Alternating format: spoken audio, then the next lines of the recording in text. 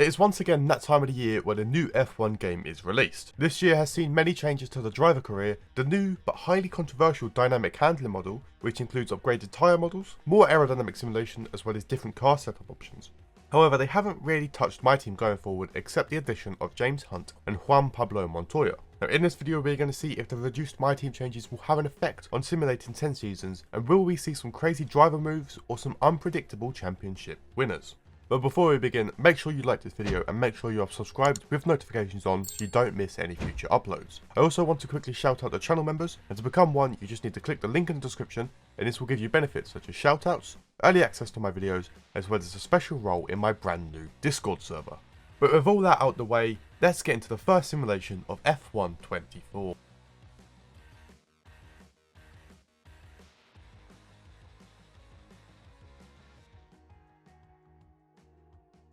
Starting in the current 2024 Formula 1 season and starting with the Constructors' Championship, where Ferrari managed to win their first title since 2008, leading Red Bull by over 100 points. McLaren beat Mercedes and Aston Martin to finish in third place, with Alpine, Haas and the V-Carb team failing to score a single point across 24 races. Heading into the Drivers' Championship, and for this game we have a slightly new layout. Along the right hand side you can see how the entire grid finished, with Alonso in 4th all the way down to Daniel Ricciardo finishing in last place. The top 3 of the Drivers' Championship replicates the Constructors' Championship, with a McLaren of Lando Norris finishing in 3rd place. Now he managed to secure his first race wins this season by winning a total of 2 times.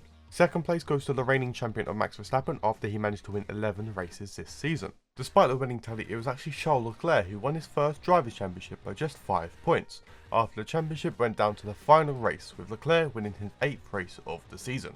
Fernando Alonso, who finished this season in 4th place, was able to secure that long-awaited 33rd win and even added a 34th to top it off. George Russell in the Mercedes was also able to win a race this season. At the end of the season though, Daniel Ricciardo will leave Formula 1 after finishing in dead last and being replaced by the current Haas driver of Kevin Magnussen. This leaves an open spot in the Haas team, allowing Formula 2 driver of Dennis Hauger to make his debut into Formula 1. There will also be some regulation changes to both the powertrain and durability departments going into the next season.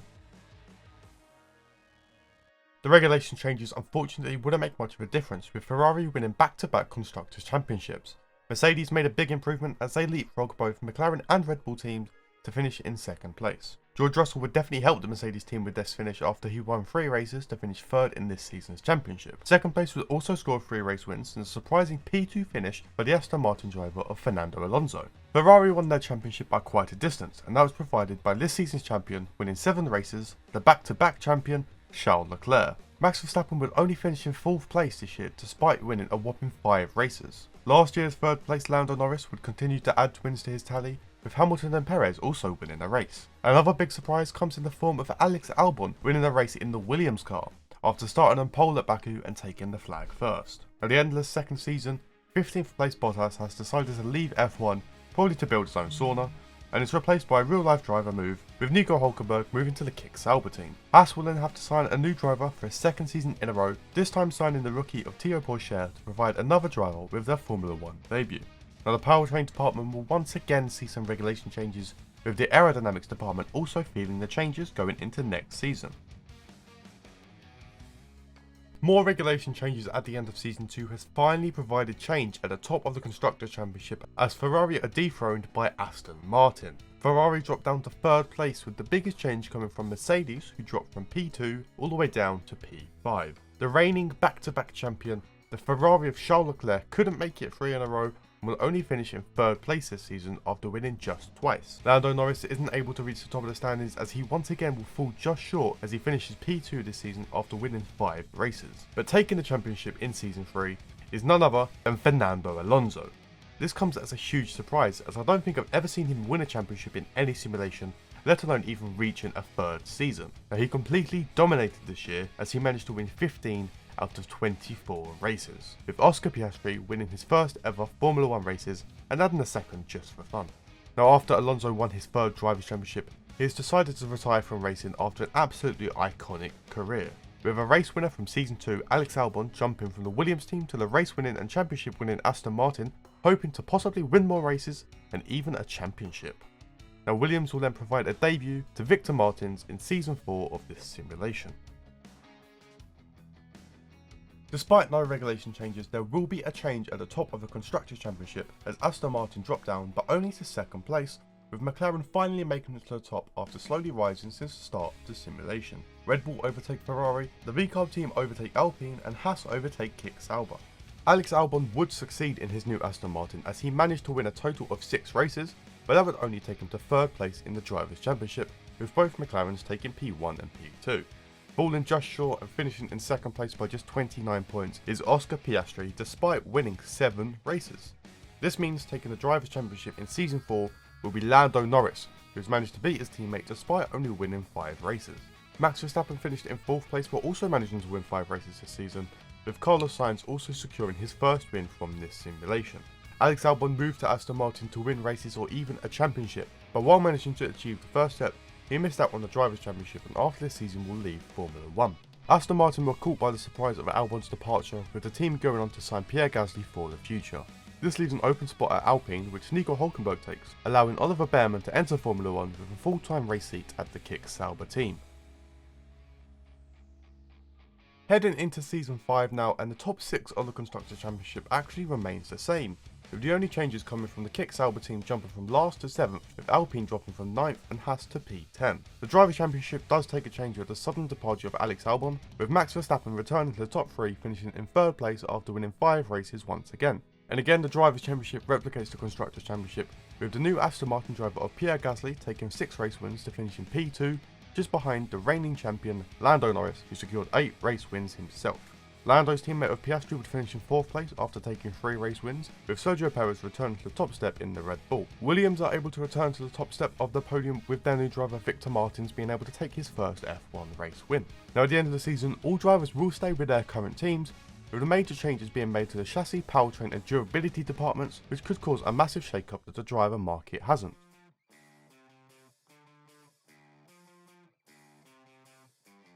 The one thing the regulation changes did change was the Williams result in the Constructors' Championship, as for the first time they don't finish in 6th place. McLaren will retain their title ahead of Aston Martin, Ferrari and Red Bull.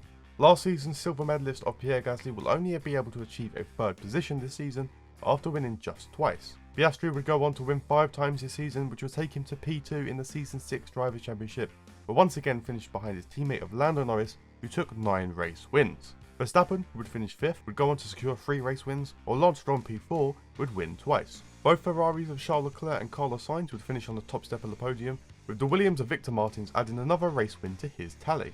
We are now at the end of 2029, and the now 32-year-old Ferrari driver of Charles Leclerc has decided to retire from Formula 1, with a questionable move from Ferrari as they sign Zhou Guanyu as Leclerc's replacement. This allows for Ayumu Iwasa to make his Formula 1 debut, as he will drive for the Kick Sauber team in Season 7 and beyond. Another season and another Constructors' Championship for the Papaya team as McLaren once again dominate. Aston Martin remain in 2nd place, with Red Bull overtaking Ferrari to finish in 3rd. Gasly once again takes the bronze medal after winning another 5 races. He finished over 100 points behind 2nd place, the McLaren driver of Lando Norris. Now the reigning back-to-back-to-back champion loses out on a 4th consecutive championship by just 4 points to his teammate. Oscar Piastri is able to take his first Drivers' Championship, winning 7 races to get there. Verstappen and Carlos Sainz were both able to win twice, with Lance Stroll and George Russell returning to the top step of the podium in Season 7. This season they will also see the most driver transfers so far, as a result of Kevin Magnussen retiring from Formula 1. And despite just signing for the Sauber team, Iwasa jumped ship to the Visa Cash App RB team, with Yuki Tsunoda going the other way. Sergio Perez has been somewhat of a disappointment in the last few seasons, as the P15 finish causes Red Bull to move him to the sister team of the VCARB. Red Bull then have an open seat which they will give to the Red Bull Junior of Enzo Fittipaldi. There will also be some more changes to the regulations regarding both the aerodynamics and powertrain departments. Those regulation changes made a whole load of no difference, as McLaren win the Constructors' Championship once again, reaching a record points high of 977. Aston Martin finishing 2nd again, with Mercedes returning to 3rd place. Despite Red Bull finishing in 5th, their driver of Max Verstappen was still able to claw his way to 3rd place in the Drivers' Championship despite winning just the once. Both McLaren boys would finish in the top 2, with the reigning champion finishing just behind his teammate of Lando Norris. Piastri will manage to win 7 races this season, with Norris winning a total of 13 times. P4 of Sainz, P7 of Stroll and P10 of Lewis Hamilton would all stand on the top step of the podium this season.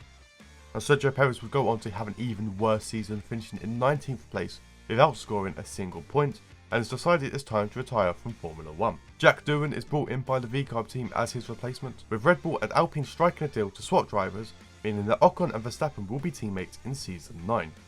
Toro Rosso is unfortunately dropped by Haas and is replaced by Frederik Vesti, who will debut in Formula 1 next season. Entering the penultimate season, and McLaren managed to replicate their record-breaking season last year and score the exact same 977 points in the Constructors' Championship. Aston Martin will stay in P2, with Williams making the biggest jump up to 3rd place this season. Despite not winning a single race this season, the Red Bull of Max Verstappen is once again able to secure 3rd place in the Drivers' Championship, once again behind Oscar Piastri, who won 9 races to finish 2nd. Lando Norris will then take his 5th Drivers' Championship after winning a total of 10 races this season. Victor Martins is quietly having a very successful career in Formula 1 after he adds another 4 race wins to his tally as he finishes P6 in the standings, with the smooth operator of Carlos Sainz also able to return to a race win. Norris takes his 5th Drivers' Championship and then decides to call it a day in Formula 1 and finishes tied with Fangio on 5 titles. Max Verstappen is tired of finishing behind the McLarens and follows the "if you can't beat them, join them" as he will move to the Papaya team for the final season of this simulation. Red Bull have an open seat and they will bring back Toro Rosso for one last run in Formula 1. The chassis and durability departments will then face regulation changes ahead of the final season in Season 10.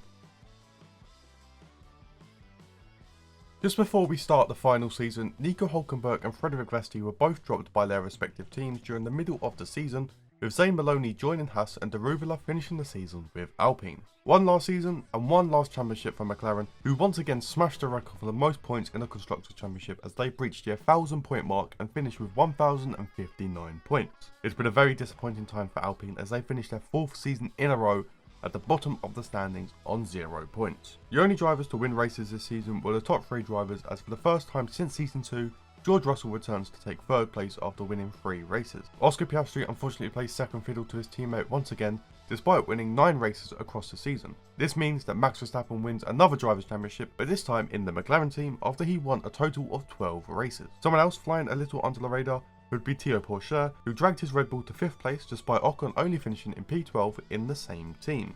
But that is 10 seasons of F1 24 MyTeam simulated, so let's have a look at the stats from every season added up. This simulation provided us with 3 different Constructors' Champions, them being McLaren, Ferrari and Aston Martin, McLaren winning 7, Ferrari winning twice and Aston Martin winning just the once. There were 5 different World Drivers' Champions in this simulation, with Lando Norris taking half of them with 5, Leclerc winning twice, with Alonso, Piastri and Verstappen all winning 1 title in this simulation.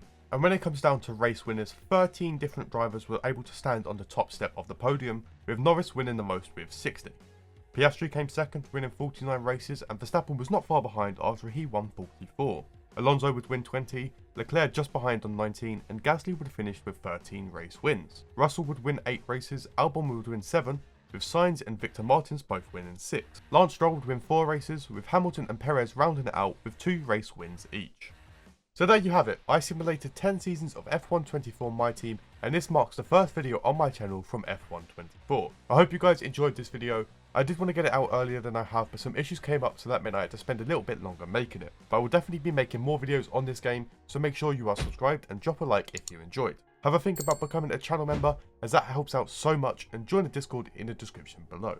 Now if you want to watch another video of mine, click the one on screen which YouTube thinks you will like the most. But that is all from me, so have a good day, evening or night, and goodbye. Towards the end of the 2020 season, it was announced that the Renault F1 team would become the Alpine F1 team from 2021 onwards, with the 2-time champion Fernando Alonso returning to the team that provided him with his glory. With next year being the 20th anniversary of his first championship win, I asked the question, what if Renault returned to Formula 1 as their own team? So I loaded up F1 24, created a new MyTeam career using this incredible Renault F1 mod, and simulated through 10 seasons. Could they return to championship glory, or would they be overshadowed by their successor team of Alpine? But of course, every team needs 2 drivers.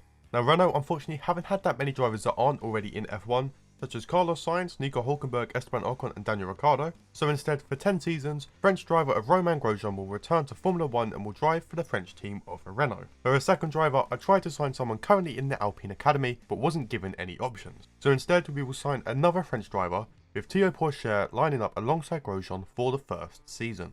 But before we begin, make sure you like this video, subscribe and turn notifications on if you haven't already. A big shout out to the channel members, and if you want to become a channel member, click the link in the description for perks such as early access to new videos and a special members role in my new Discord server. But now, let's get on to the video. The current 2024 F1 season will see Ferrari winning their first Constructors' Championship since 2008, with Red Bull getting ever so close and finishing less than 30 points behind. Renault's first season back in sport could have gone better, but it could have gone worse, as they finished the season in P9 ahead of the Haas and the V-Carb teams. Heading into the Drivers' Championship, now let's first have a look at the Renault drivers, with Toro Rosso unfortunately finishing in last place for his debut F1 season, as well as Renault's return.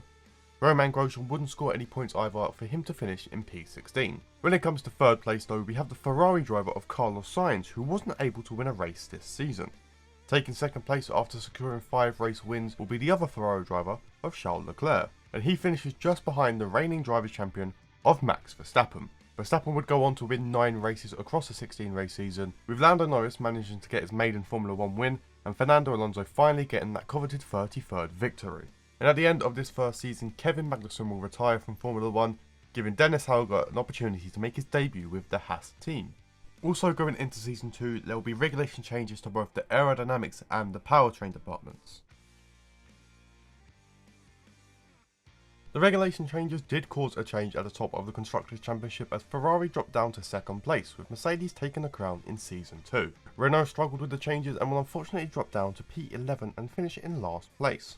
The Renault drivers wouldn't have a lot of success this season, with Grosjean dropping down to P20 after a really rough season, and Porsche would remain in P22 even behind the debuting Dennis Hauger. The top of the drivers' standings would also see a shuffle, with Max Verstappen finishing in 4th place behind the McLaren driver of Lando Norris. Second place would go to a new face for this video, with George Russell finishing just behind a brand new world champion in the form of Charles Leclerc. Leclerc would win 6 races this season, with Russell winning just 4. And despite finishing in 3rd place, Lando Norris would actually only win a single race, with Max Verstappen managing to take 3 race wins. Fernando Alonso wrapped up the wins, adding another 2 to his incredible career tally. Renault are unhappy with the performances of Toro Rosso and will replace him with another French driver of Victor Martins. Martins is currently in the Alpine Academy, so it makes sense for him to drive for Renault. Porsche will remain in the sport, as Haas have decided to replace Dennis Hauger with the Frenchman going into Season 3. Mercedes are able to retain their Constructors' Championship without any regulation changes, with McLaren jumping Red Bull and Ferrari dropping all the way down to 5th place. Renault struggle again and finish another season at the bottom of the grid. Both Renault drivers remain in the same positions, with Grosjean in P20 and the new driver of Victor Martins finishing in P22, even behind the former Renault driver of Toro Rosso. Verstappen will once again just miss out and finished in 4th place behind another new face in the form of Sir Lewis Hamilton. Hamilton takes just 1 race win to finish a single point ahead of Verstappen.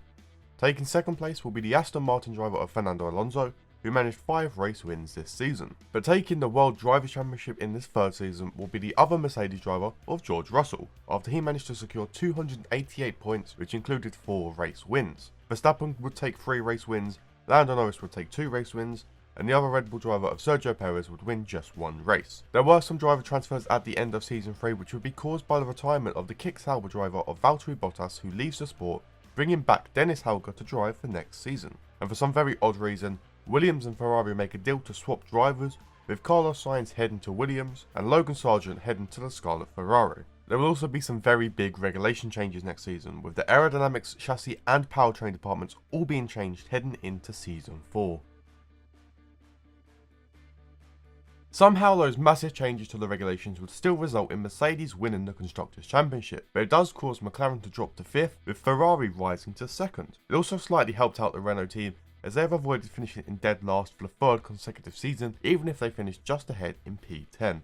Both Renault drivers were able to improve on their finishing positions, but have yet to score any points, with Grosjean finishing in P17, whilst Victor Martins finished in P20. For the 3rd season in a row, Verstappen will only manage a 4th place in the Drivers' Championship, and will once again finish behind Lewis Hamilton, who takes 3rd. Just ahead of Lewis finishes his teammate, with the reigning champion George Russell missing out on back-to-back championships, meaning we have a different champion, a returning champion actually, as Charles Leclerc takes the title in Season 4. Leclerc would win 50% of the races this season, with Russell winning half of that at 4. Hamilton would win half of Russell's tally with just 2, and Verstappen and Alonso would both secure a race win each. Now there was a load of driver moves for the first time in this game, starting with the retirement of both Daniel Ricciardo and Nico Hülkenberg. To replace Daniel will be a brand new driver, with Oliver Bearman making his debut next season in the Visa Cash App RB. Haas have done wonders to replace Nico Hülkenberg, as they actually managed to sign a Formula 1 world champion, as George Russell moves to the American team. Logan Sargent continues to make crazy moves and takes advantage of the open Mercedes seat, leaving a Ferrari seat for the debut in Enzo Fittipaldi. As Renault tries to improve, they will drop Martins due to some lackluster performances and go and sign a pretty solid driver in the form of Lance Stroll. Oscar Piastri hasn't done much in this simulation so far, so he moves to Aston Martin to try and secure some race wins. An open seat in the McLaren is given to the current Haas driver of Toro Rosso, meaning Haas will have a completely new driver lineup for Season 5 as they sign Victor Martins to drive alongside George Russell. There will also be some slight regulation changes next season, but this will only affect the durability department. Just before we get into the actual season, Enzo Fittipaldi was dropped during the summer break and was replaced by Daniel Ricciardo, who decided to come out of retirement just to drive for Ferrari. There was actually a huge shake-up in the Constructors' Championship after all the driver changes, as Aston Martin win their first championship of this simulation. Renault continued to improve and actually score some points this season as they finish in a respectable P7. Signing Lance Stroll definitely helped, as he was the one to score points after he scored 11 to finish in P13, while Grosjean remains down in P17. Max Verstappen is finally able to return to the top 3 after he won 3 races to finish in 3rd place. Aston Martin's brand new signing of Oscar Piastri was able to adapt instantly, taking 2 race wins to finish 2nd in the standings. But winning the Drivers' Championship in Season 5 will be the other Aston Martin driver of Fernando Alonso after securing 6 race wins across the season. Piastri's former teammate of Lando Norris would be able to pick up 2 race wins, while Leclerc, Hamilton and Carlos Sainz all won a single race. There aren't as many driver moves this season, but Lewis Hamilton will be retiring from the sport, with Daniel Ricciardo moving to the Mercedes team. Pierre Gasly gets dropped by Alpine in favour of a much younger Frederic Vesti. Oliver Bearman makes a jump up to Ferrari team, while Yumu Iwasa is brought in by the V-Carb team to drive for them next season. Going into next season will also be some regulation changes, but these affect both the aerodynamics and the powertrain departments. The mid-season moves involved Oliver Bearman being dropped by Ferrari as they bring in Pierre Gasly, and Vesti is dropped by Alpine in favour of Enzo Fittipaldi. Aston Martin are able to retain their Constructors' Championship with an absolutely dominant display after scoring over 600 points. Renault have a much better season and will score 100 points but will remain in P7. Both drivers do have a better season as Lance Stroll rises to P8, with Grosjean scoring his first points after returning and finished in P12. Despite not winning a single race this season, Charles Leclerc is actually able to secure a 3rd place finish behind both Aston Martin drivers. The top 2 will remain in the same positions after Piastri won 3 races to finish in 2nd. Alonso would go to win back-to-back championships after winning a whopping 10 races. Both Lando Norris and Max Verstappen would win races, and Renault would also achieve their first race win after they returned, with Lance Stroll winning his first ever Formula 1 race. At the end of Season 6, Max Verstappen has decided to retire from Formula 1 to focus on his sim racing career. This allows Alex Albon to return to the Red Bull team, with Sergio Perez moving the other way to Williams. Frederic Vesti was dropped by Alpine during the mid-season, but would be re-signed by Red Bull. Vesti's replacement at Alpine would be Enzo Fittipaldi, and he would be dropped at the end of the season, with Toro Rosso leaving McLaren and joining Alpine. This leaves one open seat left at McLaren, with Oliver Bearman returning to the sport for Season 7. The mid-season transfers for Season 7 start with Frederic Vesti being dropped by Red Bull. Dennis Hauger takes his open seat, with Daruvilla signing on for the Kick Sauber team. Lance Stroll didn't want to re-sign with Renault in the mid-season, so the team swapped drivers with McLaren, so Bearman will drive for Renault in the second half of the season. Aston Martin continue their dominance, winning another consecutive Constructors' Championship, but Renault are the biggest improvements as they jump up to P4, with McLaren, Red Bull and Mercedes all dropping places. The Renault drivers are able to have their best season yet, with Romain Grosjean finishing in P8, scoring 75 points, while Oliver Bearman finished the season in P5 after scoring 166. When it comes to the top 3 of the driver standings, we have a driver who hasn't appeared here since Season 1, as Carlos Sainz in the Williams car takes 4 race wins to finish in 3rd place. Both Aston Martin drivers will finish in the top 2, but it will not be the same order as seasons gone by. Fernando Alonso will only finish in second place after also winning 4 races, which means we have a brand new world champion in the form of Oscar Piastri. He would only be able to win 3 races this season, which would be the same number as Oliver Bearman. Former champion of Charles Leclerc would win a race, and even Frederick Vesti would stand on the top step of the podium before he was dropped by Red Bull. At the end of this season, Oscar Piastri will depart from the sport without any rhyme or reason. Aston Martin are forced to find a new driver, and Iwasa signs on from next season. Dennis Hauger is dropped by Red Bull into the V-Carb team, with Enzo Fittipaldi returning to Red Bull. Carlos Sainz has his best season since season 1, and has decided it's finally time to retire. Lance Stroll leaves McLaren and returns to his debut team of Williams, with Zayn Maloney is given his debut in the McLaren. Théo Pourchaire is dropped by Alpine and Victor Martins is dropped by Haas, with Jack Crawford and Richard Verschoor taking their respective seats. There will also be some big regulation changes, and these will affect the chassis, powertrain and durability department. Jack Crawford was unfortunately dropped during the mid-season, with Iwasa being moved from the Aston Martin into the Alpine. Dennis Hauger makes the move into the Aston Martin, with Oscar Piastri randomly returning with the V-Carb team. Zayn Maloney was dropped by McLaren and replaced by Victor Martins, and Enzo Fittipaldi was dropped by Red Bull and replaced by Théo Pourchaire. As one of the few teams that didn't change drivers in the middle of the season, Renault were able to make it to the top of the Constructors' Championship, leading Williams, Ferrari and McLaren. I've seen a few comments on my last video about multiple drivers in the same team. For example, here we have 3 Red Bull. This is due to the mid-season moves where one driver starts the season at Red Bull and is replaced by another driver, with both still being shown in the standings as Red Bull drivers. But going into the top 3 of the standings, we have a brand new face, with Lance Stroll finishing in 3rd place in the Williams. Renault had an absolutely incredible season, winning the Constructors' Championship as well as finishing P1 and P2 in the drivers. Missing out on the championship will be Romain Grosjean, but he did manage to win his first ever Formula 1 race. This means that taking his first ever Drivers' Championship, a driver who's only competed in one Formula 1 Grand Prix in real life, Oliver Bearman, driving for Renault. Bearman was absolutely incredible this season, winning 11 out of a possible 16 races, with Leclerc and Sergio Perez both winning twice. Driver transfers do get a little bit crazy at the end of the season, so I'm just going to list them off and hopefully you can keep up. Zhou Guanyu retires from Formula 1, with Porsche moving to kick Sauber, and Arthur Leclerc entering the sport in the Red Bull. Pierre Gasly was dropped by Ferrari for Enzo Fittipaldi, Victor Martins was dropped by McLaren for Jack Crawford, and Dennis Hauger is replaced by Zayn Maloney. George Russell was dropped by Haas for Esteban Ocon, with Frederick Vesti getting the Alpine seat. Lance Stroll is dropped by Williams for Isaac Hadjar, and Yuki Tsunoda is dropped by the V-Carb team for Juan Manuel Correa. Starting off season 9 strong with some more mid-season transfers, including Red Bull dropping Arthur Leclerc. Fittipaldi moves from Ferrari to Red Bull, with Norris leaving McLaren in favour of Ferrari. Oscar Piastri returns to McLaren, with Lance Stroll returned to the sport with the V-Carb team. Jack Crawford loses his seat to Zayn Maloney, with Yuki Tsunoda driving for Aston Martin for the second half of the season. In the penultimate season, we have a different Constructors' Champion, with Williams returning to Championship glory, while Renault dropped down to P3 after a less dominant season. Renault's 3rd place was a combination of Grosjean's 148 points to finish in P6, while his teammate of Oliver Bearman would win 3 races to finish in 3rd place.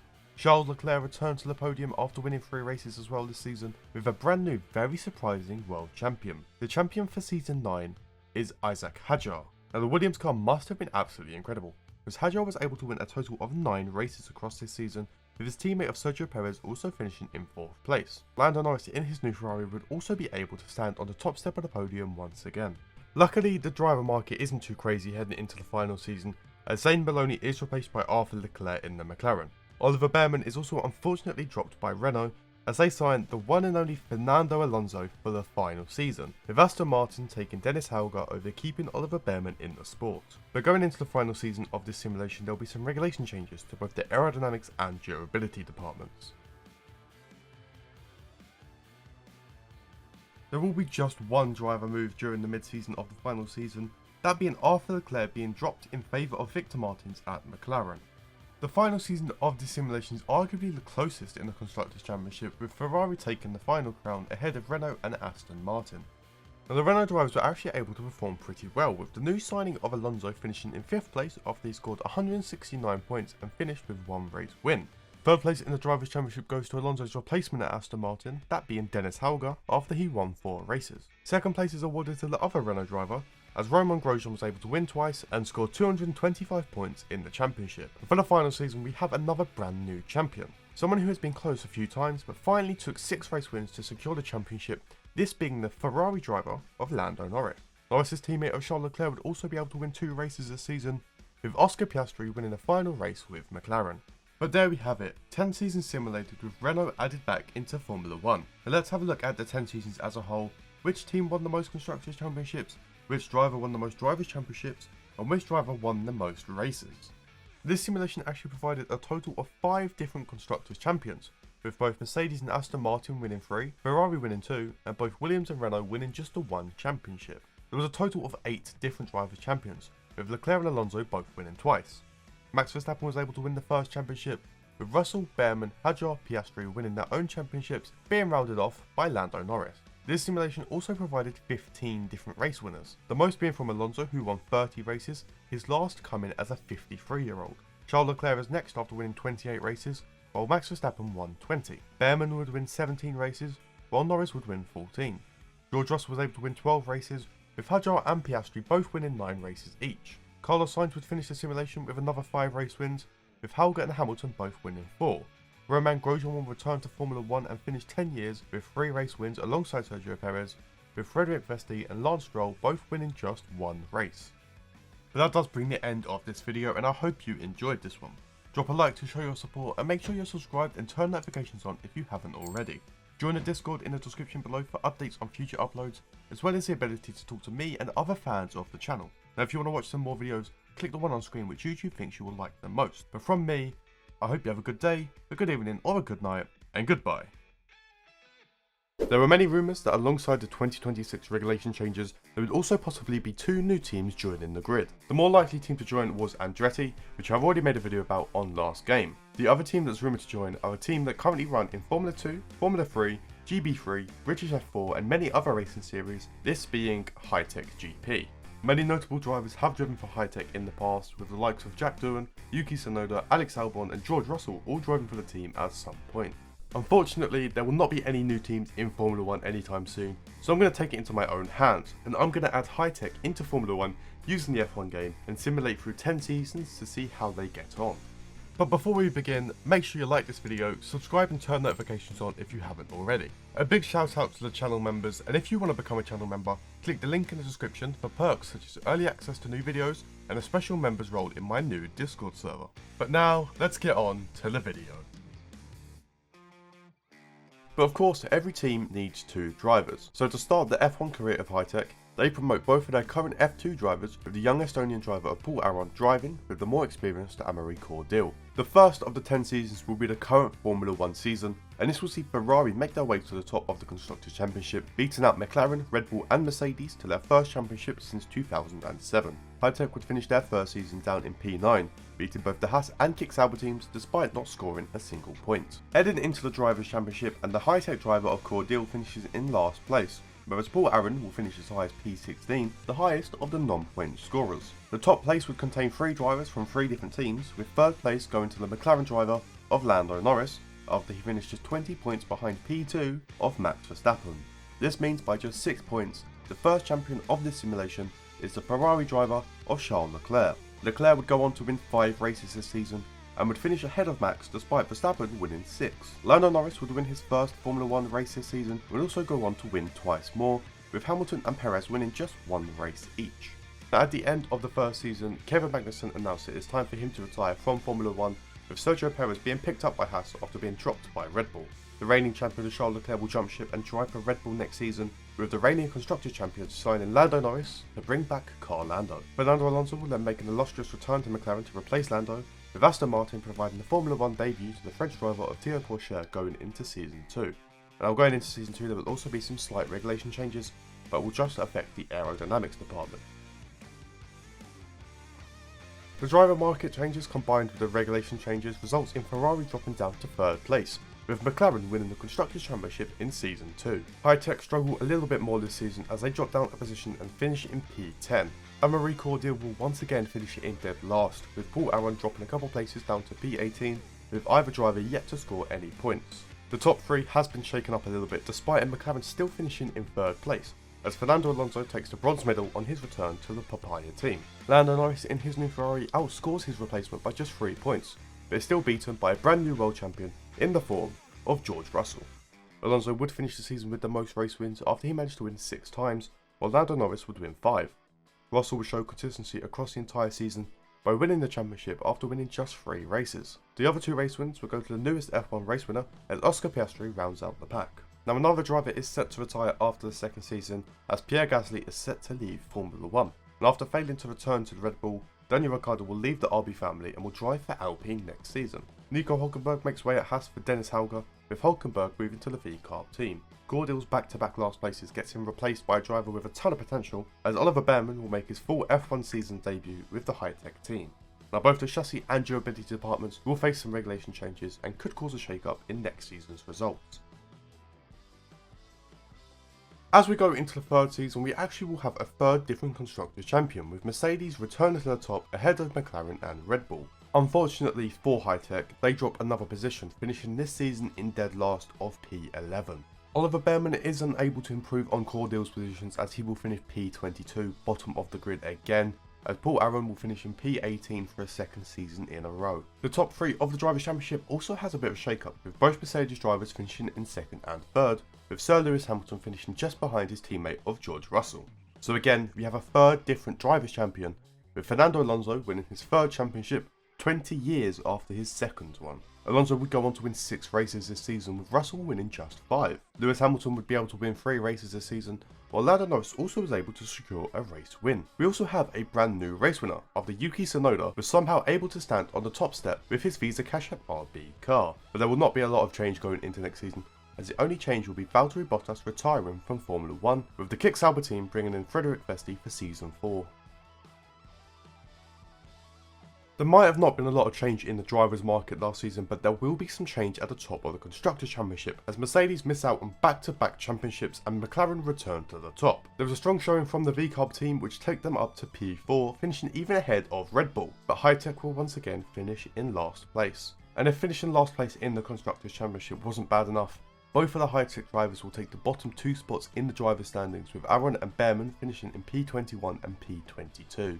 The top 3 will have a small change around this time, as it's George Russell finishing in 3rd place behind his teammate of Sir Lewis Hamilton. But despite their efforts, Fernando Alonso is able to retain his championship and will go back to back once again. Alonso has been very consistent, winning 6 races for the 3rd season in a row, with his teammate Oscar Piastri winning 3 times to help the team. Lewis Hamilton would go on to win 4 races this season, whereas George Russell would win just 2. But Yuki Tsunoda is still up there, and he adds another win to his tally. Now season 4 culminates with absolutely no driver moves, but all drivers will be sticking with their current teams for another season, but they will have to endure some regulation changes, with the powertrain departments being the ones affected going into next season.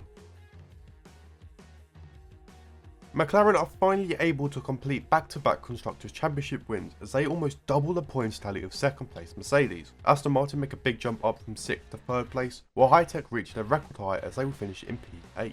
A big improvement for both Hitech drivers then, as they finish in P14 and P15, however the team is yet to score any points. George Russell will once again finish 3rd in the Drivers' Championship, with his teammate Lewis Hamilton finishing down in 5th place. So coming in 2nd place, we do have a new face in this simulation, with the McLaren driver of Oscar Piastri finishing just behind his teammate, the now 5-time champion of Fernando Alonso. Alonso would secure a whopping 10 race wins this season, with Piastri scoring a respectable 4 to lead McLaren to the championship glory. Lando Norris would continue winning the race, with Lance Stroll also securing his first ever race win in the Aston Martin.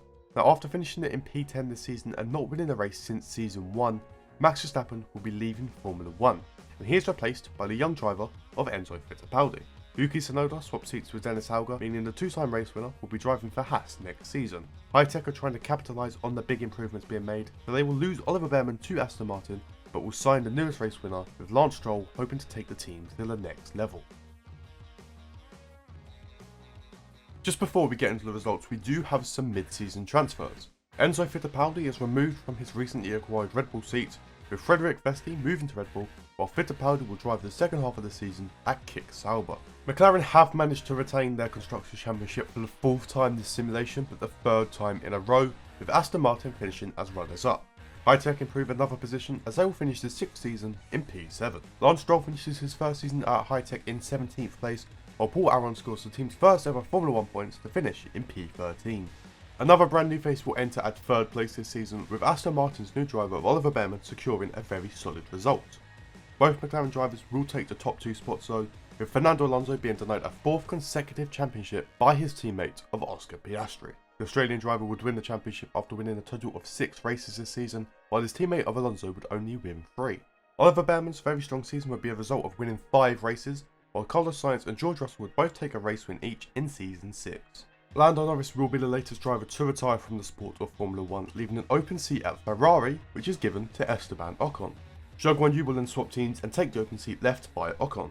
Frederic Vesti will return to the Kick Sauber team after just half a season at Red Bull. The Red Bull need a race winner, so they signed Lance Stroll after a lackluster season with Hitech, leaving the team to sign a talented driver in the form of Alex Albon. The Williams team will then provide a Formula 1 debut to Victor Martins going into next season. Now next season should be quite interesting, with the aerodynamics, chassis and durability departments all receiving regulation changes heading into season 7. During the mid-season break, Alex Albon would reject a contract renewal from Hitech, with the team having to make a deal with Haas to swap drivers for the second half of the season. Despite the heavy regulation changes, McLaren would go on to win their 4th consecutive Constructors' Championship, leading Aston Martin by just under 30 points. The Hitech team struggled with adapting and contracts, so they only finished in P8. Paul Aron would finish the season in P14, scoring 9 points, whereas Albon and Perez would finish in P16 and P17, with Albon's only point being scored for the Hitech team. The reigning champion Oscar Piastri is unable to retain his Drivers' Championship after winning just 2 races this season, and despite McLaren winning the Constructors, neither of their drivers would win the Drivers' Championship, as Fernando Alonso will finish in 2nd, ahead of his teammate, but behind a brand new world champion, the Aston Martin driver of Oliver Bearman. Bearman would beat Alonso to the title by winning 7 races, while Alonso would win only 6. And we also have a brand new race winner, as Bearman's teammate of Toro Rosso is able to win his first ever Formula 1 race. Arguably the greatest driver of all time, Sir Lewis Hamilton, will be retiring from Formula 1 at the end of season 7. Charles Leclerc made the move to Red Bull after the first season, but was never able to reach a championship or even another race win, so he'll be leaving Red Bull and joining the Silver Arrows in season 8. Yuki Tsunoda has been very impressive in this simulation and will earn a move up from the V-Carb team to a seat in the senior Red Bull. Now this allows Ayumu Iwasa to make his Formula 1 debut in the Visa Cash RB next season.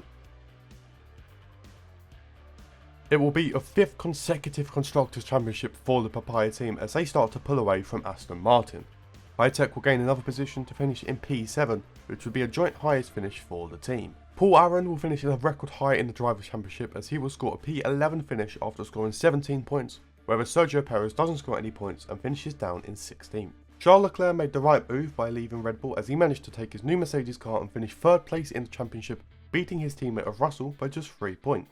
Oliver Bearman is unsuccessful at completing the back-to-back championship wins as he falls just short of the McLaren driver of Oscar Piastri. Piastri would finish just 50 points ahead of Bearman despite winning 8 races, while the Aston Martin driver would win 3. Charles Leclerc has managed to revive his career by winning 2 races this season, with George Russell, Toro Rosso and Carlos Sainz all winning a single race each. This season will see 2 different drivers retiring from Formula 1, starting off with the Alpine driver of Zhou Guanyu, who is replaced by Jack Doohan heading into future seasons. The second driver to retire is the current Hitech driver of Sergio Perez, who gets replaced by a former Hitech driver and now former world champion in the form of Oliver Bearman. Nico Hülkenberg will leave Haas and drive for Aston Martin, with Haas signing Darugula to make his debut next year. There will also be some changes to both the powertrain and durability departments heading into next season. We are now into the penultimate season, and once again McLaren will lead the Constructors' Championship, but this time Mercedes will finish runners-up with Aston Martin in 3rd. Hitech also have a very strong season after re-signing Bearman as they reach another record high, finishing in P6. Paul Aron would be beat by his teammate for just a 2nd time in this simulation as his P11 finish is bested by Bearman's P9. George Russell would miss out on P3 last season, but will beat his teammate this time around to secure 3rd place. We will have a new face entering the standings at P2 this season, with the Aston Martin driver of Toro Rosso stepping up after Bearman's departure. Which means for a 3rd time, Oscar Piastri is a Formula 1 world champion. Piastri would dominate this season after winning 10 out of a possible 16 races, while his teammate of Alonso wouldn't win any. Both Aston Martins would be on the top step as Porsche added another 3 race wins to his tally, and Nico Hülkenberg would finally step on the podium, becoming the newest Formula 1 race winner. George Russell finishing in 3rd place would also win a couple races this season.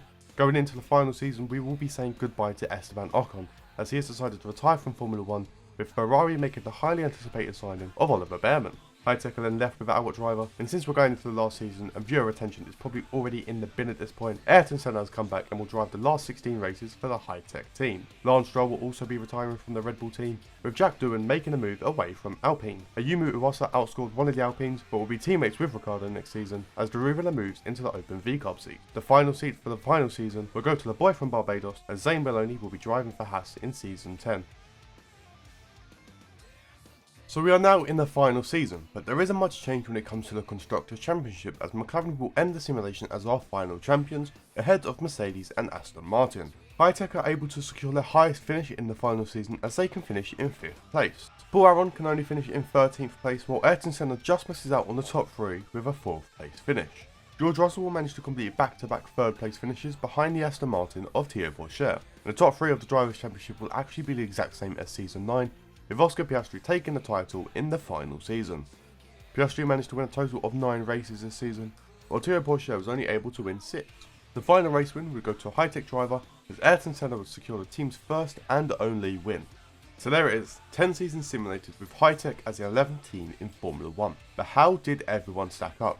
Let's have a look at the final stats for the whole 10 seasons and see who performed the best. This simulation would only provide a total of 3 different Constructors' Champions, with Ferrari and Mercedes both winning just the once, while McLaren would win the title on 8 occasions. There were slightly more Drivers' Champions as we crowned 5 different drivers across 10 years. Piastri would finish with the most titles after winning 4, while Alonso would add another 3 to his iconic career. We would also see brand new champions in the form of Charles Leclerc in the first season, George Russell, and the next big thing in Formula 1, Oliver Behrman living up to his potential. 15 different drivers would then stand on the top step of the podium, with of course Piastri and Alonso leading the pack, winning 44 and 37 races respectively. It's a huge drop down to the next driver, as Oliver Behrman would win 15 races, with George Russell very close behind with 14. Porsche would come out of nowhere and finish with 11 wins, more wins than Lando Norris after he only won 10. Lewis Hamilton would extend his record by adding another 8 race wins, while Charles Leclerc would win 7. Verstappen would only win 6 races in the first season, and then would not win another race before he retired.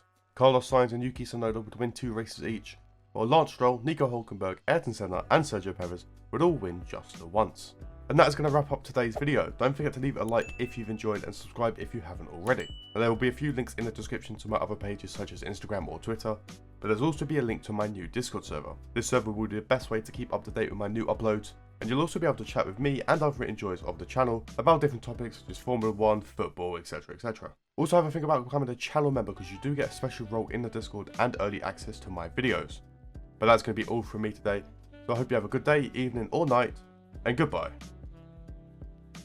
1994, Michael Schumacher wins his first Formula 1 Drivers' Championship. 1995, Michael Schumacher wins back-to-back Drivers' Championships with his team winning the Constructors, that team being Benetton. The 1986 Brazilian Grand Prix was the debut race for the Benetton Formula 1 racing team. However, they had originally sponsored Tyrrell in 1983, Alfa Romeo in 1984, and Toleman in 1985, before Toleman was sold to the Benetton family. The team has had many notable drivers, including Martin Brundle, Giancarlo Fisichella, Nelson Piquet, and of course, Michael Schumacher. The Benetton team would enter a total of 260 races before the team was fully rebranded as the Renault F1 team in 2002, which would eventually become Lotus, then Renault again, before becoming the team we know today of Alpine. I've already added Renault back into F1, so let's go even further back in the team's history, with Benetton becoming the 11th team on the modern Formula 1 grid. So I loaded up a new F124 MyTeam save using this incredible concept livery and simulated through the next 10 seasons. Will Benetton manage to return to the top, or would this adventure be a flop?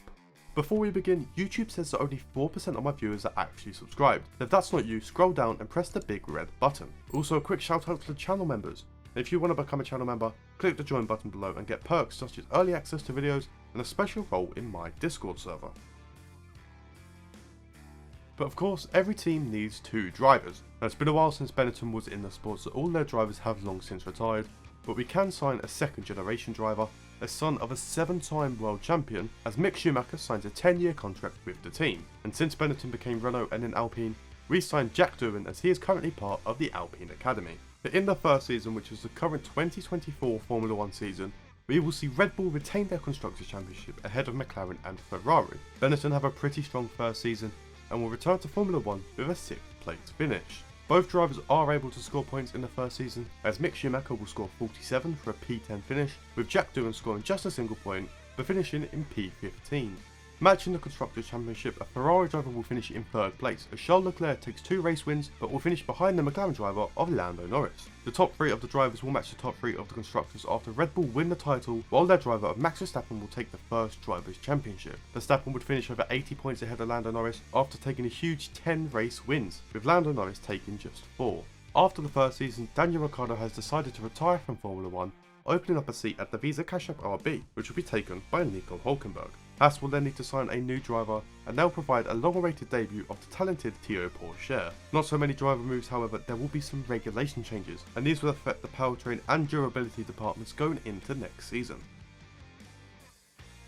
Red Bull are not able to retain their Constructors' Championship as they will drop down to 3rd place, being overtaken by Mercedes, with McLaren taking the title in Season 2. Benetton managed to stay on track as they will finish P6 for a 2nd season in a row. Jack Doohan will remain in P15 after scoring just 1 point, while Mick Schumacher drops a place down to P11, scoring 37 points this season. The one driver that seems to stand out in these simulations in F1 24 so far is Fernando Alonso, as he will enter the top 3, finishing in 3rd place. The Mercedes driver of George Russell will take 2nd place, just under 30 points ahead of Alonso, but won't be any match for the newest world champion, as Lando Norris scores over 300 points for his first title. There were more race winners this season, being led by Lando Norris's 8 wins. Alonso in 3rd place secured 3 race wins, while 2nd place Russell won twice. Both Red Bull drivers of Verstappen and Perez, alongside Charles Leclerc, would all win just 1 race each. There were a lot more driver transfers too at the end of this season, as Pierre Gasly retires very early. Alpine will bring in a new driver as Enzo Fittipaldi will make his Formula 1 debut. Jack Doohan is dropped by Benetton and is replaced by Nico Hülkenberg, while Kevin Magnussen replicates Hülkenberg's move and joins the VCARB team. This means that once again Haas will have to sign a new driver, as they will provide another Formula 1 debut, as Dennis Hagel will race for the American team next season. In the 3rd season, we will see a 3rd different team winning the Constructors' Championship, as Mercedes are able to topple McLaren. Benetton have a very strong season, and the signing of Nico Hülkenberg helped them move up to 4th place.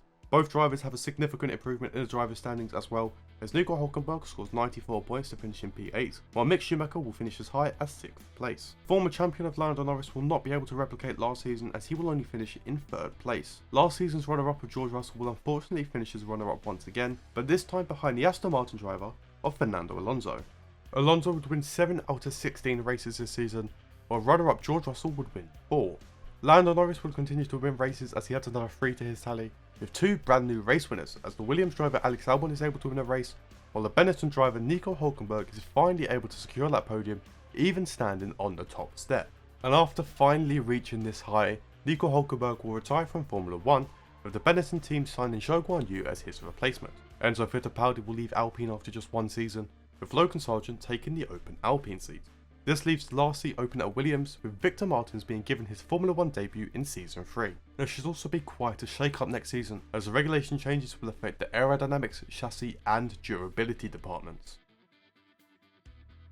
The Constructors' Championship was shaken up quite a bit, as the reigning champions of Mercedes dropped down to 3rd place, with Aston Martin rising to the top, and the VCARB team surprisingly finishing runners-up. Benetton struggled to adapt to the regulation changes and will drop all the way down to P9 after both drivers failed to score any points. Mick Schumacher will finish behind Zhou Guanyu, as the drivers will finish in P16 and P17. The previous back-to-back runner-up of George Russell only managed to finish as high as 3rd place this season, with the top 3 of the Drivers' Championship replicating the Constructors. This is due to the VCARB driver of Yuki Tsunoda finishing in 2nd place, with the Aston Martin driver of Fernando Alonso securing back-to-back championships. He absolutely dominated this season after winning 10 races, while Yuki Tsunoda would win just 3 times. George Russell would add another race win to his tally, with Oscar Piastri and Kevin Magnussen etching their name into the book of Formula 1 race winners. At the end of this season, Sergio Perez will finally be leaving Red Bull, but not because he was sacked, but because he will retire from Formula 1. Logan Sargent will somehow make the big move into the Red Bull team, while Valtteri Bottas moves over to Alpine. Zhou Guanyu will return to Sauber after just 1 season with Benetton, as they will sign the newest race winner of Oscar Piastri for the future. McLaren will need to sign another star, but instead sign Lance Stroll. After this, Aston Martin were actually unable to sign another driver, as their reserve driver will start the season next to Fernando Alonso. There will once again be some regulation changes, but this will only be small and only affect the powertrain department.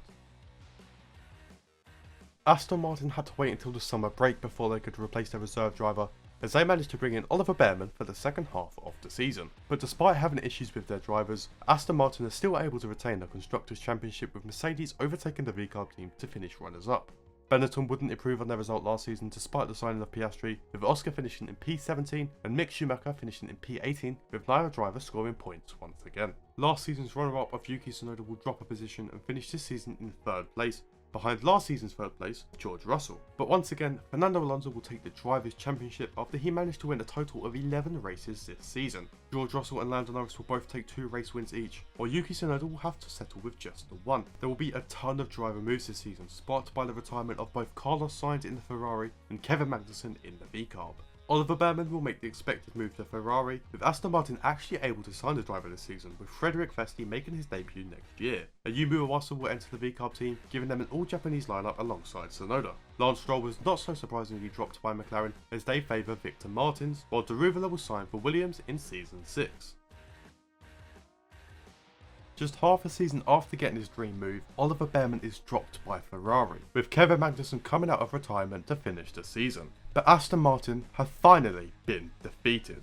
McLaren will go on to win the Constructors' Championship after scoring a total of 500 points. Benetton managed to finally adapt to the regulations, as they will return to a 6th place finish.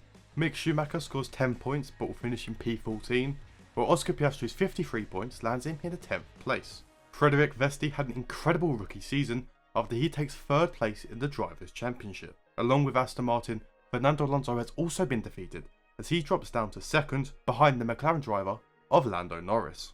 Norris pulled an Alonso-esque season, winning 10 races, while Alonso himself would actually only win 4. Yuki Tsunoda managed to carry on winning, with a surprise return to winning ways for Lewis Hamilton. Oscar Piastri helped with boosting the team, but he wanted to move on. Unfortunately, no other team would offer him a seat, so he'll be leaving Formula 1 for the foreseeable future. To continue building the team, Charles Leclerc will then sign from Ferrari, with Ayumu Iwasa taking his place. Frederick Vesti will leave Aston Martin after just 1 season, joining the VCARB team, while Victor Martins moves to Aston Martin. McLaren are then stuck for options, so they decide to bring back Lance Stroll, because that's what any good team does. McLaren's reign didn't last that long, as Aston Martin have bounced back to the top of the Constructors' Championship, with McLaren finishing runners-up. Benetton continued to improve it as they managed to reach a staggering 5th place. Mick Schumacher was absolutely vital in this after he scored a whopping 5 points, while Charles Leclerc would only get 100. Someone we haven't seen since Season 1 will make his return, as Season 1's champion Max Verstappen finishes 3rd place in Season 7. Just like McLaren's reign, Lando Norris also loses out the Drivers' Championship, as Fernando Alonso returns to the top. It was a very close season though between the drivers, as they would both win 6 races each. Verstappen would go on to win 3 races, while Charles Leclerc is doing everything he can to improve Benetton, which includes winning a race. Yuki Tsunoda looked like he could have won a championship, however he has fallen from grace and finishes Season 7 in P14, so he decides it's time to call it a day and retire. Kevin Magnussen will make his return to the VCARB team, with the reigning champion Alonso returning to Ferrari. Verstappen makes a move to Aston Martin, almost guaranteeing his championship next season, while Esteban Ocon moves to Red Bull. Oliver Bearman is given a way back into the sport at Alpine, while Jack Doohan also returns, replacing Ayumu Iwasa at Ferrari. The aerodynamics and chassis departments will both be hit by some regulation changes, hopefully spicing up the championship in Season 8. As expected, Aston Martin once again cruised to the Constructors' Championship ahead of McLaren and Mercedes, with Benetton moving up another place to finish in P4. Mick Schumacher manages to improve on last season, finishing in P14 with 22 points, while Charles Leclerc doesn't win any races this season and finishes in P7. The small regulation changes allows George Russell to return to a 3rd place finish, behind the McLaren driver of Lando Norris. Fernando Alonso finished all the way down in P9, while his replacement Max Verstappen takes his incredible car to win the championship.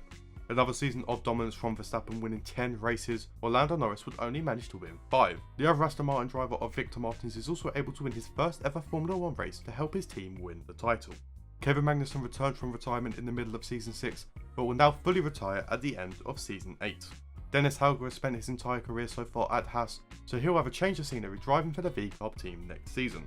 Iwasa was dropped by Ferrari last season, but will return to drive for Haas.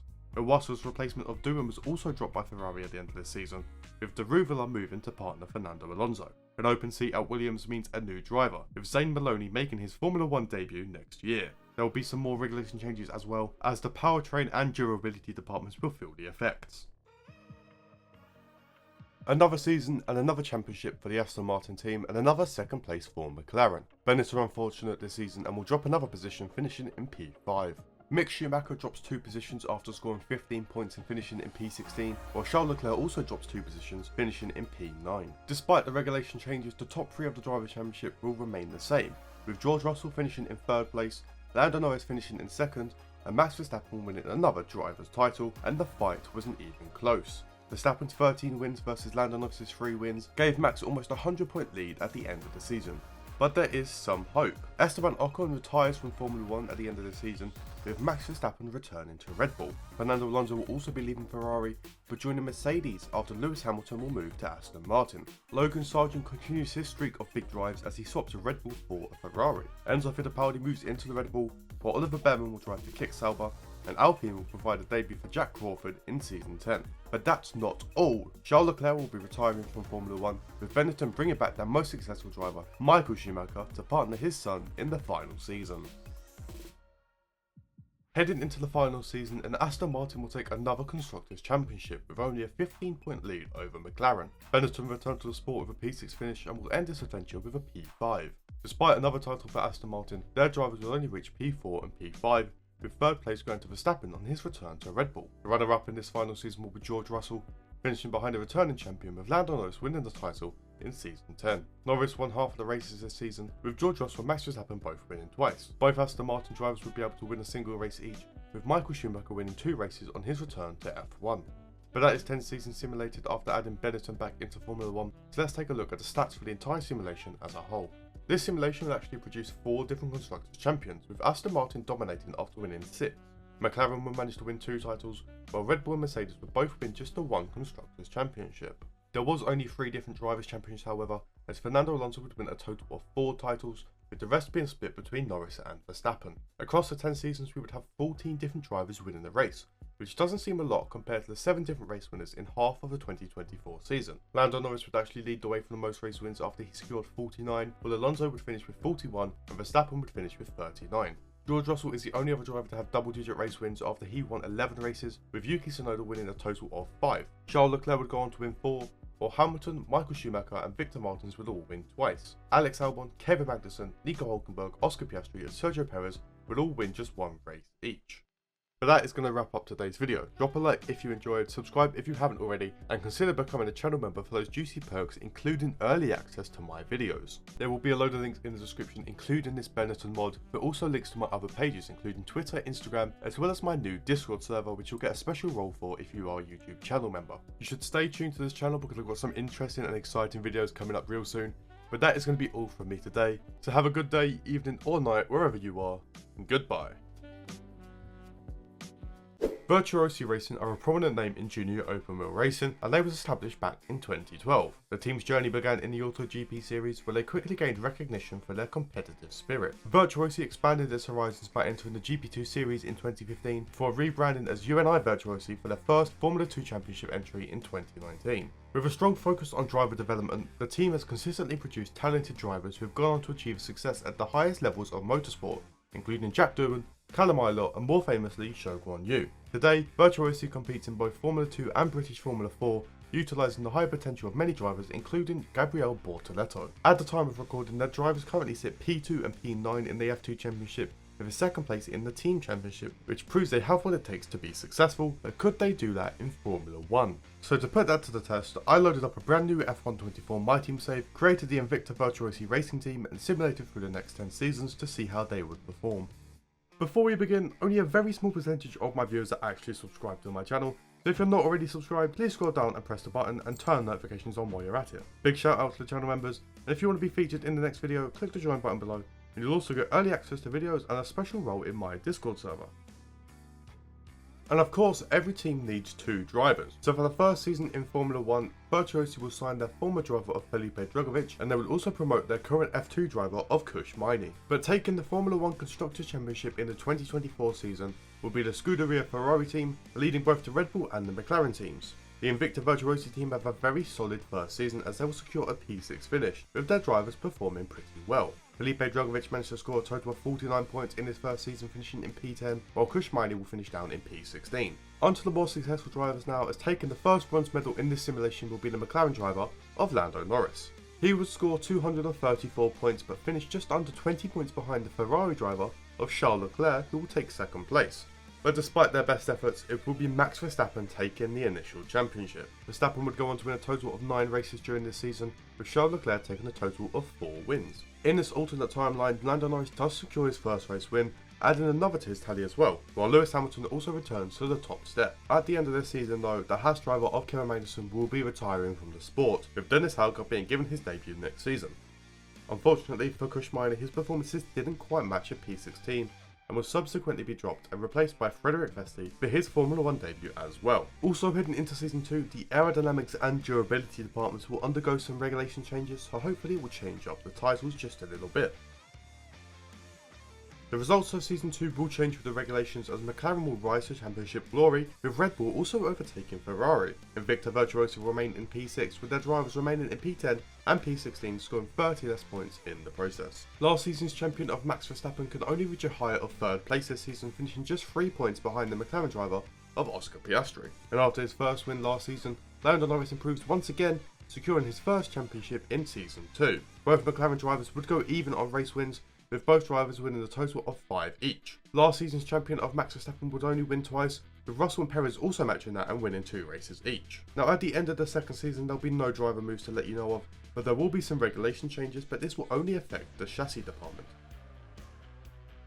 The next season would continue with McLaren winning the Constructors' Championship, with Mercedes also rising a position, pushing the first champions Ferrari down to 4th place, with Invicta Virtuosi continuing to finish in 6th place. Drugovich would continue with a P10 finish, while Vesti would make improvements, scoring points for P12. George Russell has missed out on the top 3 so far, but will enter at 3rd place in the 3rd season after winning 3 races. The reigning champion Lando Norris is unable to complete back-to-back championships as he drops to 2nd place, behind the returning champion of Max Verstappen. Now Verstappen wouldn't actually win the most races this season, after he would only win 4, while Lando Norris stood on the top step a total of 6 times. Oscar Piastri would continue his winning ways, and Sergio Perez would win just the once. Driver moves are back this season, and they were sparked by the retirement of Valtteri Bottas. Victor Martins is then signed and will drive for the Kicksauber in the following season. Frederic Vesti was shown some very high potential, but the Invicta team will be looking for some more experience heading into the future, and will sign Yuki Tsunoda as a replacement. Nico Hülkenberg will then move into the Open V Cup seat, with Haas providing another debut, but this time will go to Enzo Fittipaldi.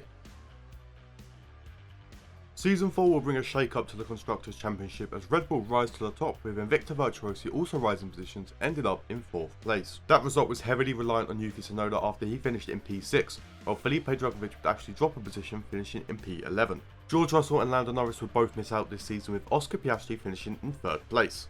2nd place will provide a brand new face this season, as the Red Bull driver of Sergio Perez finishes just behind his teammate, the back-to-back champion of Max Verstappen. Complete domination from Red Bull this season, after they managed to win 13 races, with Verstappen winning a whopping 10. The McLaren drivers were able to win the rest, with Lando Norris winning twice and Piastri just the once. There will only be one driver swap this season, as Nico Hülkenberg calls it a day in Formula 1, and Toro Rosso is signed by the V-Carb team.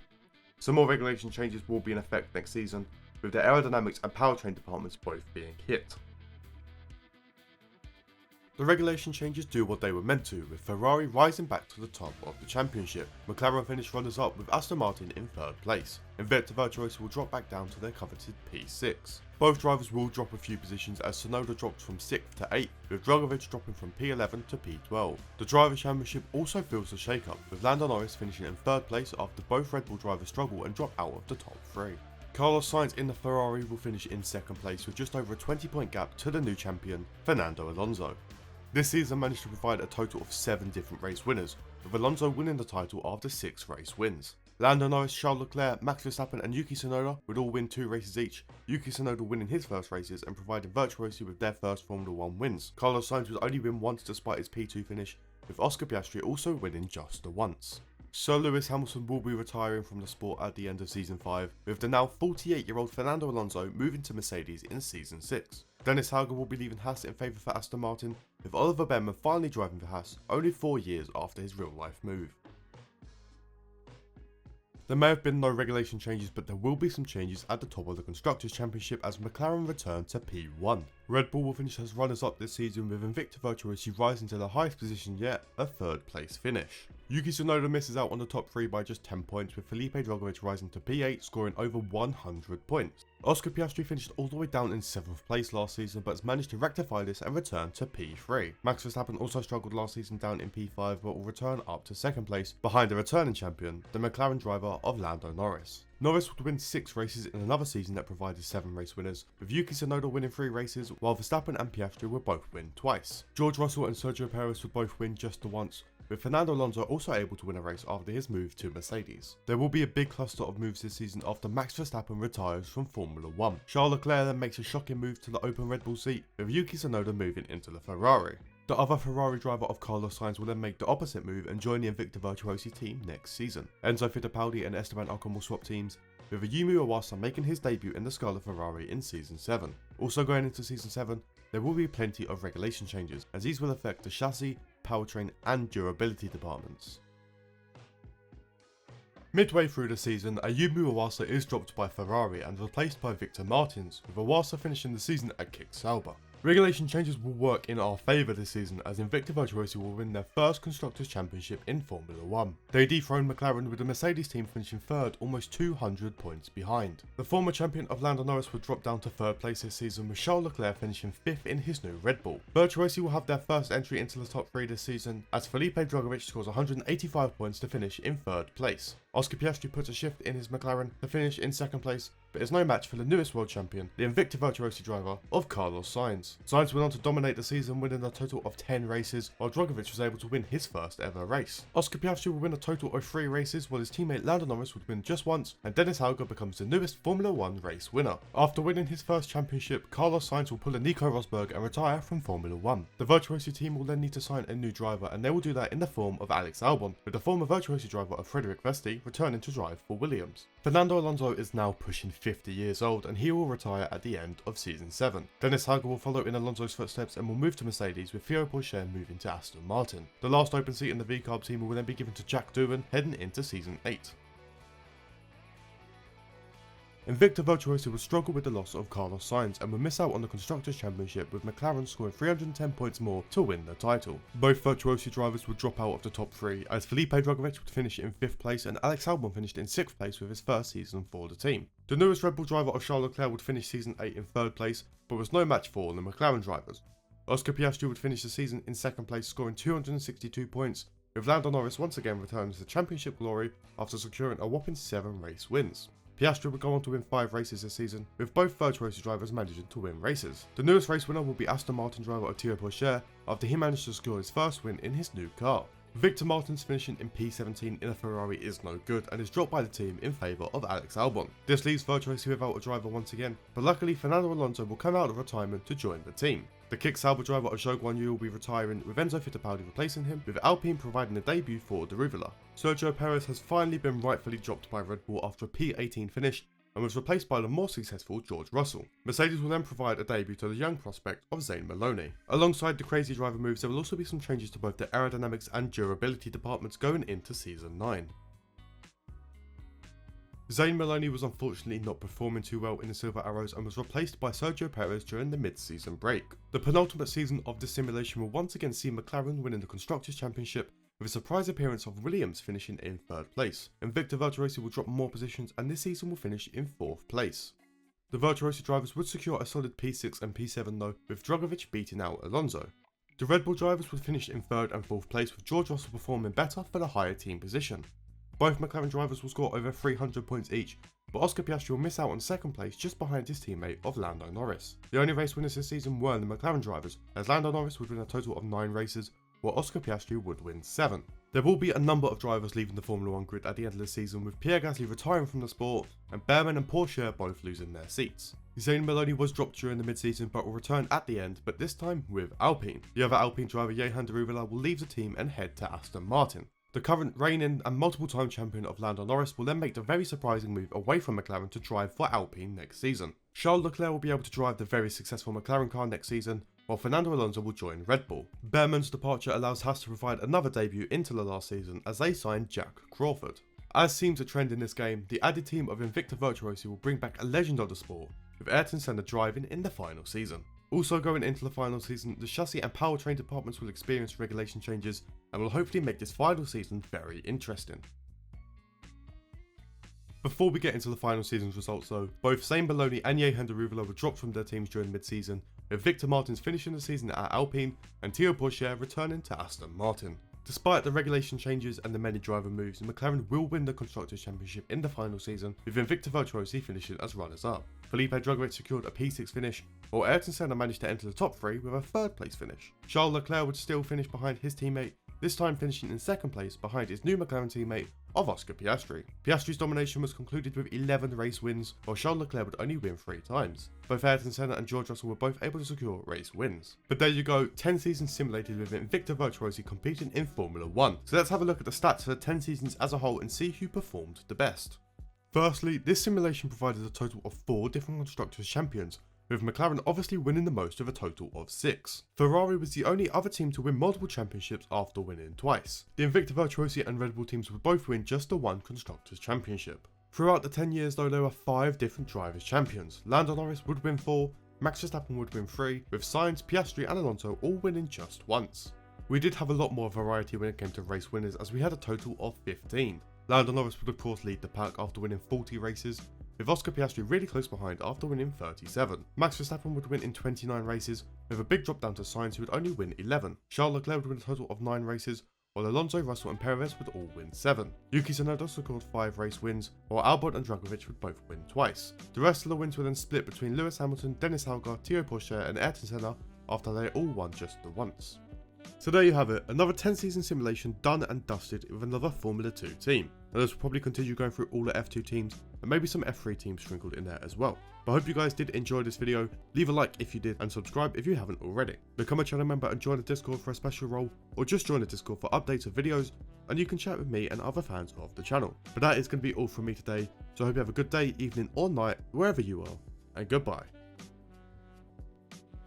ART Grand Prix is a renowned racing team with a rich history of nurturing and developing young talent for the higher ranks of Formula 1. Originally founded in 1996, the team became ART Grand Prix in 2005 and have been a dominant force in various junior formula, including Formula 2 and Formula 3.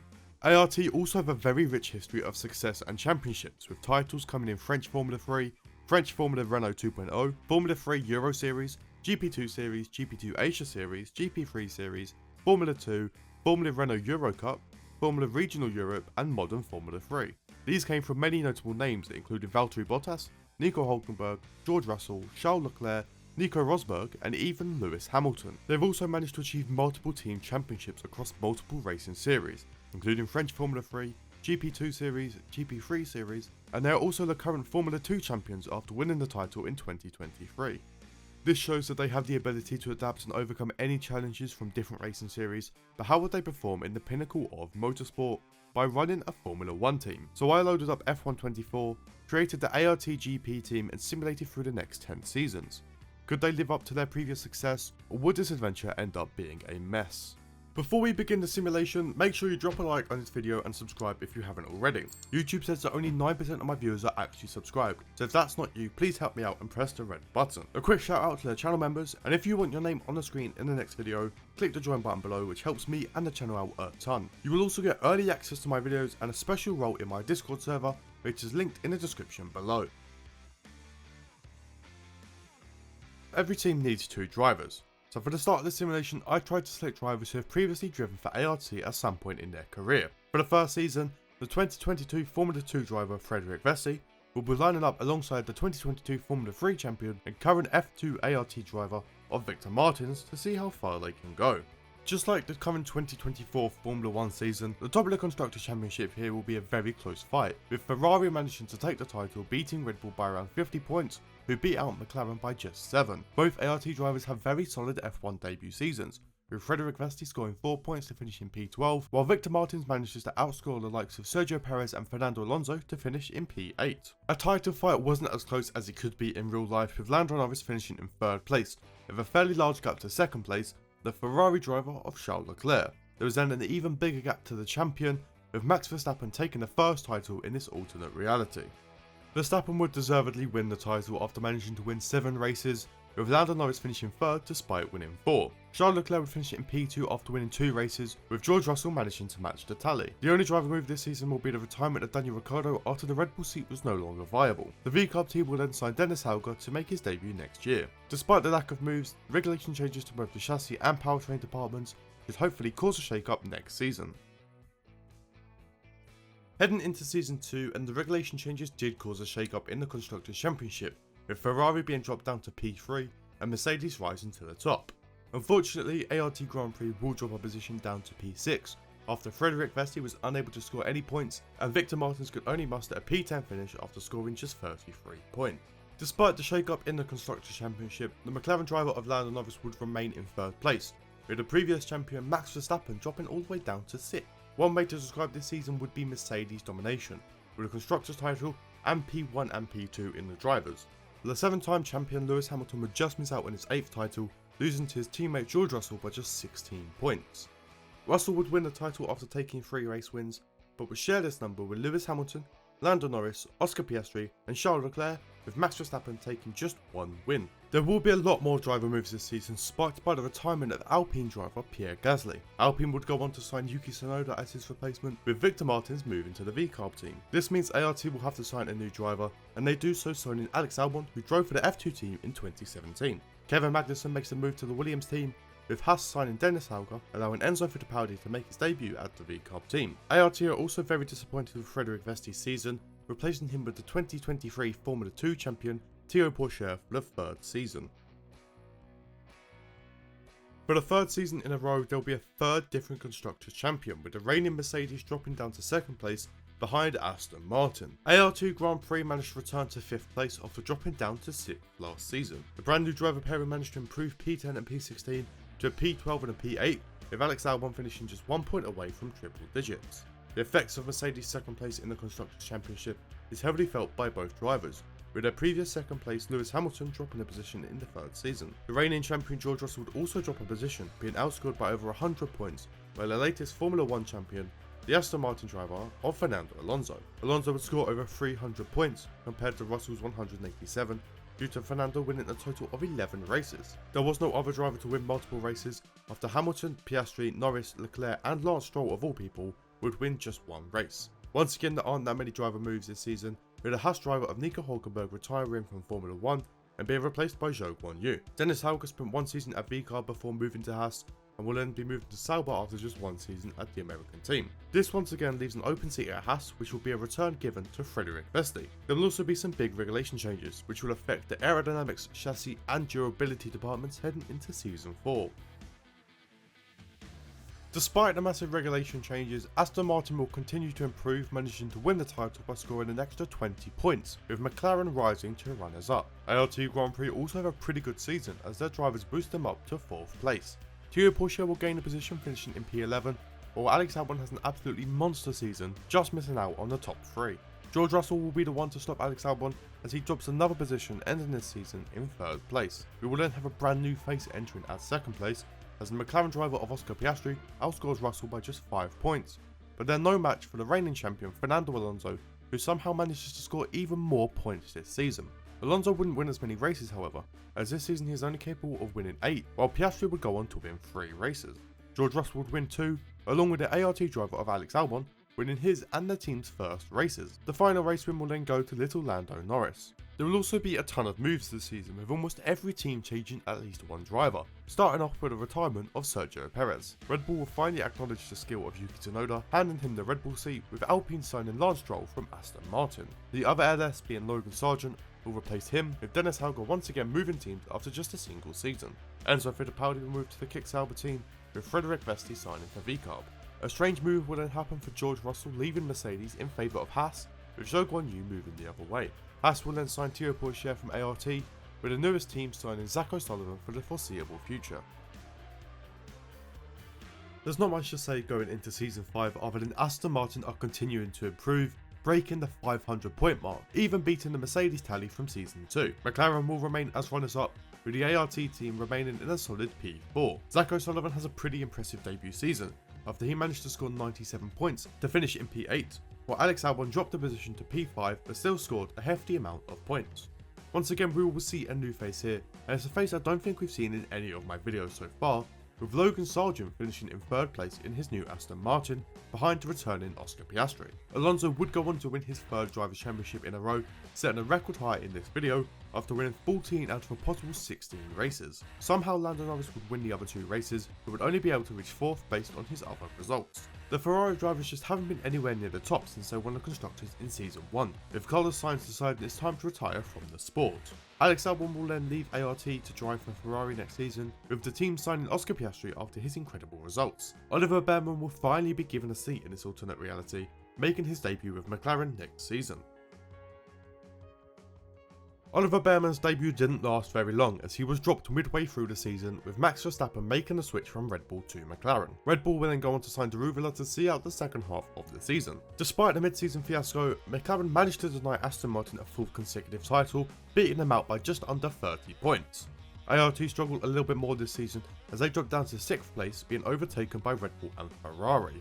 Zach O'Sullivan does drop a few positions, ending this season down in P12, while Oscar Piastri put in a lot of hard work for a P5 finish. Even though Behrman only completed half the season, he still managed to finish in 4th place ahead of Piastri, but wasn't given enough time to match his teammate as Lando Norris finishes in 3rd place. Max Verstappen returns in his new colours, finishing in 2nd place after his mid-season swap, which most of his points came from McLaren. However, Aston Martin are able to keep their focus on Alonso winning the title as he manages to win his 6th career title. It would be slightly more competitive this season as Alonso would only win half the races, allowing Max to win 5 out of the 8 races that he drove for McLaren. Oliver Behrman would manage to win his first Formula 1 race in his debut season, but was still dropped in favour of Max. Lando Norris and Charles Leclerc would also be able to stand on the top step of the podium this season. Deruvala would sign mid-season as an emergency replacement of Verstappen, but is dropped at the end of the year for the more proven Toro Rosso. Oliver Behrman does find his way back into the sport, being given a second chance at Haas. There will also be a few changes in regards to the regulations, with the aero, powertrain and durability departments all being hit going into next season. McLaren were not able to keep Aston Martin down for long as they returned to the top of the Constructors' Championship, with McLaren finishing runners-up by just 3 points. ART managed to understand the regulation changes quickly and returned to P4 in the championship. Zach O'Sullivan is also able to gain some positions after a good season takes him up to P10, but Oscar Piastri drops down to P7. The top 3 of the Drivers' Championship will remain in the same order as last season, with Lando Norris losing to his teammate Max Verstappen and Fernando Alonso taking the championship title. Things are getting closer at the top of the standings as Verstappen finishes only 28 points behind Alonso despite more race wins. Alonso would win 9 races this season, Verstappen would only win 6, and Lando Norris would have to settle with just 1 race win. ART Grand Prix will be forced to sign a new driver at the end of Season 7 as Oscar Piastri retires from Formula 1. The team returned to signing previous drivers, with the 2016 GP3 winner Charles Leclerc being the latest driver for ART's Formula 1 team. Ferrari are left with an open seat once again, which is then given to Jack Doohan, who will make his Formula 1 debut many years after he should in 2025. Lance Stroll will also leave Formula 1, being replaced by Toro Rosso at Alpine. And for some unknown reason, Red Bull decided to re-sign Jehan Deruvala at the end of the season after dropping him during the mid-season. The battle at the top of the Constructors' Championship is becoming more intense with every passing season, as McLaren managed to return to the top with a pretty big gap to runners-up Aston Martin. ART also have a really good season, managing to record their highest finish, which will be a 3rd place. This comes from both drivers performing pretty well. Zach O'Sullivan remains in P10, while Charles Leclerc manages to finish in P4. This matches Albon's highest finish in the ART car, but isn't enough to knock Lando Norris down from 3rd place. Lando will once again finish behind his teammate, but this season Alonso will finish in 2nd place as Max Verstappen returns to championship glory. Verstappen showed dominance this season to win in 9 races, while Alonso only managed 3 race wins, with Charles Leclerc and Lando Norris able to add another 2 race wins to their tally. The latest driver to retire from Formula 1 is Kevin Magnussen, which is a surprise he even made it this far. There is then another move for Jehan Deruvala, who will leave Red Bull once again, this time joining Williams. This allows Lance Stroll to make his triumphant return to drive for Red Bull. There will also be a lot of regulation changes at the end of the season, as all performance departments will be forced to change heading into the penultimate season. George Russell has been driving for Haas for many years now. He has finally escaped during the mid-season break, with Ferrari and Haas swapping drivers, so Russell will finish the season at Ferrari. Forget what I said about the battle in the Constructors' Championship. There is no battle anymore. McLaren were incredible at adapting to the new regulation changes and didn't give anyone else a chance. ART on the other hand struggled quite a bit, dropping down from 3rd place to P7. Zach O'Sullivan really struggled, only scoring 1 point, with Charles Leclerc not performing much better, only scoring 7 points to finish in P14. Fernando Alonso is slowly falling down the order, as now he can only manage as high as a 3rd place this season, behind both McLarens. Lando Norris gains a position and will finish in P2, with only a small gap between him and the champion Max Verstappen. Verstappen would only win the title by 21 points, despite his 8 race wins compared to Norris's 5. Fernando Alonso would also manage to win 2 races this season, with George Russell returning to winning ways in his new Ferrari. Before we head into the final season, Charles Leclerc has announced that he will be retiring from the sport, leaving an open seat at ART, which will be given to Oliver Behrman. Alex Albon does reverse George Russell by moving to Haas, with Deruvala somehow getting a seat at Ferrari. The open Williams seat is then given to the debutant of Ayumu Iwasa. Lance Stroll left Formula 1, came back, finished P18 in the Red Bull, and then retires. Jack Durham will leave Haas after just half a season, with Jack Crawford making his debut in Season 10. Before we get to the results of the final season, some drivers would swap teams halfway through, as a result of Victor Martins being dropped by the V-Carb team in favour of Jack Crawford. Haas will then sign Zane Maloney, giving him a taste of Formula 1 before the simulation ends. McLaren will continue to win the Constructors' Championship, almost doubling the points of runners-up Aston Martin. ART Grand Prix have had a good 10 seasons, but will finish this final season in P6. Both drivers will finish in decent positions, with O'Sullivan finishing 15 points ahead of Oliver Behrman, as they will finish in P10 and P11 respectively. George Russell will finally return to the top 3 in his Ferrari team, but will not be anywhere near the McLaren duo. Lando Norris will finish this simulation with 0 championships after he is beaten by Max Verstappen by just a handful of points. Norris would put on a very impressive performance though, to get that close to Verstappen after Verstappen would win 9 races, but Lando would only win 5. George Russell and Fernando Alonso were then both able to secure a race win in this final season. But there we go, that is 10 seasons simulated with the ART Grand Prix added into Formula 1, but who performed the best? Let's have a look at the stats of the 10 seasons as a whole to see who comes out on top. First, let's have a look at the Constructors' Championship. This simulation provided 4 different winners, with Ferrari winning in the first season, Mercedes winning in the second, and the rest being split between Aston Martin and McLaren. There were even less drivers champions after many seasons ended with domination from just one driver. Alonso would take 5 drivers' titles, Verstappen would manage to win 4, and George Russell would take just the 1. Now there was only 10 different race winners, which is very low compared to my other videos, with the Virtuosi sim providing 15 and the Premier simulation providing 20 different race winners. Fernando Alonso would of course win the most races with 56, and Verstappen wasn't too far behind after he won 45. Lando Norris was the only other driver to have double digits, winning 25 races, while Charles Leclerc and George Russell would only win a total of 9 races each. Oscar Piastri managed to take 7 race wins, with Hamilton taking 4, Albon taking 2, and Stroll and Oliver Behrman taking just 1 race win. But that is going to wrap up today's video. I hope you guys enjoyed this one, and if you did, please press the like button and subscribe if you haven't already. All my links to different social media such as Instagram, Twitter, and even the Discord server, which you should join if you haven't already, will be linked down below. Have a think about becoming the newest channel member and have your name in the next video, and you'll also get to watch my new videos before they go public. I also want to thank everyone for their continued support on my channel, and I wouldn't be able to do it if it wasn't for you guys. But that is going to wrap it up from me today, so I hope you have a good day, evening or night wherever you are, and goodbye. Lotus is a famous name in Formula 1, but their history is quite complicated. Their first race entry was in the 1958 Monaco Grand Prix, and they competed in 490 more races until their final entry in the 1994 Australian Grand Prix. The Lotus name would then return in 2010 with Jarno Trulli and Heikki Kovalainen, but this team would only last for 2 seasons. In 2012, the Renault team was renamed the Lotus F1 team, but was completely unrelated to either iterations of Lotus. The new Lotus F1 team would feature many well-known drivers, including Kimi Raikkonen and Romain Grosjean, who drove for the team in their first season. In total, Lotus F1 would enter 77 Formula 1 Grand Prix, before returning to the Renault F1 name in 2016, which would eventually become Alpine, the team that competes today. Already on this game, I've added Renault and their previous name Benetton back into Formula 1, so let's add another evolution of the Enstone team and simulate through 10 seasons with Lotus. But before we begin, YouTube says that almost 93% of my viewers are actually not subscribed to my channel. So if you haven't already, please press the subscribe button and drop a like if you enjoy. Also press the join button to become a channel member, and you'll get access to exclusive perks such as early access to my videos and a special role in my Discord server. Upon their return, the Lotus F1 team will utilise the driver pairing of rookie Victor Martins and former Lotus race winner of Pastor Maldonado. The 2024 season, or the first season of this simulation, will see McLaren take the Constructors' Championship, leading Ferrari and Red Bull, which has a very strong chance of happening in real life.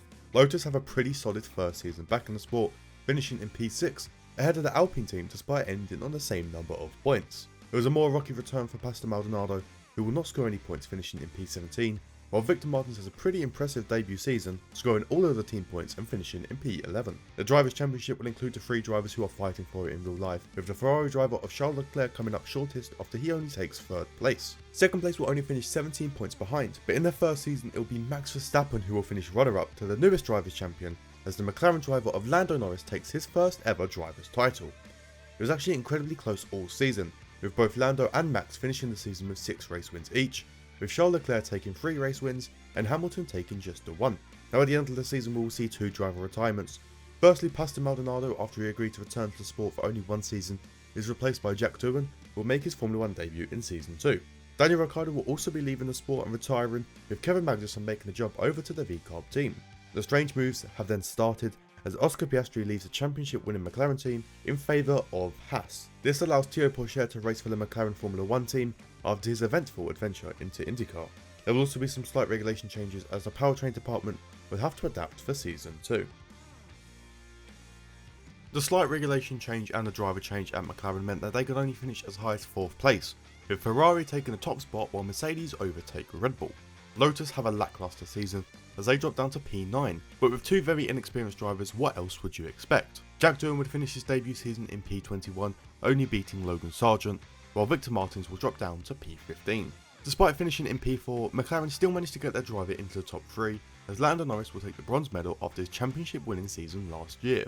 The drivers will replicate the Constructors' Championship as the Mercedes driver of George Russell will finish in P2, behind another brand new world champion in the form of the Ferrari driver of Charles Leclerc. Leclerc would deservedly win the title this season after taking a whopping 9 race wins, with George Russell taking 4 for himself. Lando Norris would finish above Max Verstappen in the standings despite Max winning 2 races, while Lando Norris would only win 1. There will be no regulation changes this year and there will be only 1 driver move as Valtteri Bottas retires, with the Kick Sauber team bringing in Dennis Hauger for season 3. Mercedes continued to improve on their runners-up finish last season by returning to the top of the Constructors' Championship in the 3rd season. Lotus cannot improve on last season and will remain down in the bottom, finishing in P9.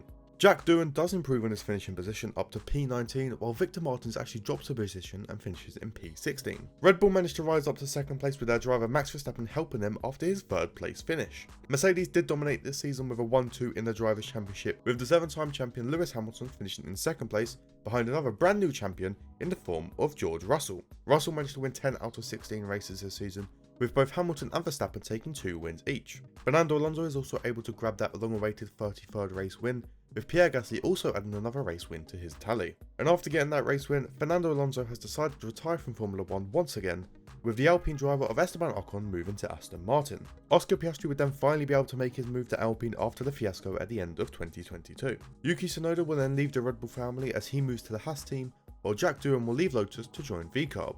Lotus will then sign another French driver, with Toro Rosso partnering Victor Martins next season. Lance Stroll will then move to McLaren, with Ayumu Iwasa being given his debut at Aston Martin. Also at the end of the season, all the performance departments will be subject to change, which could cause a massive shake-up next season. Despite the many changes, McLaren managed to remain on top of the Constructors' Championship, with Ferrari in 2nd place and Red Bull dropping down to P5. Lotus will struggle with the regulation changes and will drop another place, finishing this season in P10. Both drivers failed to score any points this season, with Martins finishing in P19 and Porsche in P20, finishing only above the Kick Sauber drivers. After a 4th place finish last season, Lando Norris is able to gain a position and manages to finish the season in 3rd place. Lando would finish just a single point behind 2nd place, the former champion of Charles Leclerc. That means that Russell is able to retain his Drivers' Championship, with the top 3 all being champions in this simulation. Russell had a 71 point gap to Lando Norris despite both drivers winning 5 races this season.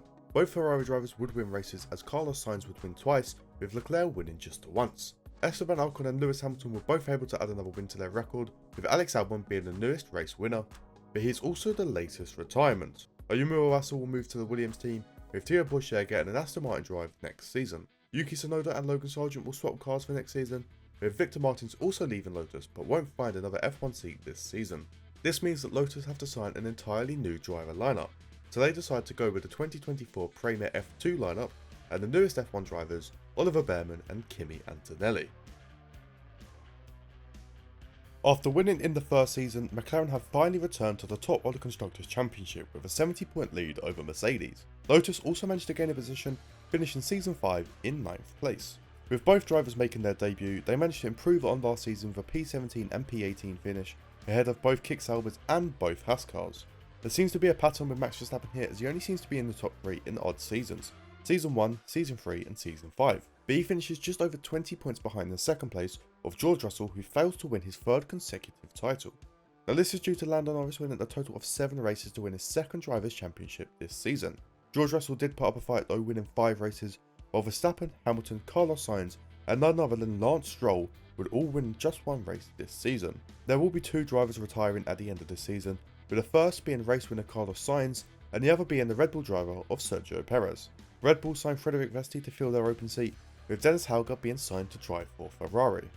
The open Kick Sauber seat is then given to the Sauber Academy graduate Zane Maloney to make his debut in Season 6.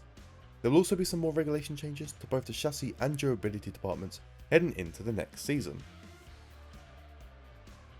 The small regulation changes wouldn't really affect the top of the Constructors' Championship, with McLaren retaining their title ahead of Mercedes and Red Bull. Lotus have an incredible season and managed to achieve a 5th place finish, with Oliver Behrman recording the team's highest finish in the simulation with P7, while Kimi Antonelli isn't too far behind, finishing in 9th place.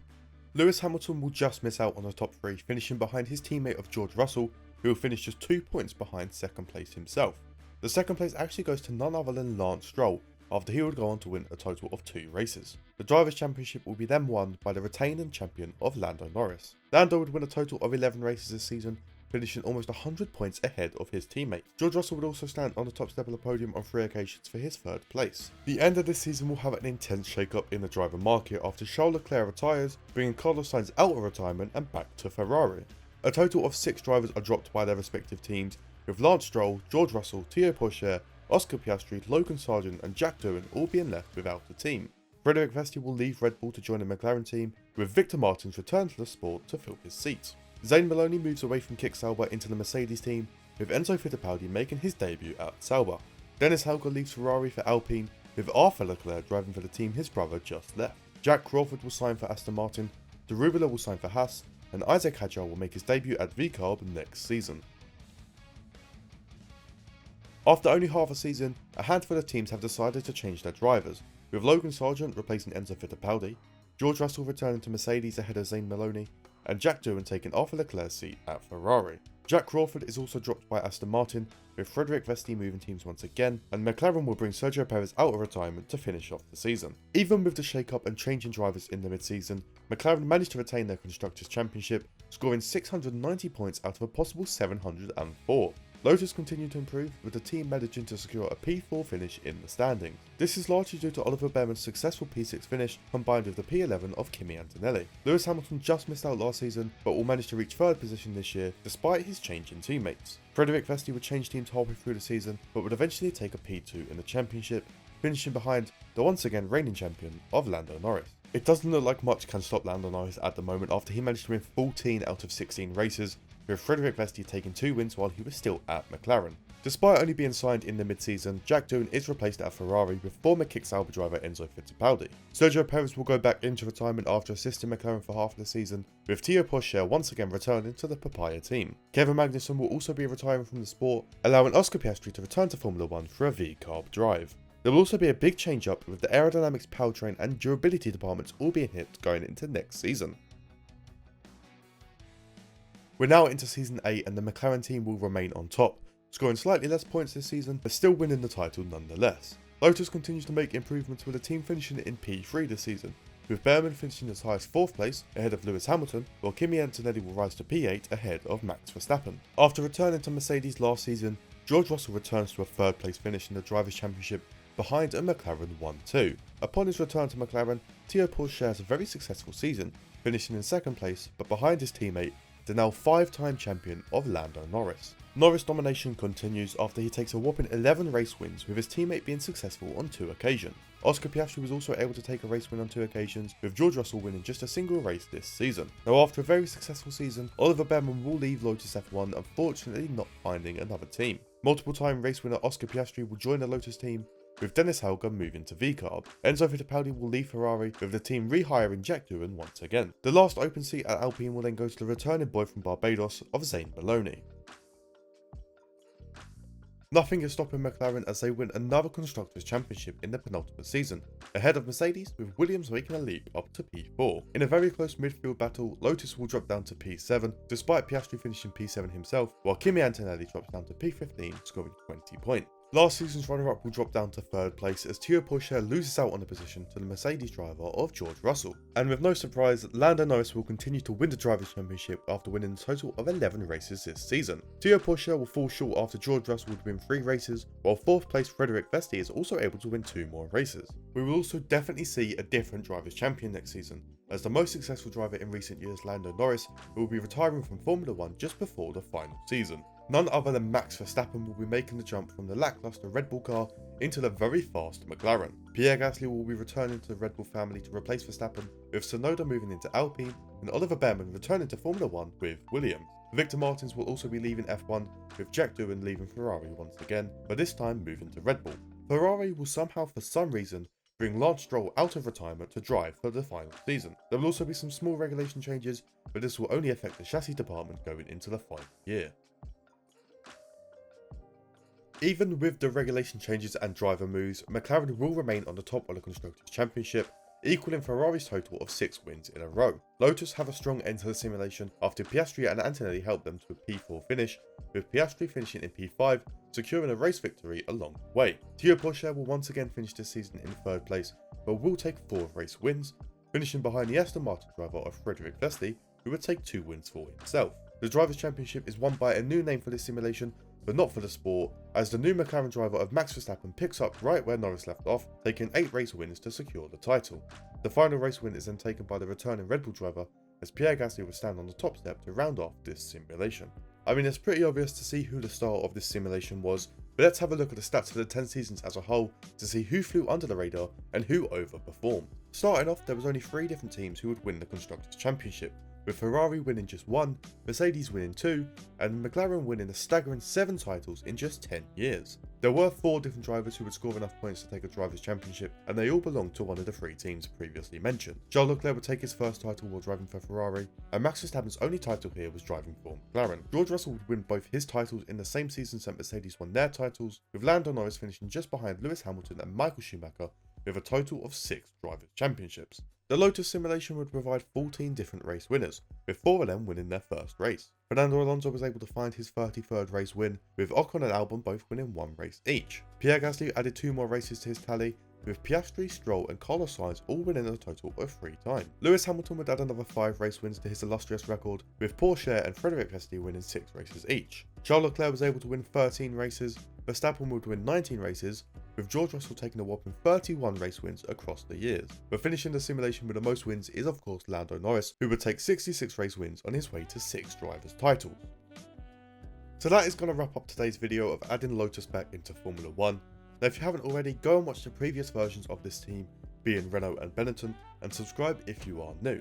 Please like this video if you enjoyed it, as it helps me out a ton, and become a channel member if you just want to show a little bit of extra support. I have links to all my social media in the description, including Twitter, Instagram, and even my Discord server, so go ahead and follow me over there and join the server if you're interested. But that is going to be it from me today, so have a good day, evening or night wherever you are, and goodbye. Brawn GP are famously known as the £1 team. This is due to the team literally being bought for just £1. After the Honda Racing F1 team withdrew from the sport at the end of 2008, thousands of jobs were set to be lost, until the former technical director of Honda F1, Ross Brawn, bought the team for an insanely low price. The team was then rebranded as Brawn GP and entered the 2009 season with financial assistance from the Honda team, with both Jenson Button and Rubens Barrichello driving the cars. They only competed in 1 season before being sold to Mercedes-Benz, when the team was then transformed into the incredibly successful Mercedes team that competes in Formula 1 today. Despite all the difficulties the team faced, they managed to turn up to the first round of the 2009 season, securing a 1-2 in qualifying and a 1-2 finish in their debut race. They would go on to win a total of 8 races that season, taking the Constructors' Championship, while Jenson Button would win his first and only World Drivers' title. But how would the team fare in the modern age of Formula 1? So I loaded up F1 24, added Brawn GP as the 11th Formula 1 team, and simulated 10 seasons, with the driver pairing of Jenson Button and the Mercedes Junior of Kimi Antonelli for the first season. In this simulation, the settings have been changed to make the simulations easier and quicker for me to do, so the seasons from here on out will only consist of 10 races. Despite the lack of races, there was still a very close title fight between McLaren, Red Bull and Ferrari, with the Papaya team coming out on top. Brawn GP have a solid return season, finishing in P5, but this will obviously never compare to their 2009 season. Jenson Button's return season would see him finish in P9, behind his rookie teammate as Antonelli finished 8th place on his debut. When it comes to the Drivers' Championship, Ferrari driver Charles Leclerc would match his team's 3rd place finish, finishing behind the McLaren driver of Lando Norris. The title fight would then be between Norris and Verstappen, with Max finishing 20 points ahead to take the first Drivers' Championship of this simulation.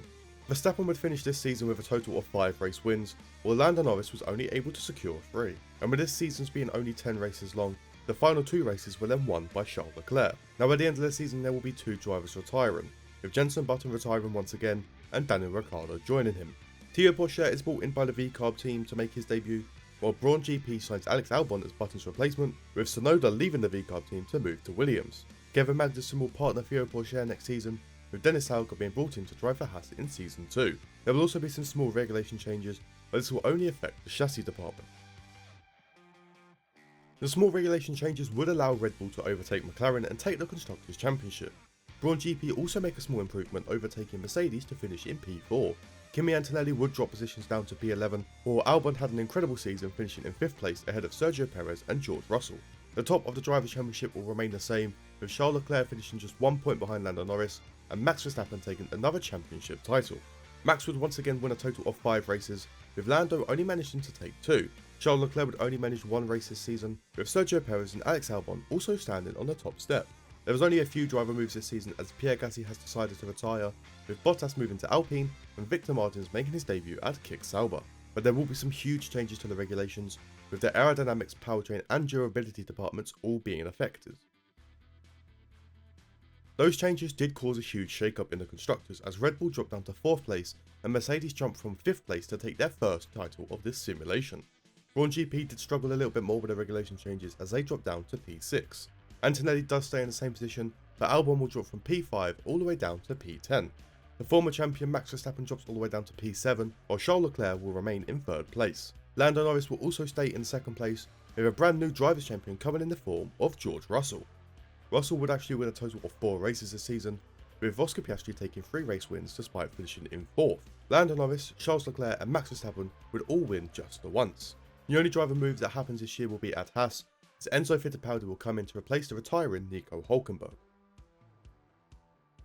Despite the lack of changes going into the season, McLaren do return to the top of the Constructors' Championship, scoring 277 points to overtake Mercedes. Brawn GP will then remain in 6th place, with Kimi Antonelli having a very difficult season, dropping all the way down to P16, with Alex Albon helping boost the team up by finishing in P10. Lando Norris has finished runners-up for the first 3 seasons, but will fall to 3rd place while hunting for the title. Last season's Drivers' Champion George Russell wasn't able to retain his title, and loses out to the brand new champion in the form of Oscar Piastri. He somehow managed to take the championship after winning just a single race, while runner-up George Russell would take 3 race wins. Charles Leclerc in 5th place also won 2 races, while Norris, Alonso, Sainz and Verstappen all won just once. Now at the end of the season, Sergio Perez will eventually leave Red Bull by retiring from the sport. Oliver Baumann is then brought in by Red Bull to make his Formula 1 debut. Lance Stroll, Alex Albon and Esteban Ocon will rotate through the teams, with Stroll moving to Alpine, Albon to Aston Martin and Ocon moving to Brawn GP. Once again, not many changes to the drivers market and no regulation changes, but the Constructors' Championship is won by a different team, with Aston Martin rising to the top, with McLaren dropping to 3rd. Brawn GP will also drop a position after being overtaken by the Williams team. The top 3 is almost completely changed this season, with the Aston Martin driver of Alex Albon finishing in 3rd place after moving away from Brawn GP. 2nd place will go to the other Aston Martin driver of Fernando Alonso, who will finish less than 20 points behind the returning champion of George Russell. Russell was the only driver to win multiple races this season, winning 4, while Alonso, Albon, Norris, Hamilton, Verstappen and Esteban Ocon would all win just a single race. There will be a big shake-up in the drivers market after Carlos Sainz retired and will leave Formula 1. Esteban Ocon leaves Brawn GP after some financial struggles, with Zhou Guanyu moving to Brawn. Oliver Baumann is dropped by Red Bull and picked up by Kick Sauber, with Fernando Alonso making a big move to Red Bull. Kevin Magnussen moves to Aston Martin, with Victor Martins moving to VCARB, forcing Kick Sauber to run a brand new driver pairing as Frederik Vesti will make his debut next season. There will also be some big regulation changes affecting the aerodynamics, chassis and durability departments. After the major changes, there was also some major changes in the championships, with Red Bull rising to the top with reigning champions Aston Martin dropping down to P5. Brawn GP have a really difficult season, dropping all the way down to P10, with Antonelli and Zhou Guanyu finishing in P18 and P19. The reigning champion of George Russell drops down to 3rd place, finishing ahead of Charles Leclerc by just one race win. Finishing in the runners-up position is once again Fernando Alonso in his new Red Bull this time, also winning just the one race. Now returning to the top of the championship since Season 2 is Max Verstappen. Verstappen was completely dominant this season and managed to win a total of 8 races in a 10-race season. But after the huge change-up, we returned to just one driver changing, with Ayumu Iwasa coming in to replace Frederik Vesti, with no regulation changes coming into effect. With no changes, the Red Bull team remains at the top of the Constructors' Championship, with Brawn GP gaining a place to finish in P9. Both drivers managed to improve on their finishing position, with Antonelli finishing in P17, while Zhou moves up to P18. Last season's runner-up Fernando Alonso drops down to P3, finishing just 5 points behind the Mercedes driver of George Russell. And retaining the Drivers' Championship will of course be Max Verstappen.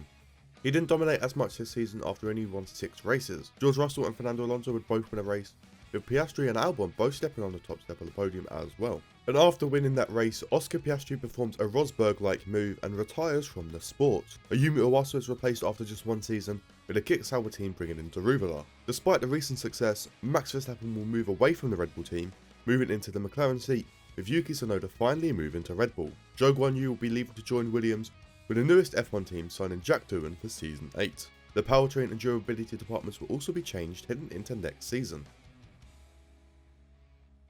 The top of the Constructors' Championship will feel the shake-up as the Red Bull drop down to 2nd place, while McLaren return to Championship glory. Brawn GP remain consistent by finishing another season in 9th place, with the drivers finishing in 17th and 18th once again. The top 3 of the Drivers' Championship also has a shake-up, with Charles Leclerc returning to finish in 3rd place. George Russell drops all the way down to 6th place, with the runners-up position going to the new Red Bull driver of Yuki Tsunoda, with the driver's title once again going to Max Verstappen, this time in his new McLaren. Verstappen didn't finish the season with the most wins, with his 2 wins being beaten by Yuki Tsunoda's 3 race wins. Charles Leclerc matched Verstappen also winning 2 races, with Lando, Fernando and George Russell all winning just the 1 race. And at the end of this season, Kevin Magnussen decides it's his time to leave Formula 1, with Logan Sargent making the switch over to Aston Martin. Daruvula will move into the open Williams seat, with a Kick Sauber team re-signing Ayumu Iwasa for the penultimate season. Once again we will see a change in the Constructors' Championship, with Aston Martin returning to Championship glory ahead of McLaren, with Williams jumping up to 3rd place. Kimi Antonelli is able to gain a position, but it doesn't change their Constructors' standings. This season's Drivers' Championship is probably the most interesting I've seen in a long time. The driver finishing in 3rd place is the new Williams driver of Jehan Daruvula. The McLaren driver of Max Verstappen couldn't retain his Drivers' Championship, with that honour going to the Aston Martin driver of Alex Albon. Albon would go on to win 3 races alongside Max Verstappen, while Daruvula and Charles Leclerc would both win 2 races each. I'd also like to quickly mention Logan Sargent, who managed to finish 4th in his new Aston Martin. After winning 2 more races, Charles Leclerc thinks it's the right time to retire, with Alex Albon leaving his championship winning car in favour of Ferrari. Frederik Vesti is brought back into the sport to drive for the Silverstone team, with Jack Doohan and Ayumu Iwasa both losing their seats heading into the final season, with Zane Maloney signing for Kick Sauber, and none other than the new icon James Hunt coming back for Brawn GP.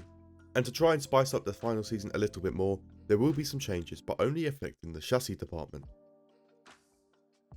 McLaren will return to take the Constructors' Championship in the final season of this simulation after having a close battle with Aston Martin. Brawn GP will then finish their final season remaining in 9th place. Last season's champion drops all the way down to P10, with Lando Norris returning to 3rd place after disappearing since Season 4. P2 will then go to an Aston Martin driver, with their newest driver Frederik Vesti finishing just 10 points behind the champion of Max Verstappen. Frederik Vesti would actually win the most races in the final season after he won 4, while Max Verstappen and none other than Logan Sargent would win 2 races each. This left both Lando Norris and Jehan Daruvula to win just the once. So there we have it. What could happen if Brawn GP were returned to Formula 1? Now let's have a look at the 10 seasons as a whole to see who performed the best. Starting off with the Constructors' Championship, this simulation provided 4 different winners, with McLaren winning the most with 4. Red Bull would manage to win 3 titles, with Aston Martin winning twice and Mercedes just the once. There was also 4 different drivers' champions across the 10 seasons, with Max Verstappen winning more than half with 6. George Russell was also able to win multiple times, with Oscar Piastri and Alex Albon writing their name into the list of Formula 1 champions. Most surprisingly, despite there being a lot less races than normal, this simulation still provided 15 different race winners. Sergio Perez, Lewis Hamilton, Esteban Ocon and Carlos Sainz would all win just one race. Logan Sargent managed to win twice, with Tsunoda and Aruvula winning a hat-trick of times. Frederic Vesti would win 4 races, with Piastri and Alonso finishing with 5. Alex Albon won 6 races to accompany his driver's title, while Lando Norris and Charles Leclerc was tied with 10 race wins. George Russell was able to take 14 wins, while Max Verstappen was truly the unstoppable force, winning 34 out of a possible 100 races. And that is going to wrap up today's video. Drop a like if you enjoyed and subscribe if you haven't already. Press the join button below to become a channel member and to show some extra support. There will be lots of links down in the description, links to this incredible Brawn GP mod, as well as all my social media pages and even my Discord server. But that is going to be all from me today, so I hope you have a good day, evening or night, and goodbye. BMW have been involved in Formula 1 in multiple ways, even competing in the first World Championship all the way back in 1950. They entered many races during the 1950s and 60s before building an engine for Brabham in the 1980s. This time period also included Nelson Piquet's World Championship in 1983. After Brabham pulled out of Formula 1 and the banning of turbocharged engines in 1989, BMW disappeared from the sport, before rejoining to make engines for Williams in the year 2000. This relationship had fell apart by the end of 2005, before BMW outright purchased the Sauber team for the 2006 season. The BMW Sauber team's only win came during the 2008 season after Robert Kubica took victory at the Canadian Grand Prix, and he also managed to lead the Drivers' Championship during that season. The 2009 car was a complete failure, resulting in BMW withdrawing from the sport and the Sauber team being sold back to the founder, Peter Sauber. BMW currently run cars in many different racing series, including IMSA, the World Endurance Championship, DTM and many more, but how would they fare on a return to Formula 1? So I loaded up F124, added the BMW team back into MyTeam and simulated the next 10 years of the sport. Heading into the first season, which was contested across 16 races, there was a very close fight for second place in the Constructors' Championship, but the title was easily won by the McLaren team. BMW managed to finish it in a solid P5 in their first season back in Formula 1. Robert Kubica returned to help out and also had a very solid return season after he scored 63 points to finish in P9, while teammate Frederic Vesti finished his debut season in P16. When it comes to the Drivers' Championship, the bronze medal will go to the Ferrari driver of Charles Leclerc, now finishing almost 100 points ahead of Leclerc, and the runner-up for the first season will be Max Verstappen. This allows Lando Norris to win his first driver's title after scoring a whopping 342 points. He would manage to take 10 race wins on his way to the title, after Max Verstappen was only able to win just 3. Charles Leclerc would also win a couple races, while George Russell was able to take just 1 race win at Silverstone. Just the 2 driver moves this season were the retirements of Kevin Magnussen, who was replaced by Théo Pourchaire, and the re-retirement of Robert Kubica, who was replaced by the debuting Oliver Behrman. There will also be some small regulation changes to both the aerodynamics and durability departments heading into Season 2. After the regulation changes, runners-up Red Bull will drop down to 4th place, BMW drop down to 6th, but McLaren will retain their Constructors' Championship in the second season. There was less separation between the BMW drivers this season, with Behrman outscoring Vesti by just 5 points, and the pair finishing in P10 and P11. Charles Leclerc drops a position down to 4th place, with Oscar Piastri overtaking him to finish in 3rd. Max Verstappen drops all the way down to P6 from P2 last season, with George Russell improving to take the runners-up position. Russell would only finish 11 points behind the reigning champion of Lando Norris, who won only 5 races to take another driver's title. Russell would actually win the most races this season after he won 6, with Oscar Piastri taking his first F1 wins and Charles Leclerc winning another 2 races. There is just one driver move this season, as BMW will sign Franco Colapinto to replace Frederic Vesti.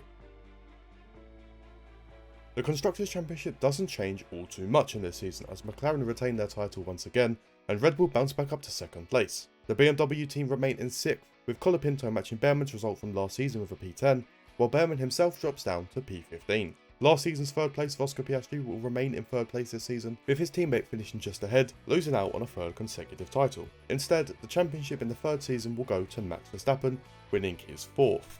Both Max Verstappen and Lando Norris would finish this season with 4 wins each, while Oscar Piastri, Charles Leclerc and Fernando Alonso would win 2. The 7 different race winners were topped off by George Russell and Carlos Sainz, both winning a single race each. And at the end of the season, Valtteri Bottas has decided to call it a day in Formula 1, with Kick Sauber pulling an incredible move to sign race winner Carlos Sainz as his replacement.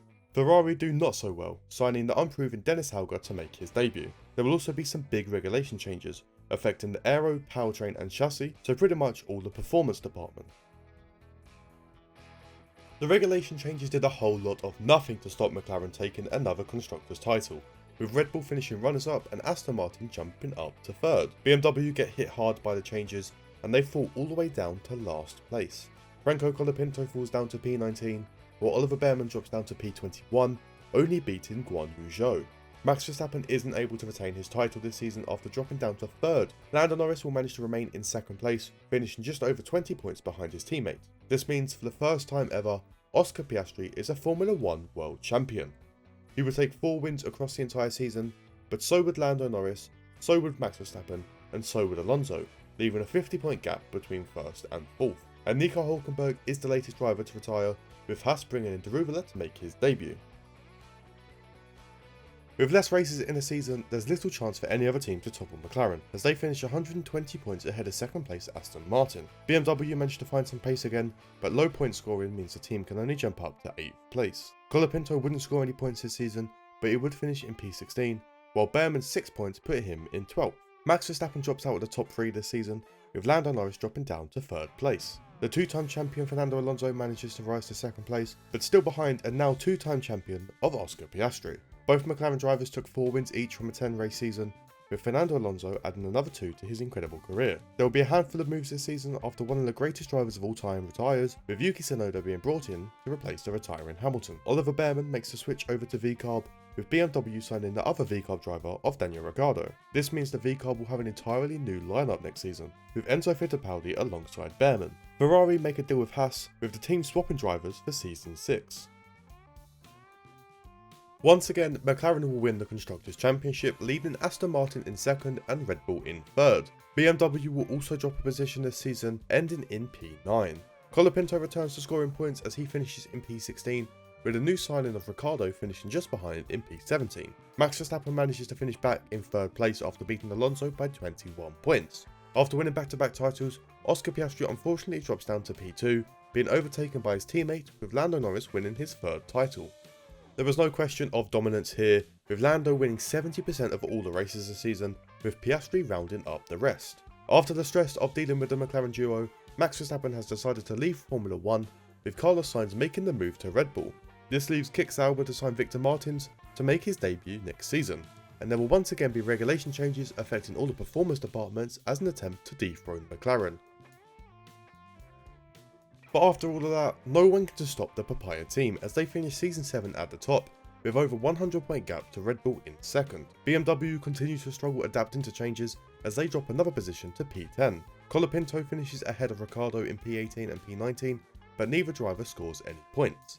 There is a change in the Drivers' Championship, with the reigning champion of Lando Norris dropping down to 3rd place. The newest Red Bull driver Carlos Sainz manages to take 2nd place, despite his teammate finishing in 9th place. This leaves only Oscar Piastri to win the title for his 3rd time. He managed to win 4 races this season, with Carlos Sainz taking 3, Norris taking 2, and Russell taking 1 race win to make a nice little pattern. But after taking down one McLaren driver, Carlos Sainz decides to also retire, with Fernando Alonso stepping up to the Red Bull task. Esteban Ocon moves into the Alpine, with Daniel Ricciardo leaving the blue team for another blue team. BMW have a habit of causing teams to have brand new lineups, this time signing Pierre Gasly away from Alpine, who bring in Frederic Vesti back into the world of Formula 1. Even with Fernando Alonso, Red Bull are nowhere near McLaren as they take another title while Red Bull fall to P5 in the standings. BMW managed to climb some positions, finishing this season in P7. Colapinto scores 6 more points to take him to P13, but Pierre Gasly doesn't score any points to finish in P16. A surprising face enters in 3rd place as the new Aston Martin driver of Esteban Ocon outscores the rest of the field, except for the McLaren drivers. Lando Norris gains a position from last season, with Oscar Piastri taking yet another driver's title. Half of the season ended with Piastri on the top step, while another 4 ended with Lando Norris, and the final race would then be won by George Russell. Another big group of driver moves this season after Zhou Guanyu retires and Frederic Vesti is dropped by Alpine. Victor Martins moves away from Sauber to sign for Alpine, with Iwasa being brought in. Logan Sargent will take the other Kik Sauber seat, with Oliver Bearman making a move to the promising looking Williams. This allows Zane Maloney to make his debut and drive with VCARB next season. Going into the penultimate year with him will be some regulation changes, these affecting the chassis, powertrain and durability departments. Despite all the changes, McLaren are looking more dominant than ever, almost doubling the points of second place Mercedes. BMW continue to improve, rising up to P6 in the standings. Colapinto returns to his 10th place finish, while Pierre Gasly finds his footing to finish in P13. The only other race winner last season, George Russell, will finish this season in 3rd place despite not winning a race. Lando Norris will remain in 2nd place, finishing behind Oscar Piastri in another season. Piastri increased his distance to everyone, taking 8 race wins, leaving only 1 for Norris and 1 for Leclerc. Just after getting his first points for BMW, Pierre Gasly has decided to retire, with the team signing Yuki Tsunoda, someone who's flown a little under the radar in this simulation. Champion Oscar Piastri moves away from McLaren, so maybe we will see a new champion, with Esteban Ocon filling his shoes. Alex Albon moves to Aston Martin, with De Ruvela moving to Williams and Frederick Vesely returning once again, this time with Haas. But as we have a look at the standings for the final season, we will see that McLaren remain on top, making it a clean sweep of 10 Constructors' Championships in 10 years. BMW also managed to record their highest finishing position in this final season. Franco Colapinto showed an incredible level of talent to finish as high as P5, while Yuki Tsunoda struggled a little bit more down in P12. George Russell would continue to finish this season in 3rd place, with a new driver coming as runners-up. This would be the Aston Martin driver of Alex Albon, who would still finish 120 points behind Lando Norris. Lando Norris would win 9 races this season, which is just a little bit boring now, but Colapinto would win his first race, so who even cares anymore? But there you have it, 10 seasons simulated with BMW back in modern Formula 1. Now let's have a look at the 10 seasons as a whole to see who performed the best and who might have performed the worst. Starting off in the Constructors' Championship, and there was only one team to win this, so McLaren managed to win 10 titles in 10 seasons.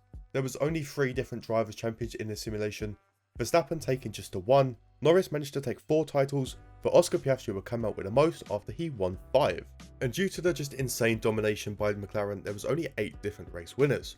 Franco Colapinto managed to win just 1 race in the final season, while Carlos Sainz would win 4 and Charles Leclerc managed to win 7. Fernando Alonso can add 8 race wins to his tally, whereas George Russell can add 10.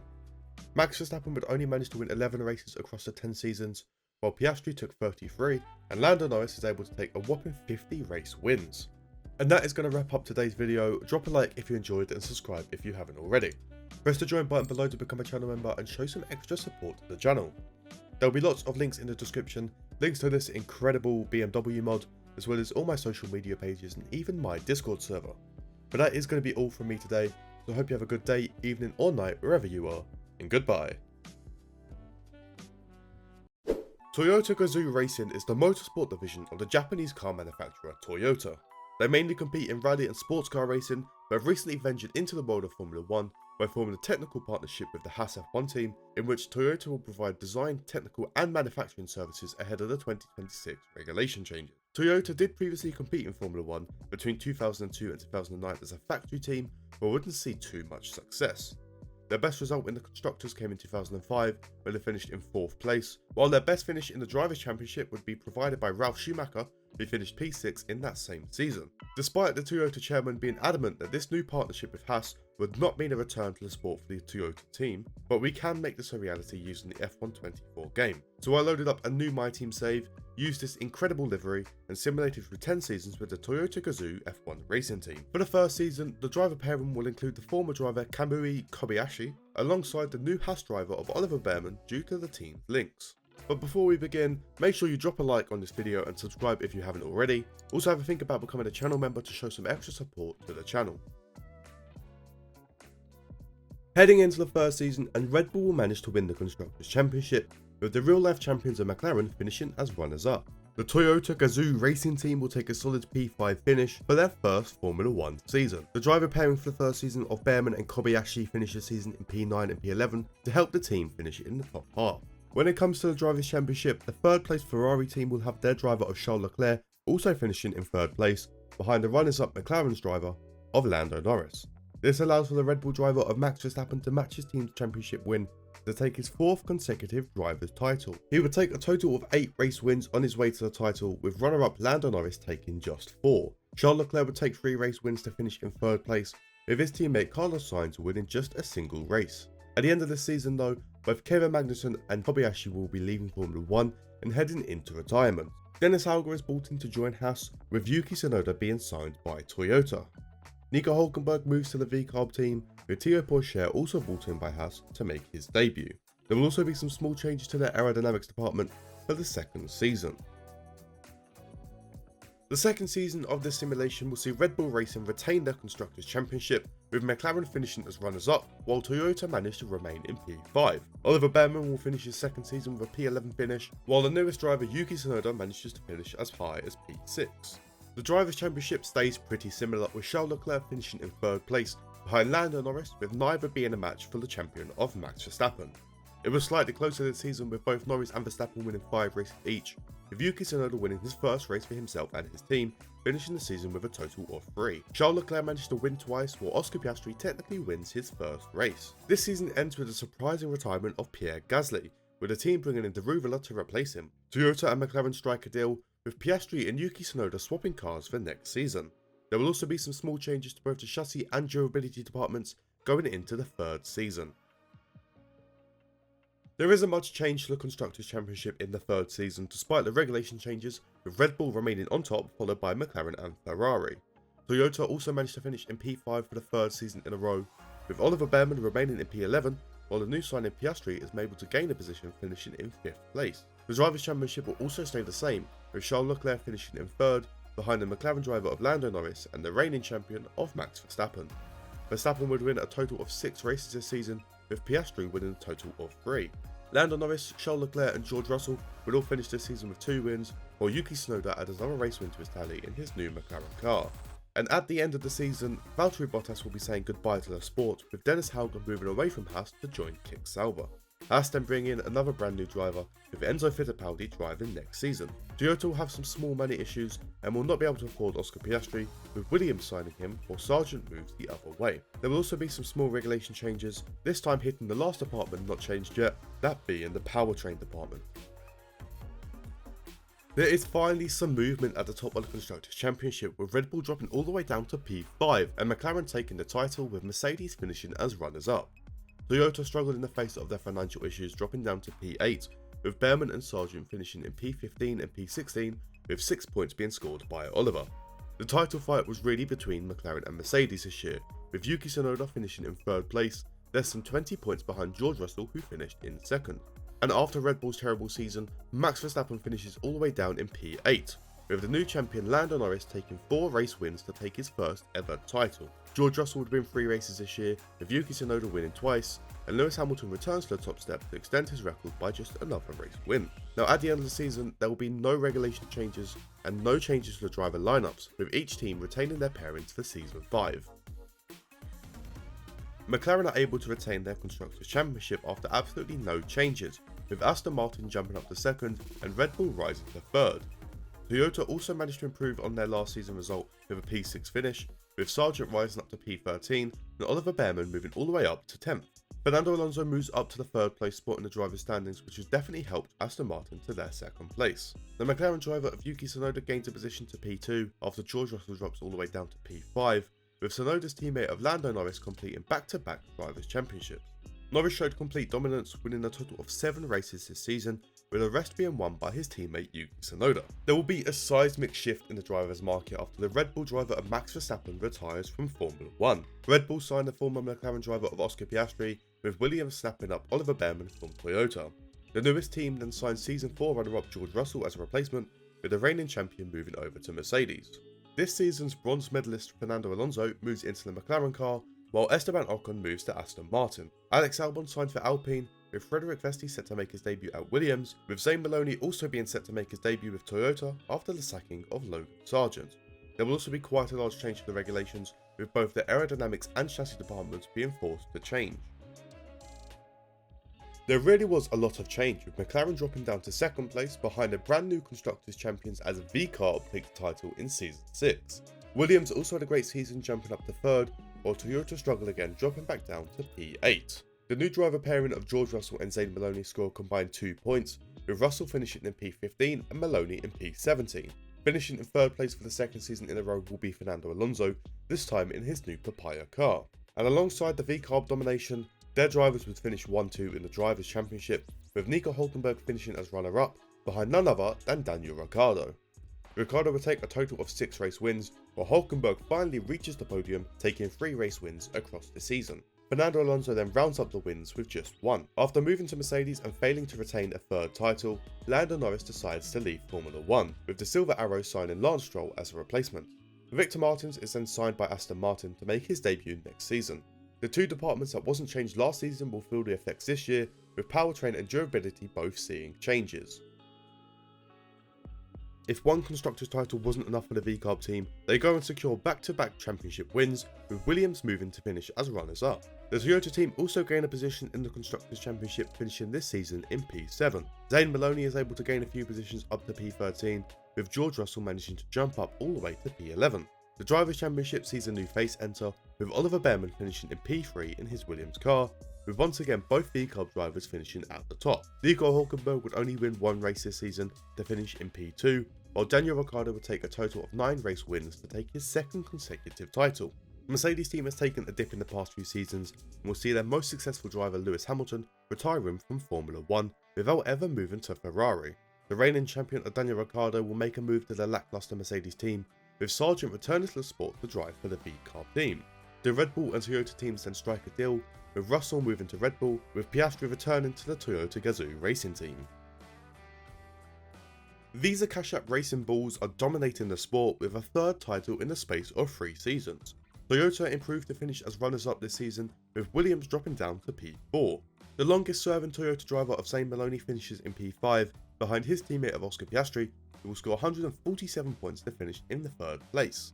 Now you got a feel for Nico Hülkenberg, as once again he finishes as runner-up behind his teammate, with the new VCARB driver of Logan Sargent winning the Drivers' Championship. Sargent would take 3 race wins to win his first ever title, despite Hülkenberg winning 4. Oscar Piastri does the best he can to fight the racing bulls, after his 3rd place was received after 3 race wins. Now at the end of the season, both Kick Sauber drivers will be removed from their team, with Ayumu Iwasa and Victor Martins taking the 2 seats. Nico Hülkenberg moves away from the VCARB in favour of Aston Martin, with Porsche moving into the very successful VCARB team. Dennis Hauger leaves Kick Sauber, but will remain in the sport as he drives for Haas next year. There will also be some changes to the aerodynamics, chassis and durability departments heading into the penultimate season. Despite changing drivers, the VCARB team remain on top, with no one getting close to their tally of 403 points. McLaren move up to P2, overtaking Toyota, who drop down to 3rd. Zane Maloney will only finish in P8 this season, with Oscar Piastri dropping down to P4. The 3rd place is taken by a returning face as Yuki Tsunoda finishes behind his former team, both VCARB drivers. Former champion Logan Sargent can only finish in 2nd place, as the newest driver of Toro Rosso dominates the championship, winning 8 times to take his first title, with the other 2 race wins going to Logan Sargent. The driver market is then shaken up a little bit after the Aston Martin driver of Esteban Ocon calls it a day, with Alex Albon moving from Alpine to the Silverstone team. Ayumu Iwasa moves to Alpine, with Kick Sauber bringing in Zane Maloney from Toyota. Oscar Piastri also leaves Toyota, moving to Ferrari, with Carlos Sainz moving the other way. The other Toyota driver for the final season will then be the debutant Jack Doohan, who somehow hasn't made his move to Formula 1 until now.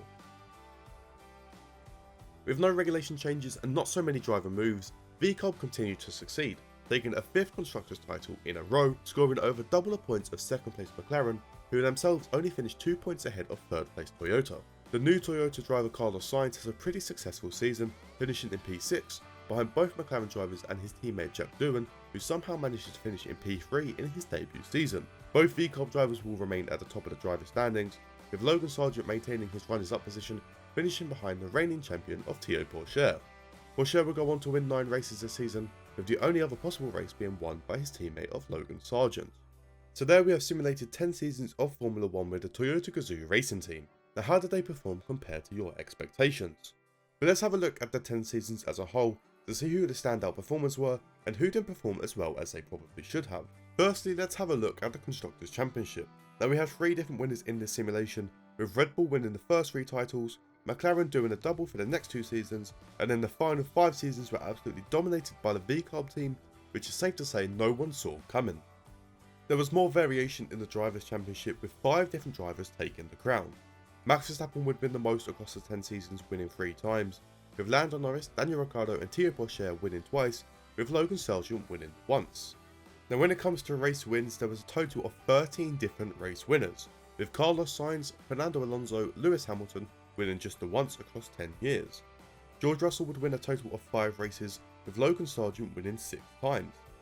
Both Charles Leclerc and Oscar Piastri would take 7 race wins each, finishing behind Hülkenberg with 8 wins and Tsunoda with 9. Daniel Ricciardo would win a total of 15 races, behind Porsche with 17, Verstappen with 19, but the driver with the most race wins was Lando Norris, who managed to take 22 race wins across the whole simulation. But that does bring the end to the video today. I hope you enjoyed. Links in the description will take you to all my other social media, as well as some affiliate links to help support the channel. Press the join button to show some extra support and receive some exciting perks. Now don't forget to like this video if you did enjoy, and subscribe to the channel if you haven't already. But that is going to be all from me today, so have a good day, evening or night wherever you are, and goodbye. One of, if not the most popular team in regards to rally racing would be Subaru. The Subaru World Rally team would compete in the World Rally Championship across 28 years, securing 3 Manufacturers Championships from 1995 to 1997, and 3 Drivers Championships in 1995, 2001 and 2003. They also had a very brief stint in Formula 1 as an engine manufacturer, with just 8 races during the 1990 season, which many people may not know about. However, they faced major struggles with the car, having a combination of being overweight and underpowered. So the partnership with the Scuderia Coloni ended the same season in which it started. Since then, Subaru has taken part in multiple different racing series, including Rally America, Super GT, Grand Am, as well as the Global Rallycross Championship. Now this just shows how well versed the team has been, but how would they perform as a standalone constructor in the world of Formula 1? So I loaded up F124, created a brand new MyTeam save utilising this incredible Subaru livery, and simulated the next 10 seasons to answer that question. Before we begin, make sure you like the video if you enjoy it and subscribe to my channel if you haven't already. For the first season at least, the driver pairing will consist of IndyCar race winner Colton Herta alongside F2 race winner of Zane Maloney. The 2024 season somewhat lines up with this alternate universe version, with the McLaren team winning their first constructors title since 1998. Red Bull will finish the season as runners-up, followed by Ferrari and Mercedes, with the new Subaru team finishing in P5 in their debut season. Colton Herta uses his IndyCar experience to finish in P9, with Zane Maloney putting in a strong performance for a P16 finish in his first F1 season. Now just like real life, the Ferrari driver of Charles Leclerc will finish in 3rd place behind Norris and Verstappen, but in contrast to the real F1 season, Max Verstappen would not be taking the Drivers' Championship, instead finishing 18 points behind a brand new winner in the form of Lando Norris. Now despite the 18-point lead from Norris, he was outnumbered in race wins after he took 6 and Max Verstappen would secure 7 across the entire season. The rest of the year was won by Charles Leclerc, who won 2 races, and Oscar Piastri, who won just once. Now at the end of the first season, just like usual, Kevin Magnussen will be retiring from Formula 1, with Logan Sargent remaining in the sport by moving to Haas. Yuki Tsunoda makes the move to the Williams team, with Nico Hülkenberg moving to the Racing Bulls. Haas will then need to sign another driver, with Théo Pourchaire being the lucky one. After the 3rd season, there will also be some small regulation changes, but this will only affect the chassis department. Heading into the 2nd season, and the regulation changes didn't do much to stop McLaren retaining their Constructors' Championship, but it does allow Ferrari to capitalise and move up to 2nd place ahead of Red Bull. The Subaru team maintain their level of P5, with both drivers actually making big improvements, with Herta just missing out on the top 3, while Zane Maloney finishes in P11. The Drivers' Championship also sees a small shake-up, with last season's runner-up falling to 3rd place, behind last season's champion Lando Norris. This opens the door for another brand new world champion, with the Ferrari driver of Charles Leclerc finishing at the top. Leclerc and Norris would be tied for the most race wins this season, with both drivers securing 4, with Max Verstappen not too far behind after winning 3.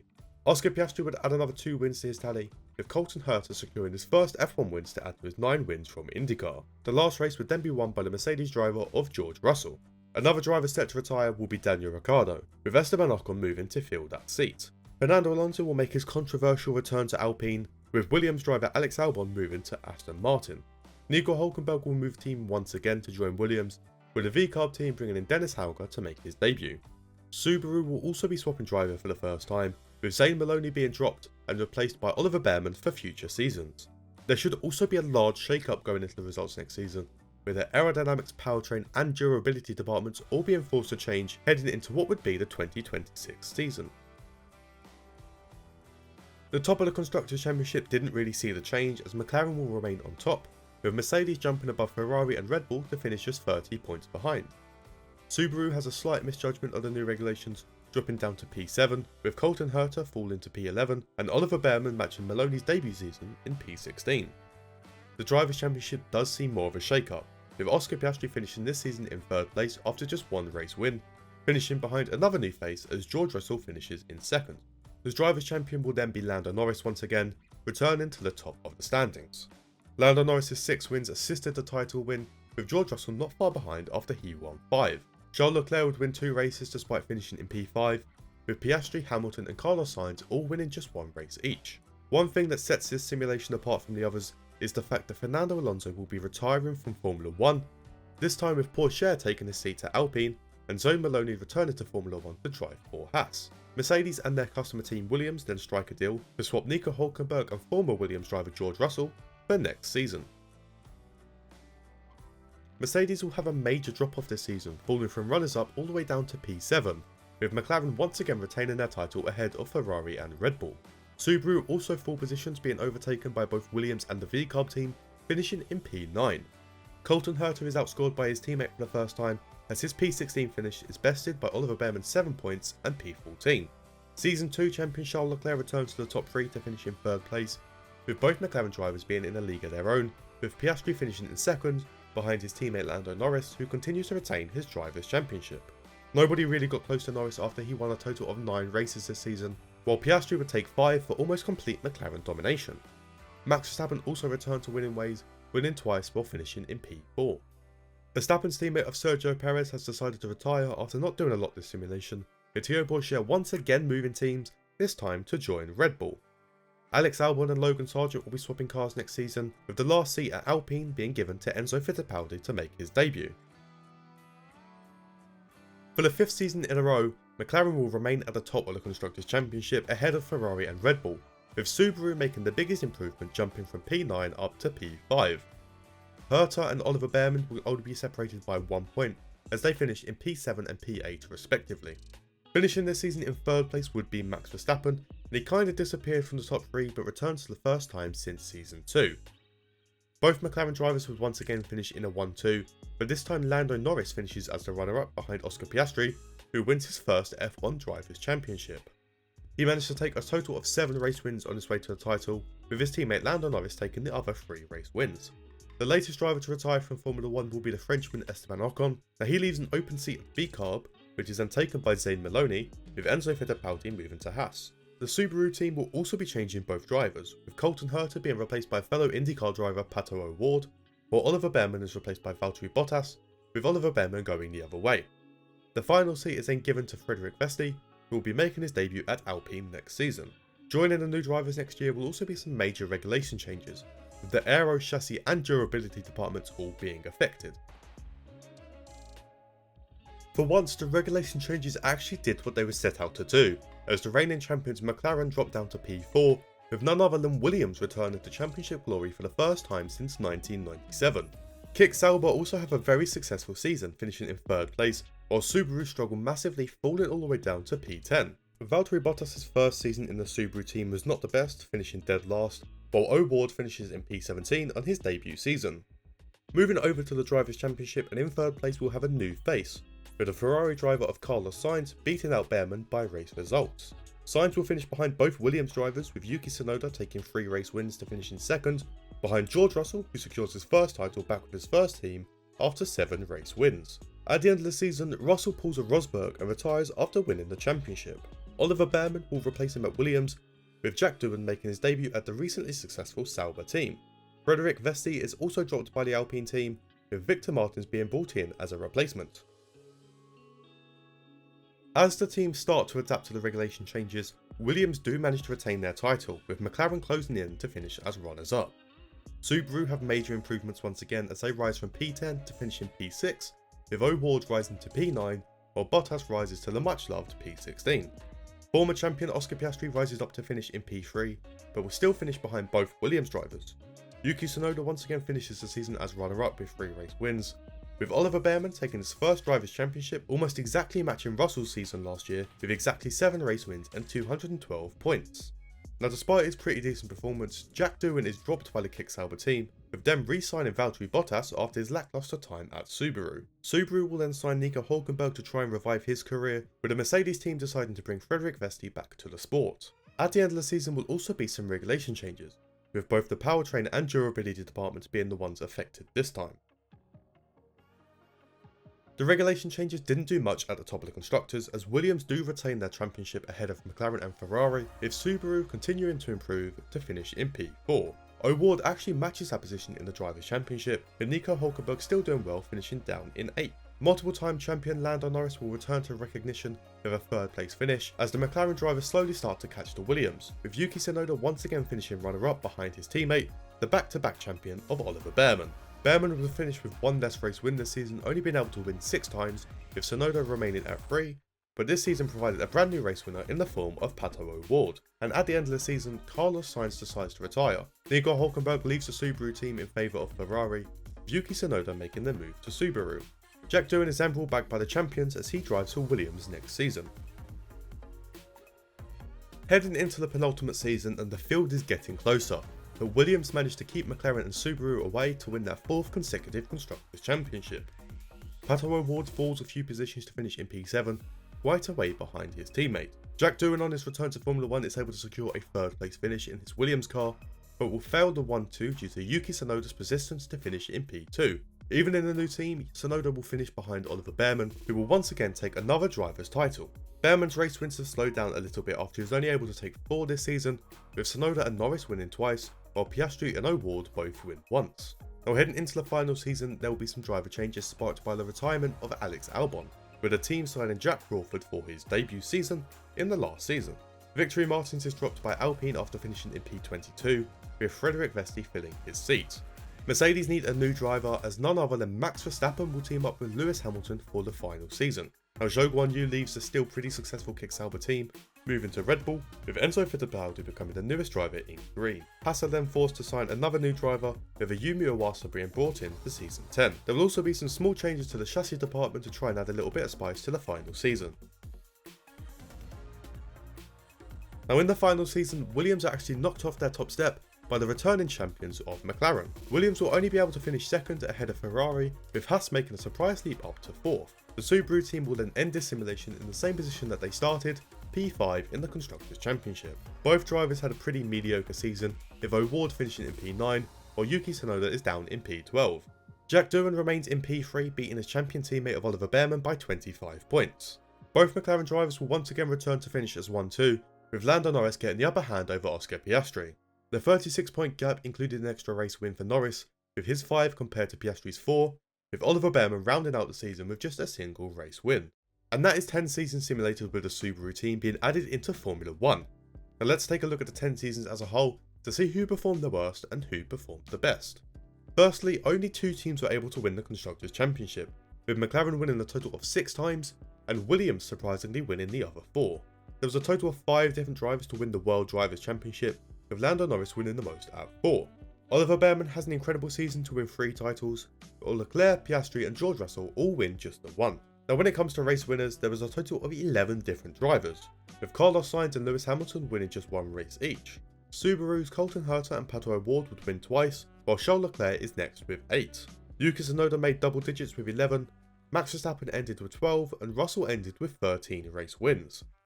Oliver Bearman is able to win 18 races, with Oscar Piastri winning 21, and Lando Norris takes the most race wins after he took 35 wins across 10 years. But that is going to wrap up today's video, and if you enjoyed this video, make sure to drop a like and subscribe if you haven't already. I really want to try and hit 10,000 subscribers at some point this year, so if you're not already, please press the subscribe button to show some support. There'll be loads of links in the description to all my various social media platforms, including my Discord server, which is the best way to receive updates about uploads, but also to talk to me and other fans of the channel. But that is going to be all from me today, so have a good day, evening or night wherever you are, and goodbye. All the way back in 1991, a new team joined the Formula 1 grid by the name of Jordan. They competed until 2005 when the team was renamed to Midland F1, then Spiker F1, before being renamed Force India in 2008.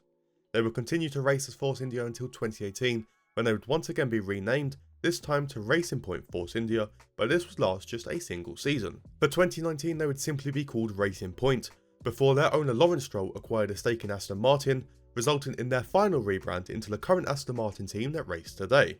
The Racing Point team would compete in 38 races, securing 1 pole position from Lance Stroll in Turkey, 4 podiums and an infamous race win from Sergio Perez at the Sakir Grand Prix. Now during their very short time as Racing Point, they had arguably the biggest F1 controversy in the recent years, with their resemblance to the 2019 championship winning Mercedes car. This resulted in the team being fined €400,000 and had 15 constructors points deducted, which would have seen the team finishing in 3rd place ahead of McLaren. But after changing to Aston Martin in 2020, their results have been pretty lackluster since. So I asked the question, if Racing Point were to return as their own team, would they be more successful? Now this isn't possible to see in real life, but I can make it happen in the Formula 1 game. So I loaded up a brand new MyTeam save using this incredibly accurate Racing Point livery and simulated through the next 10 seasons to see the results. Now for the first season, the Racing Point team will utilise the Aston Martin Driver Academy, signing Felipe Drugovich and Jack Crawford, with Jessica Hawkins being signed as a reserve driver. The 2024 Formula 1 season ends with McLaren winning the Constructors' title for the first time in over 20 years, with the reigning Red Bull team finishing as runners-up ahead of Ferrari. The returning Racing Point struggle in their return season with a P10 finish only ahead of the Kick Sauber team. Both Racing Point drivers failed to score any points in their debut season, with Jack Crawford finishing in last place, while Felipe Drugovich finishes in P17.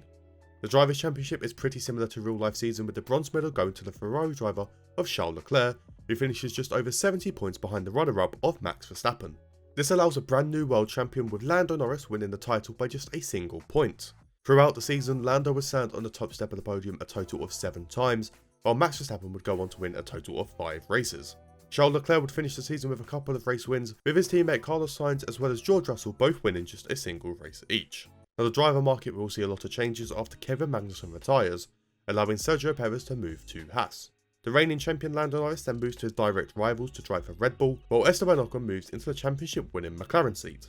Logan Sargent will remain in the sport by moving to Alpine, with the other Alpine driver of Pierre Gasly moving the other way. Zhou Guanyu will be the partner of Sargent at Alpine, with the Kick Sauber team bringing in Théo Pourchaire for his debut season. Racing Point will make a small change, with Felipe Drugovich being replaced by Jess Hawkins to make her the first woman in Formula 1 since 1992.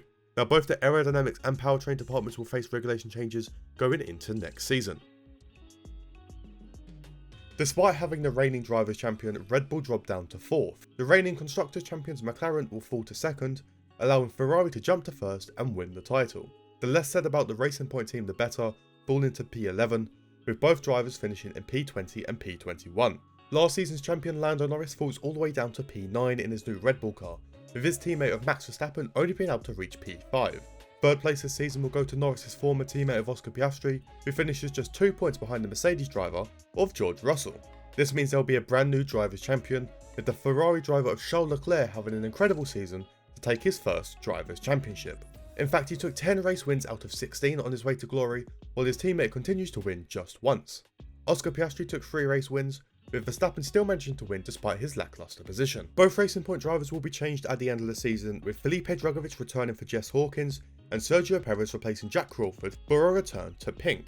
Yuki Tsunoda moves into the open Haas seat, with Jack Crawford remaining in Formula 1 after making a move to the Racing Bulls. His new teammate Daniel Ricciardo will no longer be in Formula 1 after deciding to retire, with Dennis Hauger being brought in as his replacement. The top of the Constructors' Championship changes once again, with the Season 1 winners McLaren returning to the top, ahead of Red Bull and Mercedes. Racing Point also make an improvement as they move up to P9, still failing to score any points. Sergio Perez moves up to 18th, while Felipe Drugovich records the team's highest finish since their return with a P16. Esteban Ocon enters the top 3 for the first time, finishing just a single point behind his teammate Oscar Piastri. And for a 3rd season in a row, we have a brand new world champion, as George Russell will take his first ever title. The title fight was actually incredibly close, with just 16 points separated in the top 4. Race wins are also shared pretty equally, with Piastri winning the most at 4. Both George Russell and Esteban Ocon would win 3 races each, Verstappen and Leclerc would win twice, while Norris wins his first race at Red Bull and Hamilton returns to winning ways. Just some small driver changes this season, with Fernando Alonso finally calling it a day and retiring, with Zhou Guanyu making the move to Aston Martin, while Dennis Hauger makes his move to Alpine. Despite the lack of moves, there will be some big changes to the regulations, with all the performance departments being affected. The changes do provide different and new champions in the constructors as Mercedes rise to the top, with McLaren, Red Bull and Ferrari following up. Racing Point continue to improve, finishing this season in P7, with Sergio Perez rising to P13, while Drugovich improves a single position to P15, but neither driver has scored any points. The Drivers' Championship sees Oscar Piastri finishing in 3rd place behind both Mercedes drivers. The 7-time world champion Lewis Hamilton will finish as a runner-up, behind his teammate as George Russell wins back-to-back Drivers' Championships.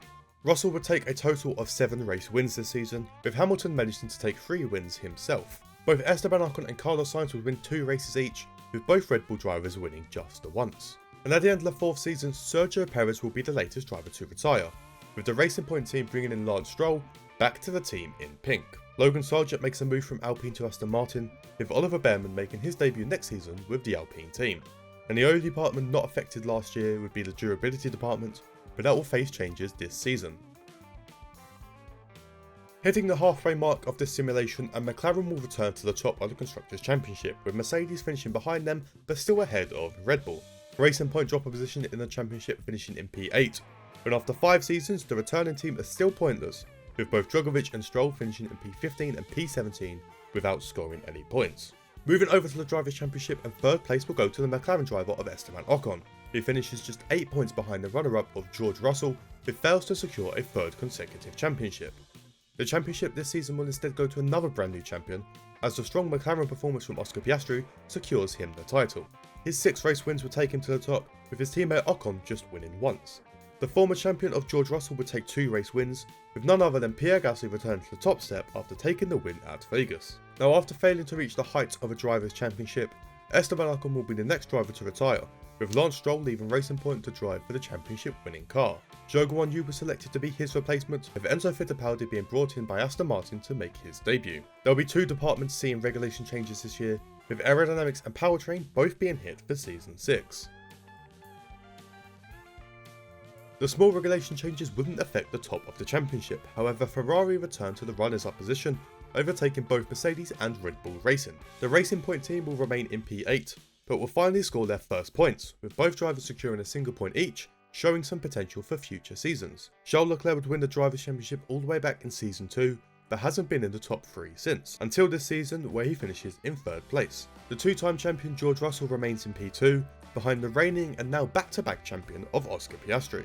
Wins were more varied this season, with the top 2 drivers of Piastri and Russell both winning 3 times, with both Ferrari drivers winning races alongside a new race winner as Lance Stroll wins in his new McLaren.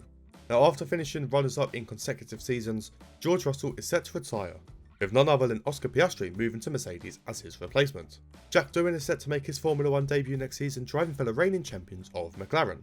Enzo Fittipaldi is dropped by Aston Martin, with the team re-signing Guan Yu Zhou away from us.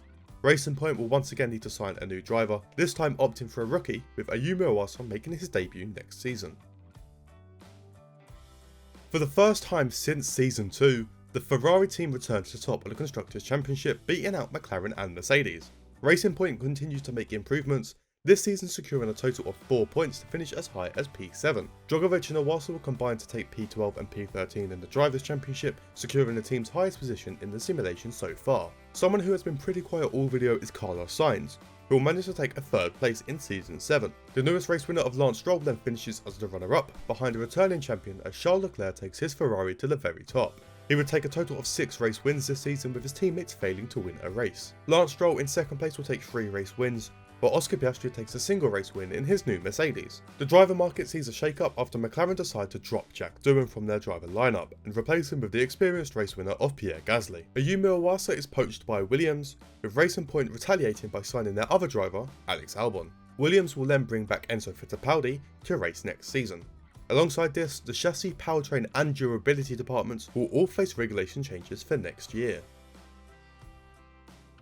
Despite the major regulation changes, Ferrari managed to retain their Constructors' Championship, finishing this season with a 38-point gap to Mercedes. Racing Point were improving, but drop a position this season with a P8 finish. Felipe Drugovich is the team's only point scorer, finishing in P14 after scoring 1 point, while Alex Albon doesn't score any points, finishing in P16. Carlos Sainz manages to secure back-to-back 3rd places, this season finishing just 1 place behind his teammate as Charles Leclerc fails to retain his title. But winning the Drivers' Championship will be the returning champion as Oscar Piastri wins another title, this time with a different team.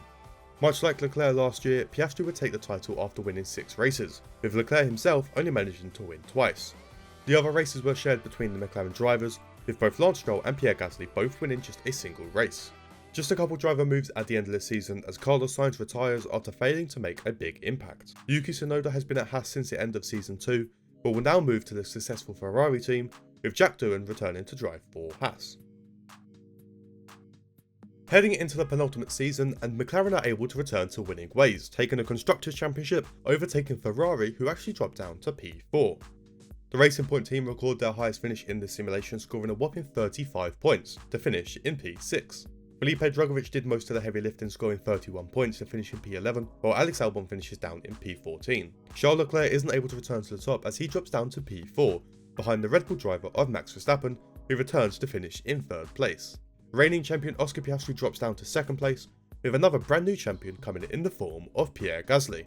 The McLaren driver would take a total of 3 race wins with a 15-point lead over Piastri. Piastri himself would only take 2 race wins, much like Max Verstappen, while Charles Leclerc, Lance Stroll and the newest race winner Ayumu Iwasa would all win just once. Now once again barely any driver moves this season, with Alex Albon retiring just before the final season.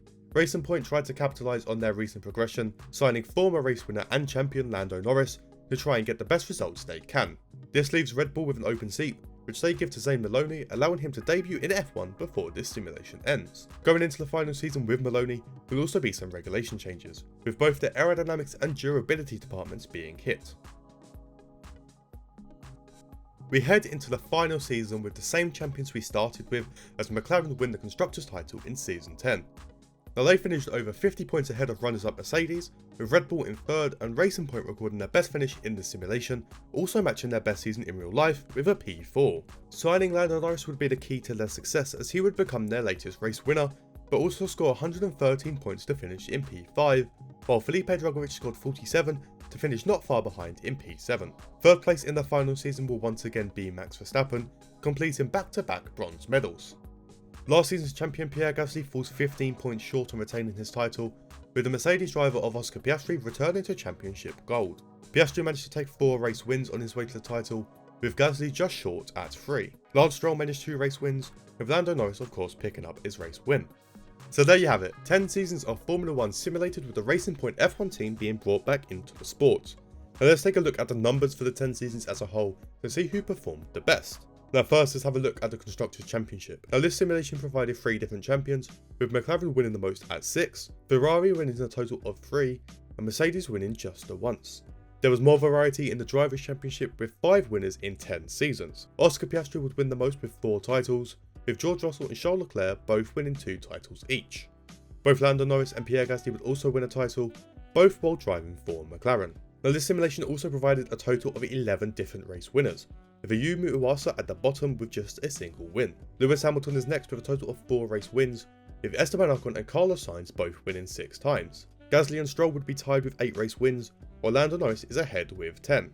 Max Verstappen went on to win 12 races, with George Russell winning 16 races for his 2 titles. Charles Leclerc is next after he won 24 races, not too far behind the driver with the most wins across the 10 seasons, Oscar Piastri, who finishes with 29. But that is going to wrap up today's video. Now I hope you enjoyed. Now make sure to drop a like if you did, and don't forget to subscribe while you're at it. YouTube says that only 13% of my viewers are actually subscribed to my channel. Please subscribe as it really helps me out. There'll be lots of links to my various social media pages down below, including Twitter, Instagram and my Discord server, which is the easiest way to suggest new videos you want me to do. But that is going to be all from me today, so have a good day, evening or night wherever you are, and goodbye.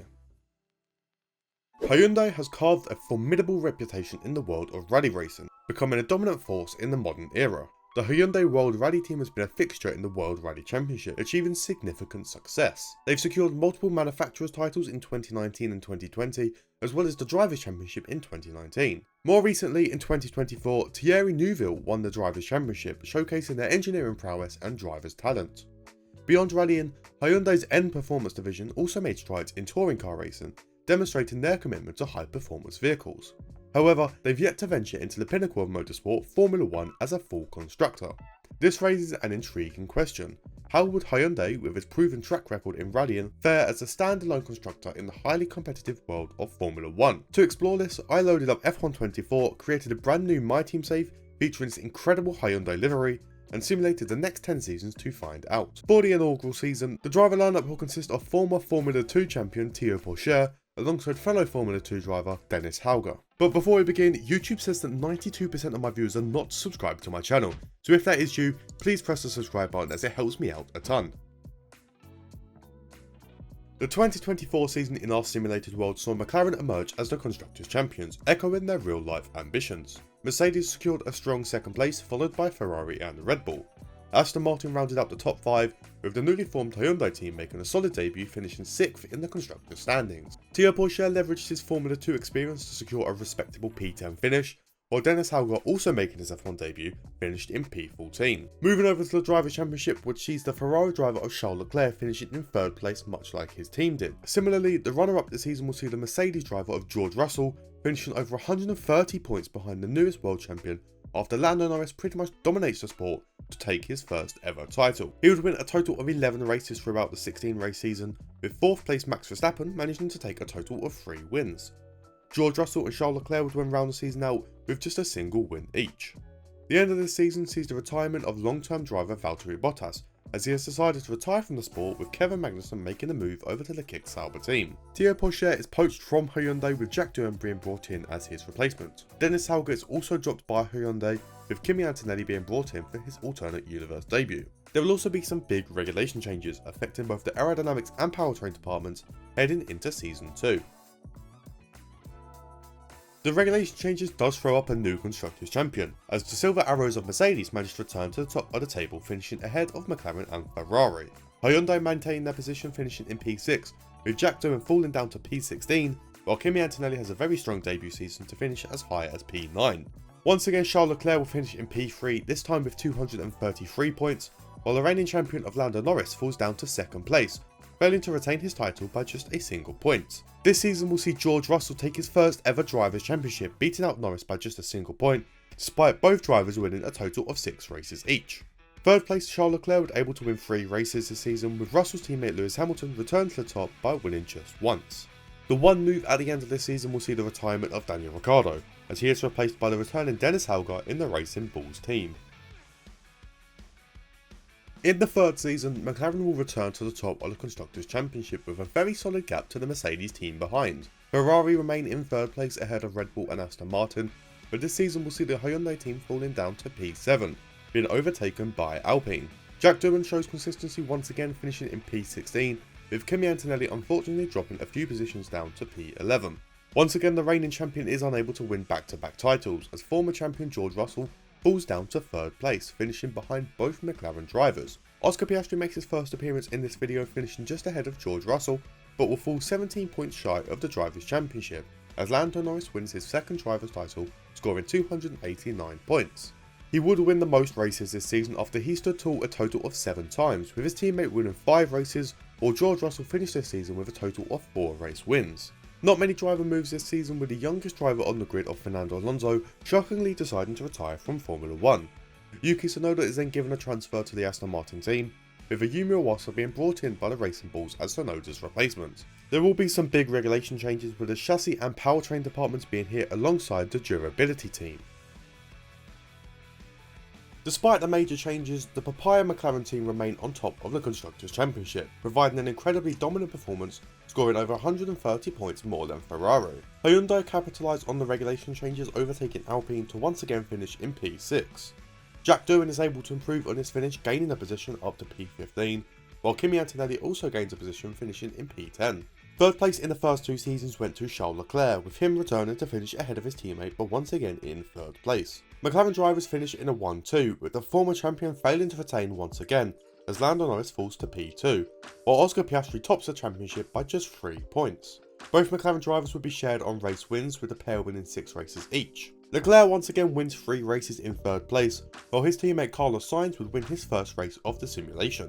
At the end of Season 4, the Kick Sauber driver of Kevin Magnussen will be retiring, with Oliver Behrman being brought in to make his debut next year. Aston Martin have also decided to drop Lance Stroll in favour of Dennis Hauger, with Deruvula being brought in by the Racing Bulls. There will also be some small aerodynamic changes going into Season 5. Before we hit the midpoint of the simulation, mid-season driver moves come into effect, with Toro Rosso being replaced by Jehan Deruvala. Lance Stroll was then given another chance in F1, but this time with the Racing Bulls team. McLaren continued their complete dominance of the sport, scoring 703 points compared to the runners-up Mercedes, who only scored 389. Ferrari finished in third place but just ahead of Aston Martin. The newest F1 team, Hyundai, fall down to P8 after a surprisingly difficult season. Kimi Antonelli falls down to P14 and Jack Doohan falls all the way down to P19. One of the recurring faces in this simulation is former champion George Russell, who will take third place position once again behind the McLaren drivers. The tradition of champions failing to retain their title continues, with Oscar Piastri falling down to P2, but just 9 points behind Lando Norris, who will take his third title in 5 years. Piastri would be unfortunate to finish in second place after he would take 7 race wins, while Norris would only take 6. Yuki Tsunoda comes out of nowhere to win 2 races in his Aston Martin, with George Russell also taking just a single win. Piastri must have been pretty upset with P2, leaving McLaren without a seat at any other team, with McLaren signing Toro Rosso after being dropped mid-season. Sergio Perez also leaves F1 after deciding to retire, with Iwasa being promoted to the senior Red Bull team. Jack Doohan is poached from Hyundai, with Nico Hülkenberg moving to the newest team. The last open seat at Haas is then given to Enzo Fittipaldi, who will make his debut next year. From this year onwards, the season will consist of just 10 races, with McLaren making the most of this reduced number. They remain at the top of the Constructors' Championship, almost doubling the points tally of Mercedes, who finish ahead of Ferrari despite both teams scoring the same amount of points. Hyundai improved on their results from last year and move up to P7, after Kimi Antonelli is able to move up to P12, while the newest signing Nico Hülkenberg fails to score points and finishes in P20. Max Verstappen actually makes his first appearance of the simulation, taking his Red Bull to finish in third place on the same amount of points as P2 of George Russell. And for the first time in this video, the reigning champion is able to retain his title after Lando Norris wins the World Drivers' Championship with 249 points. He would absolutely dominate this season, winning 9 out of 10 races, with runner-up George Russell taking just a single race win. Now at the end of this season, Lewis Hamilton decides to retire from Formula 1 without ever making his historic move to Ferrari. However, his new teammate at Ferrari, Charles Leclerc, does the opposite move to drive for Mercedes. Ferrari will go and sign Frederik Vesti to drive next season. The Hyundai team also decide to drop Nico Hülkenberg in favour of free agent Oscar Piastri to take them to the next level. There will also be some small regulation changes coming into effect, with both the chassis and durability departments being changed. The regulation changes were only small last year, meaning McLaren were once again able to win the Constructors' Championship, with Red Bull finishing quite close after Ferrari falls to 4th. Hyundai continued to improve from last season, moving up to a solid P5 finish, with Kimi Antonelli finishing in P10, while the newest driver of Oscar Piastri proves his worth to finish in P5. In just his second season with the Red Bull team, Ayumu Iwasa is able to put a very consistent performance to finish in third place, behind his teammate as Max Verstappen finishes as the runner-up. Now, after breaking the curse last season, Lando Norris is able to win a third driver's title in a row, taking his total to 5 championships. He would go on to win a total of 7 races this season, with Max Verstappen rounding up the season winning just 3 times. Despite being signed at the end of last season, Ferrari have already decided to replace Frederik Vesti, bringing in the current champion of Lando Norris, who is set to drive in red next year. Lance Stroll retires from the Racing Bulls team, with Nico Hülkenberg returning, while Victor Martins is signed to fill the last seat at McLaren. The powertrain department will then be hit with some regulation changes for Season 8. This year finally sees something new, with McLaren being dethroned by the Silver Arrows of Mercedes, returning to the top for the first time since Season 2. McLaren finished as the runners-up but just 22 points behind, with Hyundai continuing to improve, recording their highest finish so far in 3rd place. This is largely to do with both drivers having very impressive seasons, with Kimi Antonelli rising up to P8, and Oscar Piastri finishing inside the top 3. He finishes ahead of Max Verstappen and Charles Leclerc, but will have Toro Rosso just ahead of him, finishing in P2. This season sees a former champion returning to the top, with George Russell winning his second Drivers' Championship after Lando Norris falls down to P7 in his new Ferrari. Race wins were definitely more varied this year, with 6 different drivers winning a race. The champion George Russell, the runner-up Toro Rosso, 3rd place Piastri, and the other McLaren driver of Victor Martins would all win twice, with Max Verstappen and Charles Leclerc winning just a single race each. There will be some more driver moves this season after the retirement of Ferrari driver Carlos Sainz. The team then go and sign Yuki Tsunoda after his early potential, with Zhou Guanyu making the switch to Aston Martin. McLaren and Red Bull strike a deal to swap drivers, with Verstappen driving for McLaren and Martins will drive for Red Bull next year. Frederik Vesti is also brought back into the sport to drive for the Kick Sauber team in the penultimate season. There's just one season to go after this year, with McLaren once again returning to the top just at the right time. Hyundai are proving themselves as a top team with the possibility of them winning the Constructors' Championship next year.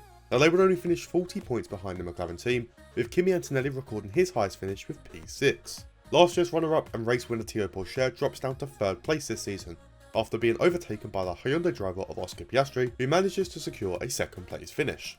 This year will see a new champion for the simulation, as Max Verstappen is able to take his new McLaren car to the very top, only outscoring Piastri by 5 points. Race wins were not as varied as last season, with the top 2 drivers only being able to win, with Max Verstappen taking a total of 6 race wins, while Oscar Piastri only took 4. Former 2-time champion George Russell fell out of title contention this season and has decided to call it a day in Formula 1. Mercedes then poached a driver from their opposition, with Max Verstappen moving away from his title-winning car. Oscar Piastri then returns to the McLaren team, with Alex Albon moving to Hyundai. Red Bull and Alpine swap drivers, with Victor Martins once again being involved, while Esteban Ocon will join the Red Bull team. The last open seat at Williams is then given to Jack Crawford, who will make his debut in the final season. Alongside the moves, there was also some big regulation changes, with the aerodynamics, chassis and durability departments all being affected for Season 10. Now despite all the changes to the regulations and the driver markets, the McLaren end the simulation the same way they started, by finishing at the top of the standings and winning the Constructors' Championship. Mercedes returned to finishing as runners-up, with Hyundai being unfortunate to finish the final season in 3rd place. Losing Oscar Piastri proved to be a big issue, with the drivers only managing to finish in P4, while Alex Albon finished in P6 in his first year. Now the top 3 is filled of former champions, with Lando Norris returning to the top 3 for the first time driving for Ferrari. 2nd place goes to the reigning champion of Max Verstappen, who is unable to retain his title after moving to Mercedes. This allows for Oscar Piastri to win yet another Drivers' Championship in his return to McLaren for the final season of this simulation. Piastri will take a total of 6 race wins across the entire season, with Max Verstappen taking 3 in his Mercedes car, with Lando Norris returning to the top step just once for his first time in Ferrari. But that is 10 seasons simulated with the Hyundai team being added into Formula 1. Now let's take a look at the numbers from all 10 seasons to see who had the strongest performance and who was the biggest flop. Firstly, only 2 teams would finish at the top of the Constructors' Championship, with Mercedes winning just twice and McLaren wiping the floor after winning a total of 8 titles. Moving over to the Drivers' Championship, and there were 4 drivers who were able to secure the grandest prize, with Max Verstappen surprisingly only winning once. George Russell was able to win the championship on 2 occasions, with Oscar Piastri winning a total of 3 titles. But coming out on top will be Lando Norris, who will take half of the Drivers' Championships during the 10 seasons. And across those 10 seasons there were a total of 10 drivers, who were able to call themselves a race winner. Both Lewis Hamilton and Carlos Sainz would win just a single race each, with Toro Rosso, Victor Martins and Yuki Tsunoda all winning twice. Charles Leclerc was able to win a total of 8 races behind George Russell, who won 15, and Max Verstappen, who would win 16. Oscar Piastri had a very strong performance, taking a total of 30 race wins, with Lando Norris winning a whopping 53 times out of a possible 130 races. But that is going to wrap up today's video. Now if you enjoyed, make sure to drop a like and subscribe if you haven't already. I really want to try and hit 10,000 subscribers at some point this year, so if you've not already, please press the subscribe button to show some support. Links will be in the description for all my various social media, including my Discord server, which is the best way to receive updates about uploads, but also talk to me and other fans of the channel. But that is going to be all from me today, so have a good day, evening or night, wherever you are, and goodbye. Nissan has become a household name in the world of Formula E, ever since making their debut in Season 5, where they secured a P4 finish. Now during their 2nd season as a team, they managed to finish as runners-up in the team's championship, securing 6 podiums and 6 pole positions from Sebastian Buemi and Oliver Rowland, with Rowland securing his first race win during the 1920 season. The Nissan team would unfortunately see a run of bad results throughout Season 7 and Season 8, with a 5th place finish being the best result, where they finished both seasons in P9 in the team championship. The next season saw some improvement as they moved up to P7, with some major improvements to finish in P4 during the 2023 and 2024 season. Things are starting to look very positive for the team, as at the time of recording, the Nissan Formula E team sit at the top of the standings, leading the McLaren team by just a single point. But would they be able to take that success and bring it over to Formula 1? To answer this, I loaded up a brand new F124 MyTeam save with this incredibly beautiful livery and simulated through the next 10 years to see how they would perform. And for their debut season, they would sign the rookie pairing of Gabriel Bortoleto and Isaac Hadjar, with both drivers set to make their F1 debut with Nissan compared to real life. Now before we begin, don't forget to drop a like and subscribe if you haven't already, and make sure to stick around to the end of the video as there are some big surprises in the results. With this first season being the simulated 2024 season, McLaren would win their title just like in real life, but would be absolutely dominant. Mercedes would finish as runners-up, with Ferrari, Red Bull and Aston Martin making up the top 5. Nissan have a respectable debut season, finishing in P6 after taking a decent haul of points. Isaac Hadjar would finish down in P20, while Bortoletto finishes in P10, scoring a huge 48 points.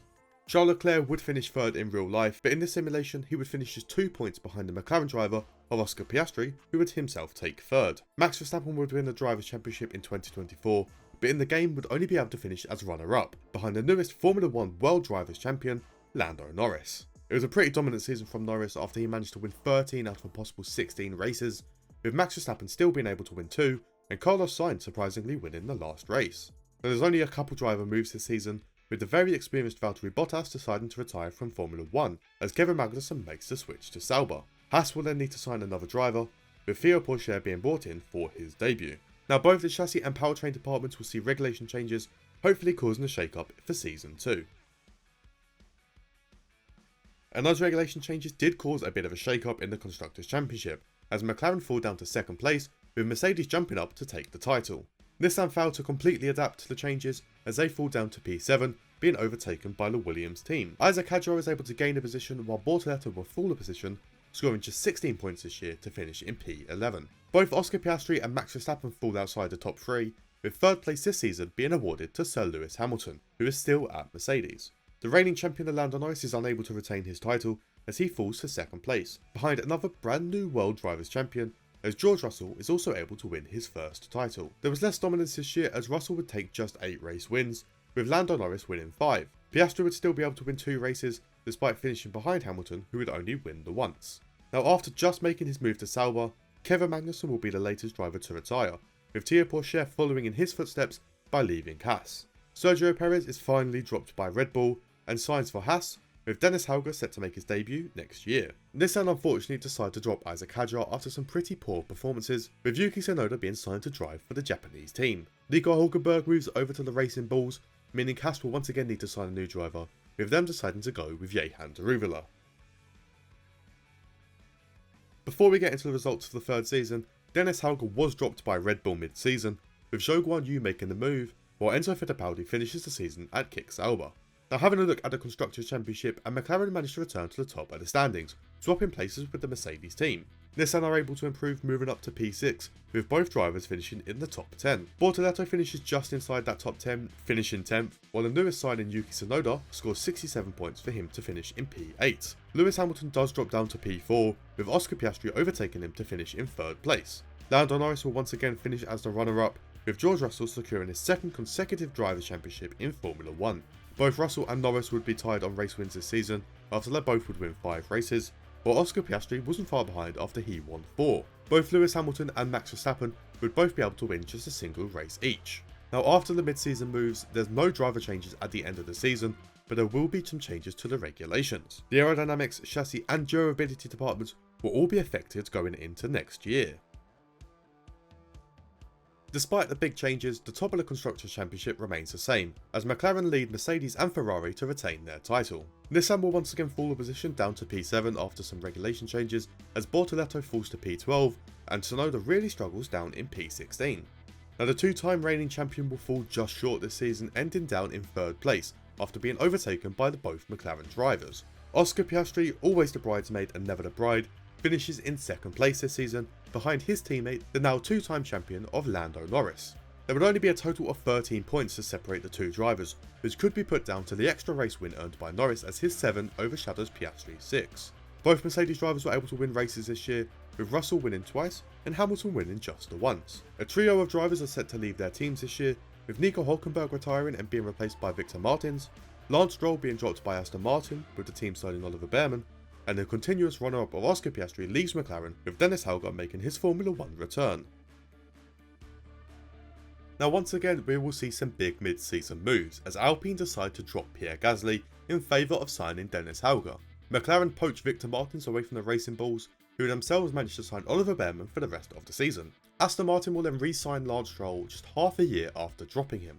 Now, going back to the Constructors' Championship, and we see the Mercedes team once again finishing at the top of the standings, with the McLaren team falling to P2 but still ahead of Ferrari. Nissan are able to record their highest finish yet, finishing in P5 as they overtake Aston Martin and Williams. Bortoletto moves up to P11 while Tsunoda makes a massive leap all the way up to P7. Max Verstappen returns to the top 3 of the Drivers' Championship for the first time since Season 1 as he takes 3rd place in Season 5. Despite Mercedes winning the Constructors' Championship, George Russell will only be able to finish as high as 2nd place, as Lando Norris is able to retain his Drivers' Championship by quite a large margin. Almost complete dominance from Norris this season as he scored 13 race wins, as George Russell would only finish the season winning 3 times.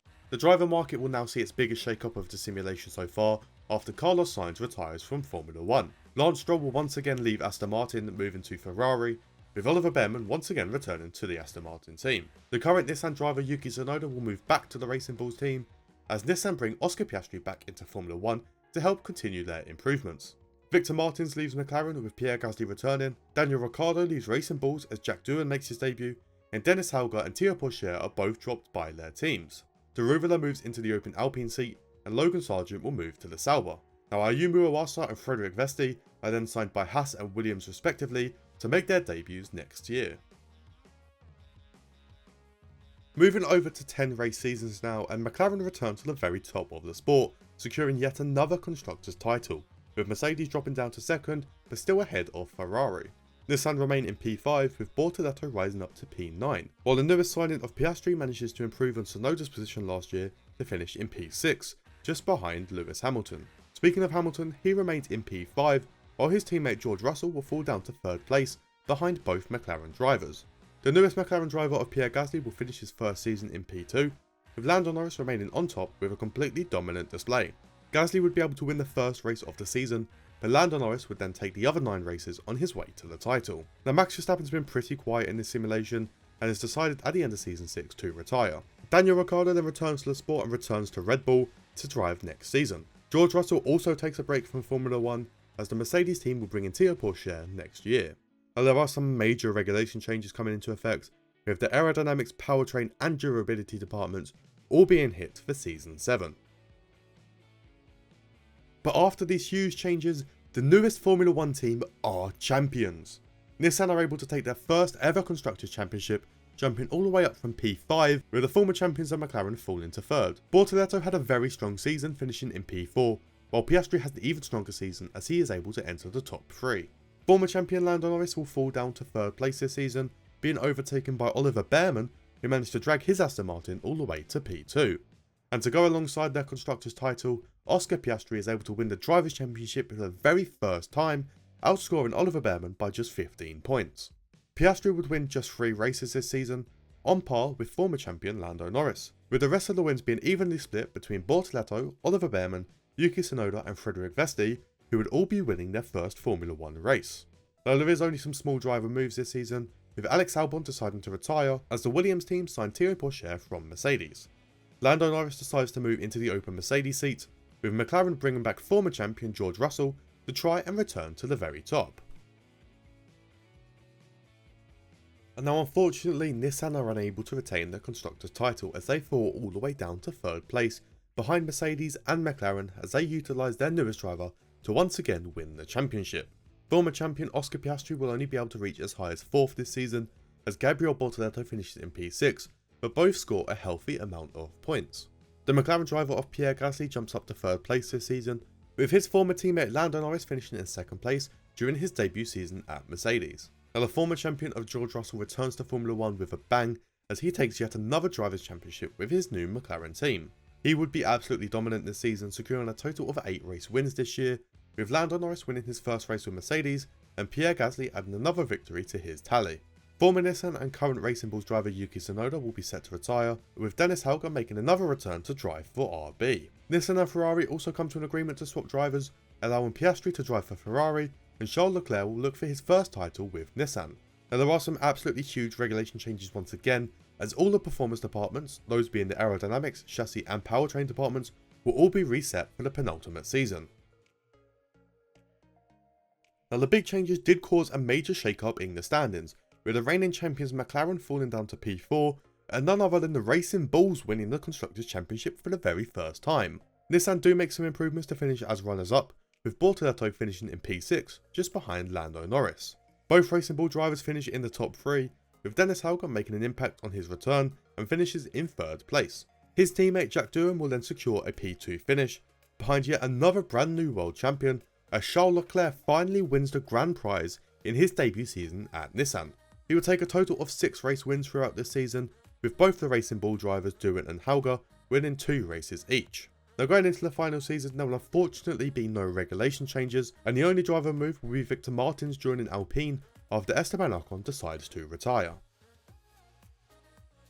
Now the final season of this simulation will end with the Racing Bulls still at the top of the championship, with McLaren rising to 2nd while Nissan fall to P4. Both Nissan drivers do slightly decline, with Bortoleto remaining in P6 with less points, while Charles Leclerc drops from champion down to P7. Both Racing Bulls drivers will remain in the same positions this year, with Dennis Hauger finishing in 3rd place, while Jack Doohan finishes in 2nd.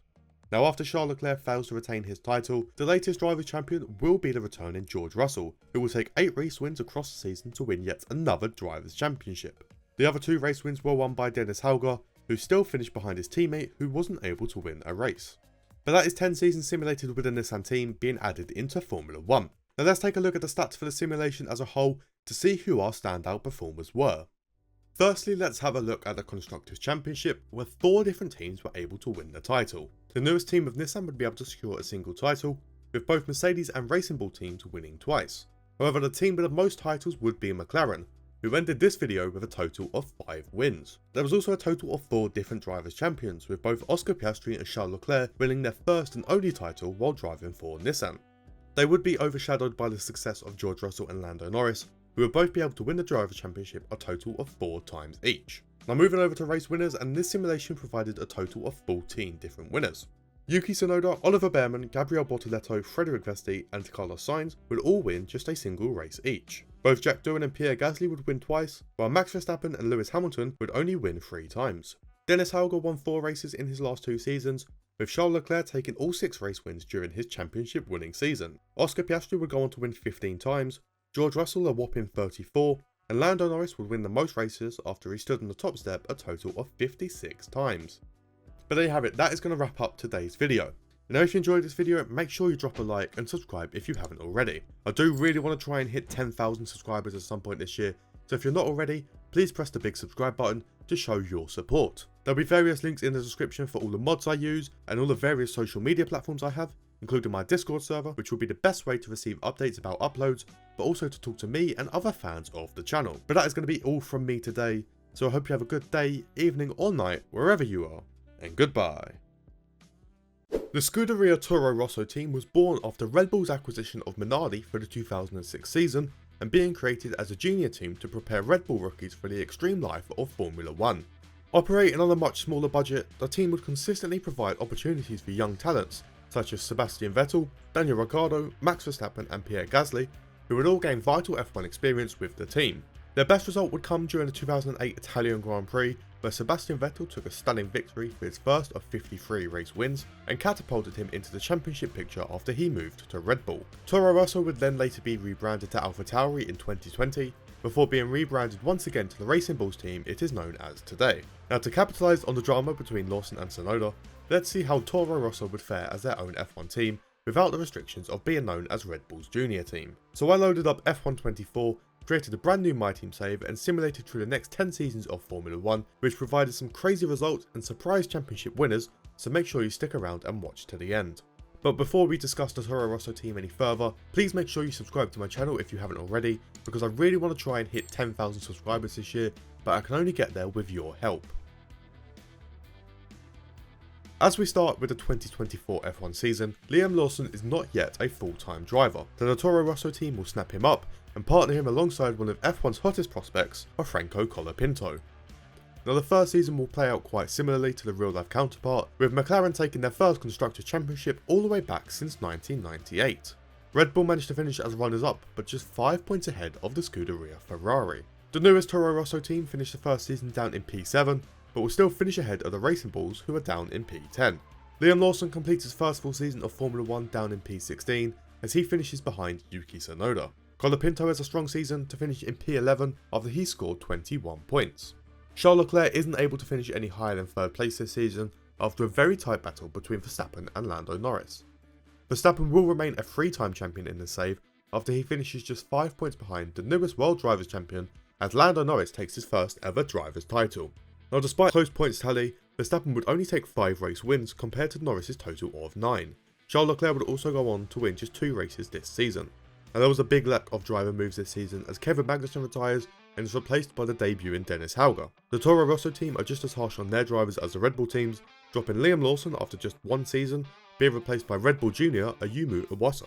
There will also be some small changes to the regulations, but this will only affect the aerodynamics department for Season 2. The regulation changes did cause a small shake-up as Red Bull managed to overtake McLaren to win the Constructors' title in Season 2. Mercedes overtake Ferrari, Toro Rosso fall down a position to P8, with the Racing Bulls finishing just behind. Colapinto does remain on form, finishing just a position lower in P12, while the newest signing of Ayumu Iwasa secures a P15 in his debut season. Now moving over to the Drivers' Championship, as Charles Leclerc will remain in 3rd place once again, behind the 2 fighting title contenders. The title fight would go all the way down to the wire at Abu Dhabi, with Lando Norris failing to retain his title as Verstappen secures his inevitable 4th Drivers' Championship. Verstappen will manage to win 7 races this season, with Lando Norris only being able to win on 3 occasions, just like Charles Leclerc. George Russell is able to win 2 races, with the other Red Bull driver of Sergio Perez also being able to secure a victory. Racing Bulls will see their driver Daniel Ricciardo retire from Formula 1, with Nico Hülkenberg making the switch, while Théo Pourchaire is brought in by Haas to make his debut. Ayumu Iwasa is unfortunately dropped by the new Toro Rosso team, with the current race winner Sergio Perez being brought in as his replacement. Red Bull will then take advantage of this to sign the other championship contender, as Lando Norris will partner Max Verstappen next season. McLaren then signed Jehan Daruvala to drive next year, alongside some more regulation changes, as both the chassis and durability departments will see a shake-up for the future.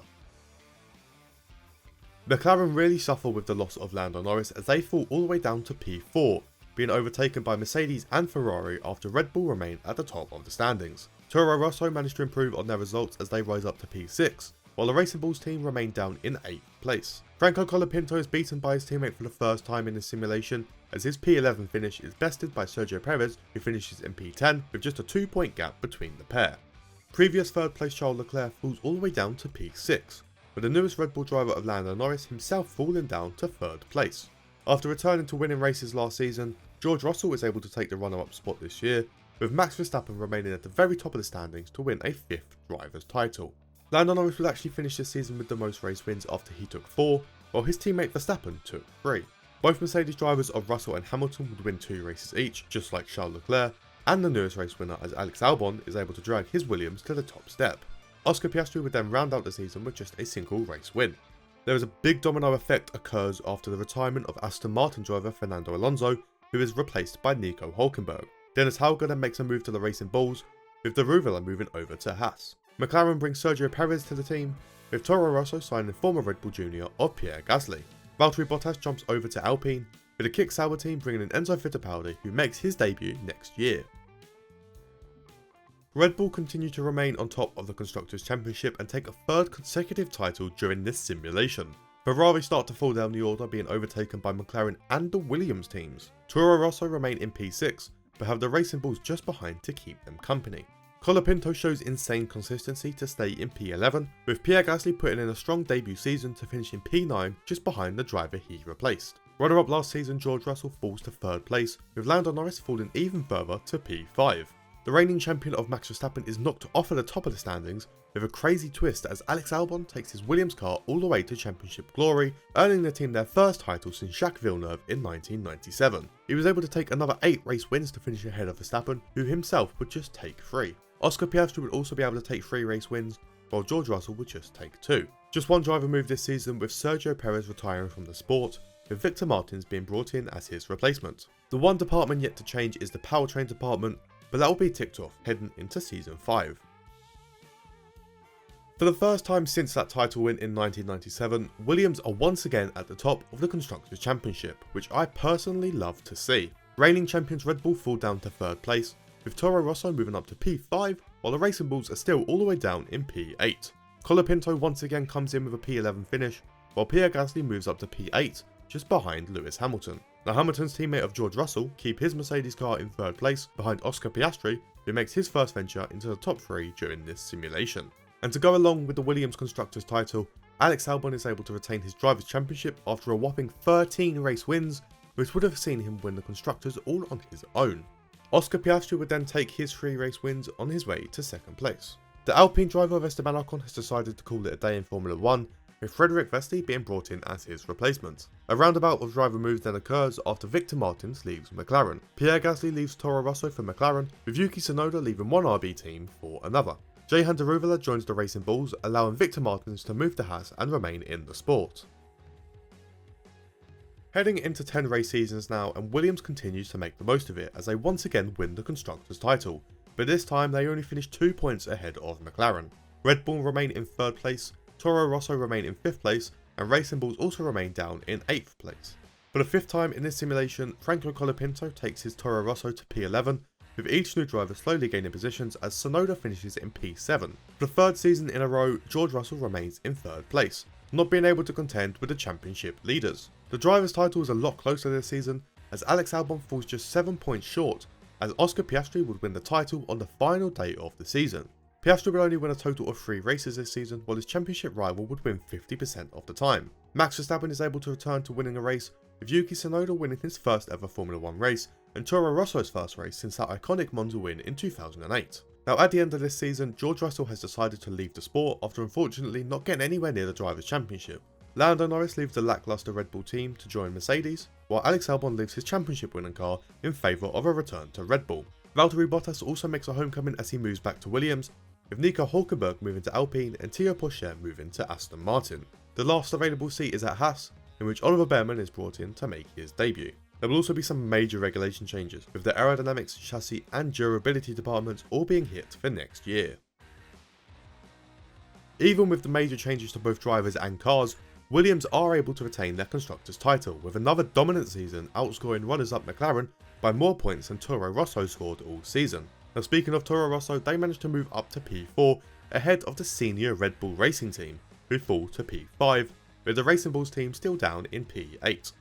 Colapinto doesn't finish this season in P11, but instead moves up to P8, finishing above the likes of Max Verstappen and former champion Alex Albon, while Yuki Tsunoda has a strong season to finish in P5. The former champion of Oscar Piastri falls down to 3rd place this season, with both Williams drivers making the leap to finish with a 1-2. Williams' newest signing Valtteri Bottas will take the runner-up position, as he finishes just 3 points behind his new teammate, with none other than Logan Sargent finishing at the top of the standings and winning his first ever title. It was very close between the two Williams drivers, as the 3-point gap was a result of Sargent's 5 race wins compared to Valtteri Bottas' 4. 3rd place Oscar Piastri would then wrap up the season with just a single race win. Toro Rosso want to continue their improvements, with the team striking a deal with Ferrari to swap drivers, allowing Charles Leclerc to join, with Yuki Tsunoda moving away to Ferrari. Williams' dominance could start to bore fans, said no one ever, but they do go on to win another Constructors' Championship, but McLaren are starting to reel them in, with a close fight emerging in the future seasons. Toro Rosso remain in P4, but most importantly still ahead of Red Bull Racing, with the Racing Bulls team suffering the most, finishing the season in last place. Franco Colapinto does fall the position down to P9, with Charles Leclerc having a very strong first season to finish up in P6. Former runner-up Valtteri Bottas falls down to 3rd place this season, behind his teammate Logan Sargent, who is unable to retain his driver's title. This allows the McLaren driver Oscar Piastri to return to the top, as he wins another Formula 1 Drivers' Championship. He would show a pretty dominant display after he won 7 races, with former champion Sargent winning just twice and Bottas winning just once. There were more driver moves this year after Carlos Sainz decides to leave Ferrari and retires from Formula 1. Zhou Guanyu makes a big step up to the Ferrari team, with Dennis Hauger moving over to Sauber. Victor Martins moves over to the Racing Bulls, while Ayumu Iwasa returns to Formula 1 to drive for Haas many years after his debut season. Now both the powertrain and durability departments will face regulation changes to shake up the sport heading into the penultimate season. Now this simulation is starting to feel a bit like the late 1990s, with McLaren and Williams being the top teams, as McLaren managed to return to the top in the 9th season, overtaking the very successful Williams. Toro Rosso also move up to finish in 3rd place, while Red Bull remain in P5, but Racing Bulls move back up to P8. Franco Colapinto moves ahead of his teammate of Charles Leclerc, with both drivers finishing on 75 points in P6 and P7. The top 3 of the Drivers' Championship remains the same this season, with Valtteri Bottas finishing in 3rd behind his teammate of Logan Sargent. The McLaren driver of Oscar Piastri is able to retain his driver's championship to match his team's success. He has an even more dominant display, taking another 8 race wins, while Sargent and Piastri's teammate of Pierre Gasly would both win a single race each. Former champion Alex Albon fell off after moving to Red Bull, but is set to retire at the end of this season. Logan Sargent makes a similar move to join Red Bull, while Yuki Tsunoda moves over to the very successful Williams. Lance Stroll leaves Aston Martin for the first time to drive for Ferrari, with Oliver Behrman moving to the green team and Jack Doohan is brought in by Haas for his debut. Alongside this, Toro Rosso is still Red Bull's most successful driver, as Max Verstappen swaps cars with Charles Leclerc for the final year.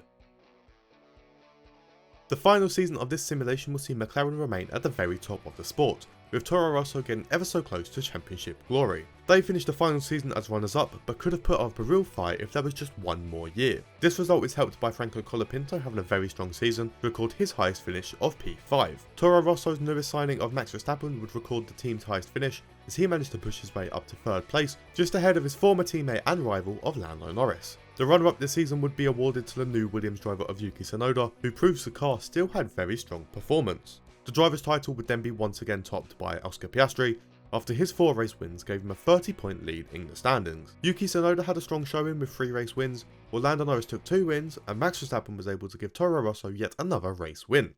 And there you have it, 10 seasons of F1 simulated, with Toro Rosso returning as a standalone constructor. Now let's have a look at the final stats for the simulation as a whole to see who the standout performers were.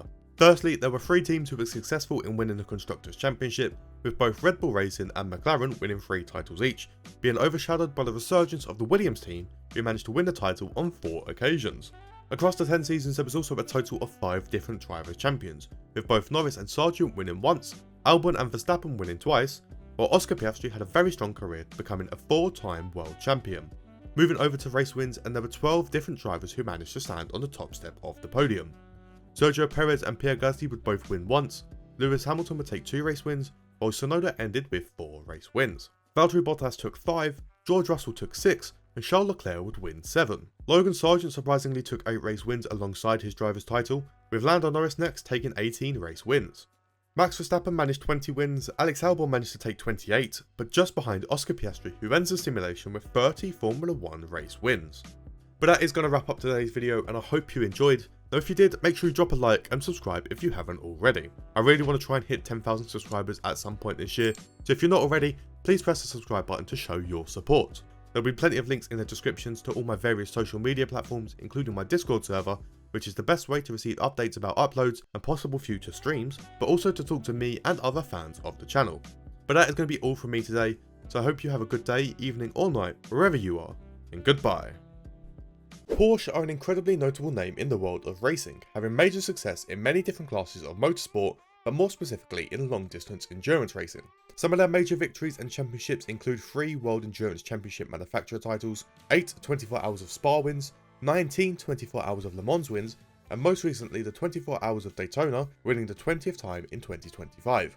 In the world of Formula 1, Porsche was first seen in the early 1960s, with their only win as a constructor coming in the 1962 French Grand Prix, before withdrawing at the end of the season due to high costs. They would return to Formula 1 in 1983, supplying V6 turbo engines badged as tag units for the McLaren team, who would go on to win the Constructors' title in 1984 and 85, as well as 3 Drivers' Championships from 84 to 86, driven by Niki Lauda and Alain Prost. They would take a total of 25 race victories before their departure in 1991. But what would happen if they re-entered the world of Formula 1 in the modern era, bringing their partnership with Team Penske to the pinnacle of motorsport? So I loaded up F1 24 for possibly the last time and simulated the next 10 years to see how they would perform.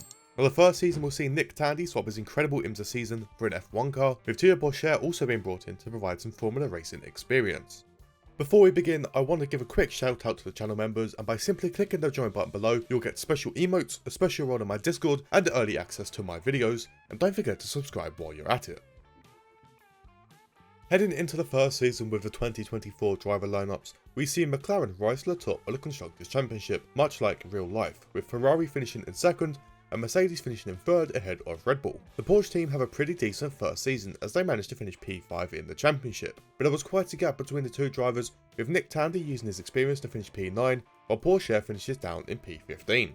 Moving into the Drivers' Championship with Charles Leclerc finishing in 3rd place, again much like in real life. The runner-up this season will in fact be Max Verstappen, as he finished behind a brand new World Drivers' Champion as Lando Norris takes his first ever Drivers' title. It was actually quite a close battle after Lando Norris would take a total of 6 race wins, with Max Verstappen behind ever so close with 5. Charles Leclerc was able to finish in 3rd after taking 3 race wins, with both his teammate Carlos Sainz and his new teammate in real life Lewis Hamilton taking 1 win each. Now, the end of Season 1 will culminate with quite a few driver moves, as a result of Kevin Magnussen retiring from Formula 1. Daniel Ricciardo is given another chance in F1 as he moves into the European Haas seat, with Sergio Perez being demoted to the Racing Bulls. None other than Charles Leclerc is then signed by Red Bull to replace Sergio Perez, with Lando Norris then moving to Ferrari to replace Leclerc. McLaren have definitely got the short end of the stick, as Logan Sargent is then brought in to replace the world champion. Yuki Tsunoda is picked up by the Williams team, with the Racing Bulls providing the debut to Dennis Hauger next season. There will also be some small regulation changes, but these will only affect the powertrain department.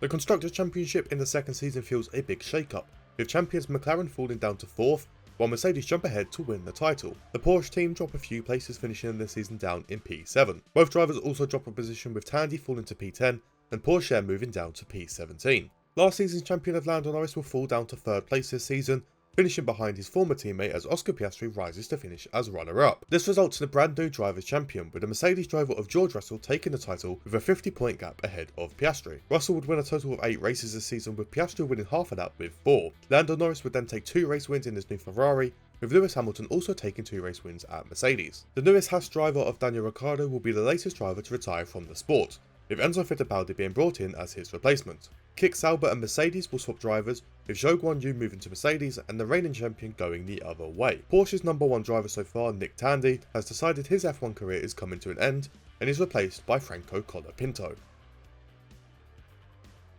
This season will see the former champions Mercedes dropping all the way down to P5, with McLaren once again returning to the top after making the big jump up from 4th. Finishing 4th this season though would be the Porsche team, with their newest driver Franco Colapinto managing a very impressive 4th place finish. Porsche also makes a big improvement this season as he makes his way up to finish in P9. We will also see a different champion after George Russell's move to Sauber left him down in P17. The Season 1 runner-up Max Verstappen will only manage to finish in 3rd place this season, with the Season 1 champion Lando Norris only being able to finish in 2nd. This allows for Oscar Piastri to move to the top and win his first ever Drivers' Championship. He would be absolutely dominant on his way to the title after he took 12 race wins, with Lando Norris winning twice, while Verstappen and Lewis Hamilton will both win just once.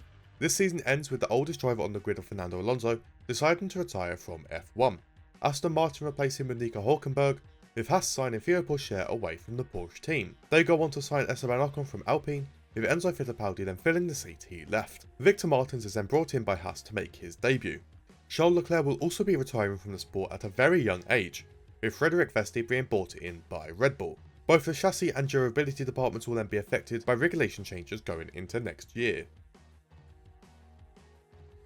McLaren will manage to retain their Constructors' Championship in Season 4 with an impressive point improvement, finishing just over 100 points ahead of Ferrari. The Porsche team struggled to adapt to the regulations and they fall down to P6. Franco Colapinto will unfortunately fall down from P4 all the way down to P13, being beaten by his teammate as Esteban Ocon finishes in P10. The Drivers' Championship doesn't see too much of a change, with Lando Norris dropping down to 3rd place, with Max Verstappen moving ahead of him for a P2 finish.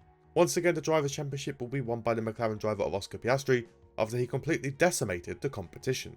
He would finish the season winning 14 out of a possible 16 races, with Max Verstappen winning the other 2.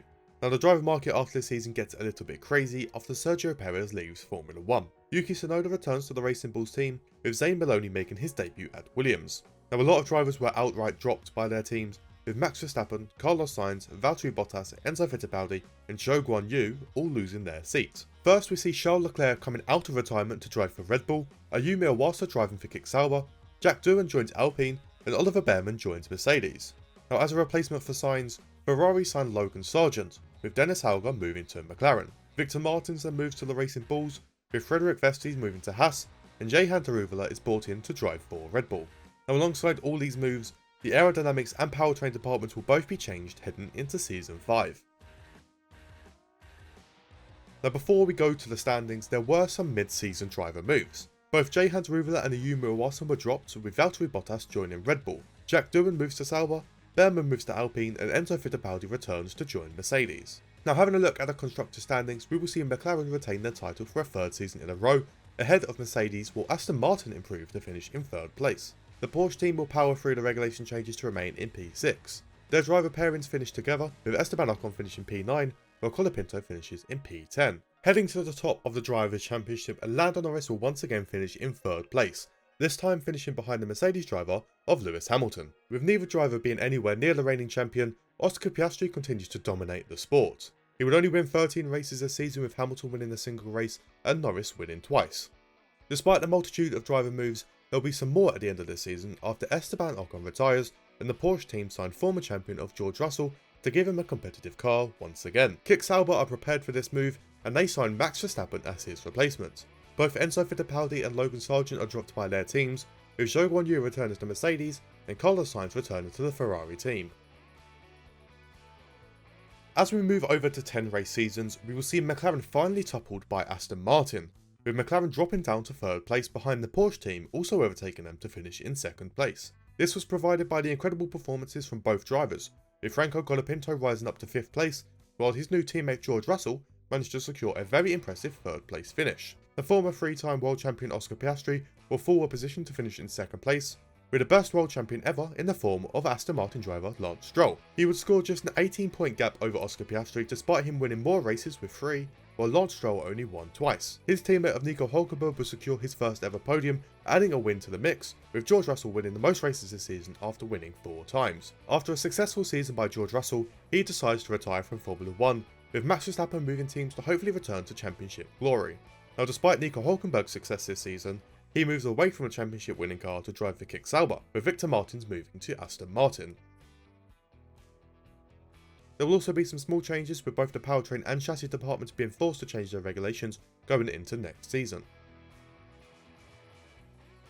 Now, despite the regulation and driver changes, Aston Martin are able to retain their Constructors' Championship, beating the McLaren team by just a single point. The Porsche team fall a few positions, finishing down in P4 after being overtaken by Ferrari. Franco Colapinto has a more difficult season, falling all the way down to P11 in the standings, with Max Verstappen managing to take P5 in his debut season with the new team. Returning to finish in 3rd place will be the Ferrari driver of Lando Norris, finishing just behind the former champion of Lance Stroll. This allows for the McLaren driver of Oscar Piastri to return to the top of the driver's standings, despite his team failing to win the Constructors. This would largely be a result of Helga finishing all the way down in P12, while Piastri would win a total of 6 races, with Stroll and Verstappen both taking 2 races each throughout the season. Now, next season will feel very similar, as there are no driver transfers or regulation changes going into Season 8. Despite no changes, there will be a brand new Constructors Champion, as the Porsche team managed to make the most improvements to jump up to the top of the standings, beating out McLaren and the former champions of Aston Martin. Both drivers will enter the top 3 this season, with Franco Colapinto recording his highest ever finish, up in 3rd place, with his teammate not far ahead as Max Verstappen finishes as the runner-up. Now, despite their incredible performances, Oscar Piastri is still able to remain at the top of the driver's standings, with only a 25-point gap to the Porsche driver. Piastri's extra race win over Max Verstappen would be a key factor into this, with Piastri's 5 wins overshadowing Verstappen's 4. Franco Colapinto is also able to stand on the top step of the podium to secure his first ever Formula 1 race win. At the end of the season, Ferrari driver Carlos Sainz will once again leave the sport, this time actually retiring, with former champion Lance Stroll being signed as his replacement. After finishing 2nd, Max Verstappen leaves the Porsche team in favour of driving for Aston Martin, with Lewis Hamilton being brought in to continue the team's success. Oscar Piastri will be leaving his very successful McLaren car to join Mercedes, with Jehan Daruvala making his return to drive for the championship-winning McLaren next season. Now, both the aerodynamics and durability departments will face regulation changes as we head into the penultimate year. In the second to last season, the Porsche team managed to retain their Constructors' Championship despite changes to both the car and the driver lineup. Red Bull make the jump up to P2, with Aston Martin finishing very close behind. Both Porsche drivers will fall just short of finishing in the top 3, as Colapinto in P5 finishes just 10 points behind Lewis Hamilton in P4, who himself finishes just 10 points behind the 3rd place driver of Oscar Piastri, who will see some success in his new car. Former Porsche driver Max Verstappen will find himself finishing in P2 during his first season at Aston Martin, but will finish behind Charles Leclerc, who is able to win his first ever Drivers' Championship while driving for the Red Bull Racing team. There was a total of 3 different drivers who finished this season with a total of 3 race wins, with the champion Charles Leclerc, the runner-up of Max Verstappen, and Franco Colapinto all sharing the same number of wins. The final race was then won by Oscar Piastri, who wins a race on his debut season with Mercedes. Now at the end of this season, a driver who we haven't mentioned at all in this simulation, Alex Albon, has announced his retirement from the sport. Williams will sign Frederic Vesti away from Haas, with de Rivera leaving the McLaren team. A more experienced driver in the form of Pierre Gasly will move into the upsetting McLaren car to try and revive them, with Porsche moving to Alpine and Ayumu Iwasa returning to drive for Haas. Now in the final season, we see the champions of Porsche falling down to 3rd place, with Aston Martin returning to championship glory ahead of McLaren. Both drivers have similar seasons though, as Colapinto rises a position to finish in P4, with Hamilton falling as far down as P8. The former multiple-time champion Oscar Piastri will remain in 3rd place this season, with a surprising new face of Dennis Hauger entering 2nd place in his revived McLaren car. Although no one will get anywhere near the final world champion, with Max Verstappen being absolutely dominant in the standings with his new Aston Martin team. He would go on to win a total of 7 out of the 10 races this season, with the rest being split between Dennis Hauger, Oscar Piastri and the former champion of Charles Leclerc. But that is 10 seasons simulated with the Porsche team joining Formula 1, but let's have a look at the entire simulation as a whole to see who the standout performers were. Firstly, looking at the Constructors' title, with 4 different teams managing to finish at the top. Mercedes would take just 1, the new Porsche team would be successful winning twice, Aston Martin managed to take 3 titles, with McLaren finishing on top with 4 wins. In contrast, there were 6 different drivers' champions, with Verstappen, Leclerc, Stroll, Lando Norris and Russell all winning just once, while Oscar Piastri would dominate the sport to win a total of 5 world championships. This video would then throw 11 different race winners into the mix, with Nico Hülkenberg, Dennis Hauger and Carlos Sainz all winning once, while Lance Stroll and Colapinto would take 4 race wins each. Hamilton would win 5 races, Leclerc would win 7, with both Norris and George Russell tied on 12 race wins each. Max Verstappen would double that to take 24, while Oscar Piastri stormed away with an incredible 59 race wins. But that is going to wrap up today's video, and if you enjoyed, don't forget to leave a like down below. I really want to hit 10,000 subscribers this year, so please help me out and subscribe if you haven't already. There'll be links in the description to my various social media platforms, including my Discord server, which is the best way to keep up to date on future uploads, future streams, and to chat with other viewers of the channel. But that is going to be all from me today, so I hope you have a good day, evening or night, wherever you are, and goodbye. Peugeot Sports is the motorsport division of the French car maker Peugeot, founded in 1981 by Jean Todt. Initially competing in the World Rally Championship, the team shifted to sports car racing in 1988 with the Peugeot 905. Success would come quickly, winning both the World Sports Car Championship and the 24 Hours of Le Mans in 1992. In 1994, they would enter Formula 1 with a McLaren-designed engine, but endured a difficult season, with 8 podiums, no wins, but 17 DNFs. From 1995 to 1997, Peugeot would supply engines to Jordan, but they would achieve just 5 podiums. Under political pressure, they would then partner with the Prost Grand Prix team from 1998 to 2000 in hopes of forming a French powerhouse, but would only score 10 points across the 3 seasons, prompting their exit from Formula 1. Peugeot has since found greater success in touring and sports cars, and currently competes in the World Endurance Championship with drivers like Stoffel Van Dorn and Paul de Resta. Many years have passed since they left Formula 1, so what if it was time to give it another go? So I loaded up F124 for probably the last time and simulated through the next 10 seasons as the Peugeot sports team, utilising the driver lineup of Franco Colapinto and Mark Webber. Before we begin, F125 is just around the corner, so don't forget to subscribe to keep up to date with videos and live streams for when the new game drops. The Constructors' Championship will play out pretty similar to the real life comparison, with McLaren leading the charge, this time with Red Bull in 2nd and Ferrari finishing in 4th behind Mercedes. The Peugeot sports team will see a solid P6 finish on their return, with Colapinto and Mark Webber taking P10 and P11 respectively. Moving over to the driver standings, and the first season will see Charles Leclerc remaining in 3rd place behind Lando and Max. But this alternate universe will see Max Verstappen forced to play runner-up, playing second fiddle to Lando Norris as he wins his first ever Drivers' Championship. He would be absolutely dominant, taking 11 race wins out of a possible 16, with Verstappen taking the other 5. The driver market would see a major shake-up after Daniel Ricciardo leaves the sport, making way for Nico Hülkenberg to make the move to the Racing Bulls. Lance Stroll would jump over to the Haas team, with Oscar Piastri making a questionable move to Aston Martin, while Enzo Fittipaldi will make his debut with McLaren next year. Mark Webber will also be leaving Peugeot at the end of the season, as George Russell is signed as his replacement. Logan Sargent is then given the Mercedes drive, with Toro Rosso set to debut with Williams. There will also be some small aerodynamic regulation changes, which will come into effect next year. The second season will see some changes at the top of the Constructors' Championship, as reigning champions McLaren drop down to 3rd place, with Red Bull taking their first title of this simulation. Peugeot also make an improvement, moving up to P5, overtaking the Mercedes team. Franco Colapinto will remain in P10, improving on his points tally, while his new teammate takes his car to finish in P5. The Drivers' Championship remains pretty similar, but we'll see Verstappen ending in third place behind Charles Leclerc, who finishes as the runner-up. This means that Lando Norris will retain his Drivers' Championship, and he does that by just 4 points. Despite a very small point gap, Lando would take 10 race wins compared to Charles Leclerc's 2. Verstappen was able to take 3 race wins, with his teammate Sergio Perez returning to the top step. Peugeot's top target, the French driver of Pierre Gasly, will be retiring at the end of this season, with Dennis Alger being brought in by Alpine for his debut. Toro Rosso and Enzo Fittipaldi will also swap teams for next year.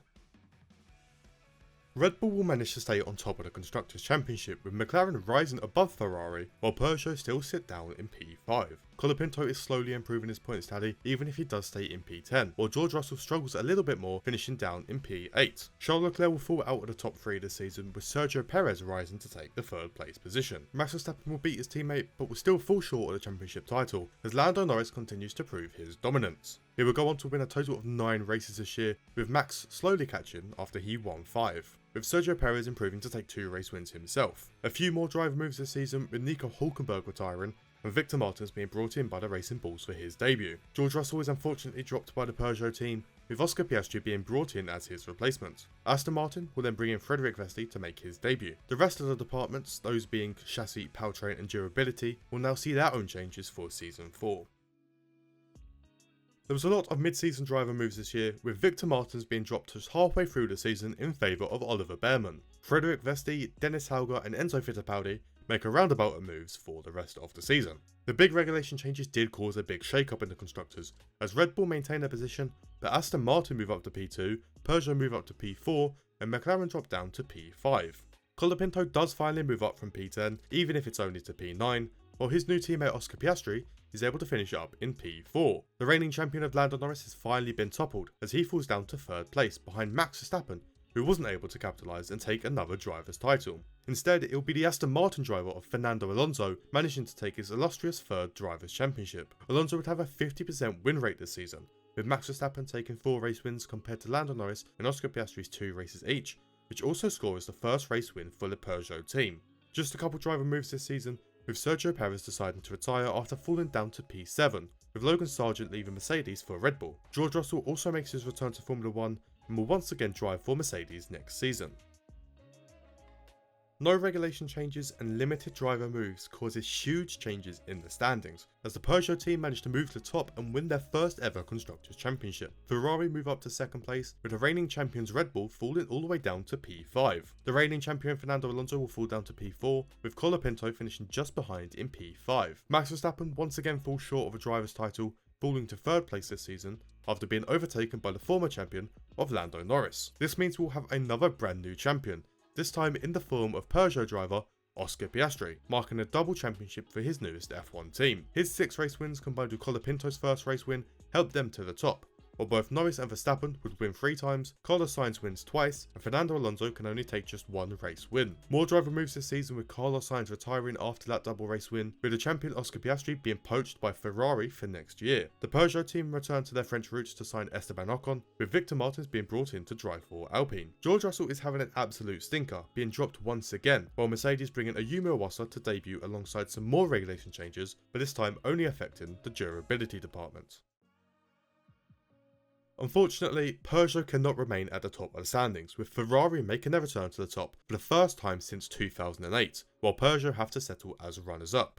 The newest signing of Esteban Ocon can only reach as high as P7, but he does outscore his former team by an incredible amount. Former Peugeot driver Oscar Piastri falls to 3rd place with his new Ferrari car, behind his former teammate Franco Colapinto, who is able to record his highest ever finish up in P2. However, the title will be won by a driver who has had to wait 6 seasons for another, as Max Verstappen returns to championship glory after a pretty dominant season. His 9 race wins took him miles ahead of Colapinto despite his 4 race wins, while Norris, Alonso and Esteban Ocon would all win a single race each. Piastri wasn't happy with his 3rd place finish and will retire from the sport, but does have that championship to his name. Lance Stroll is then signed and moves to Ferrari, with Johan Darubala being brought in by Haas for his debut. The Mercedes and the Racing Bull teams come to an agreement to swap drivers, as Iwasa and Behrman will trade places for a hectic next season, as all the performance departments are being affected by regulation changes, those being aero, chassis and powertrain.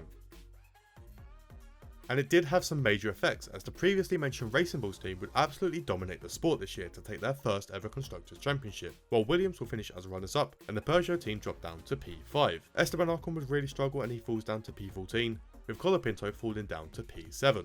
Iwasa must have had some insider knowledge, as his switch to the Racing Bulls netted him a third place finish, much higher than his replacement Oliver Behrman. Former champion Lando Norris returns to the top 3 to finish runner-up behind a brand new champion, as Yuki Tsunoda is able to dominate the sport, taking 10 race wins on his way to a title. His teammate Ayumu Iwasa would manage to take his first race win, while both Norris and Frederick Vesti in the Williams would take 2 race wins each. The only move would be Esteban Ocon, who leaves the Peugeot team without another seat, while the Peugeot team bring in another French driver in the form of Isaac Hadjar.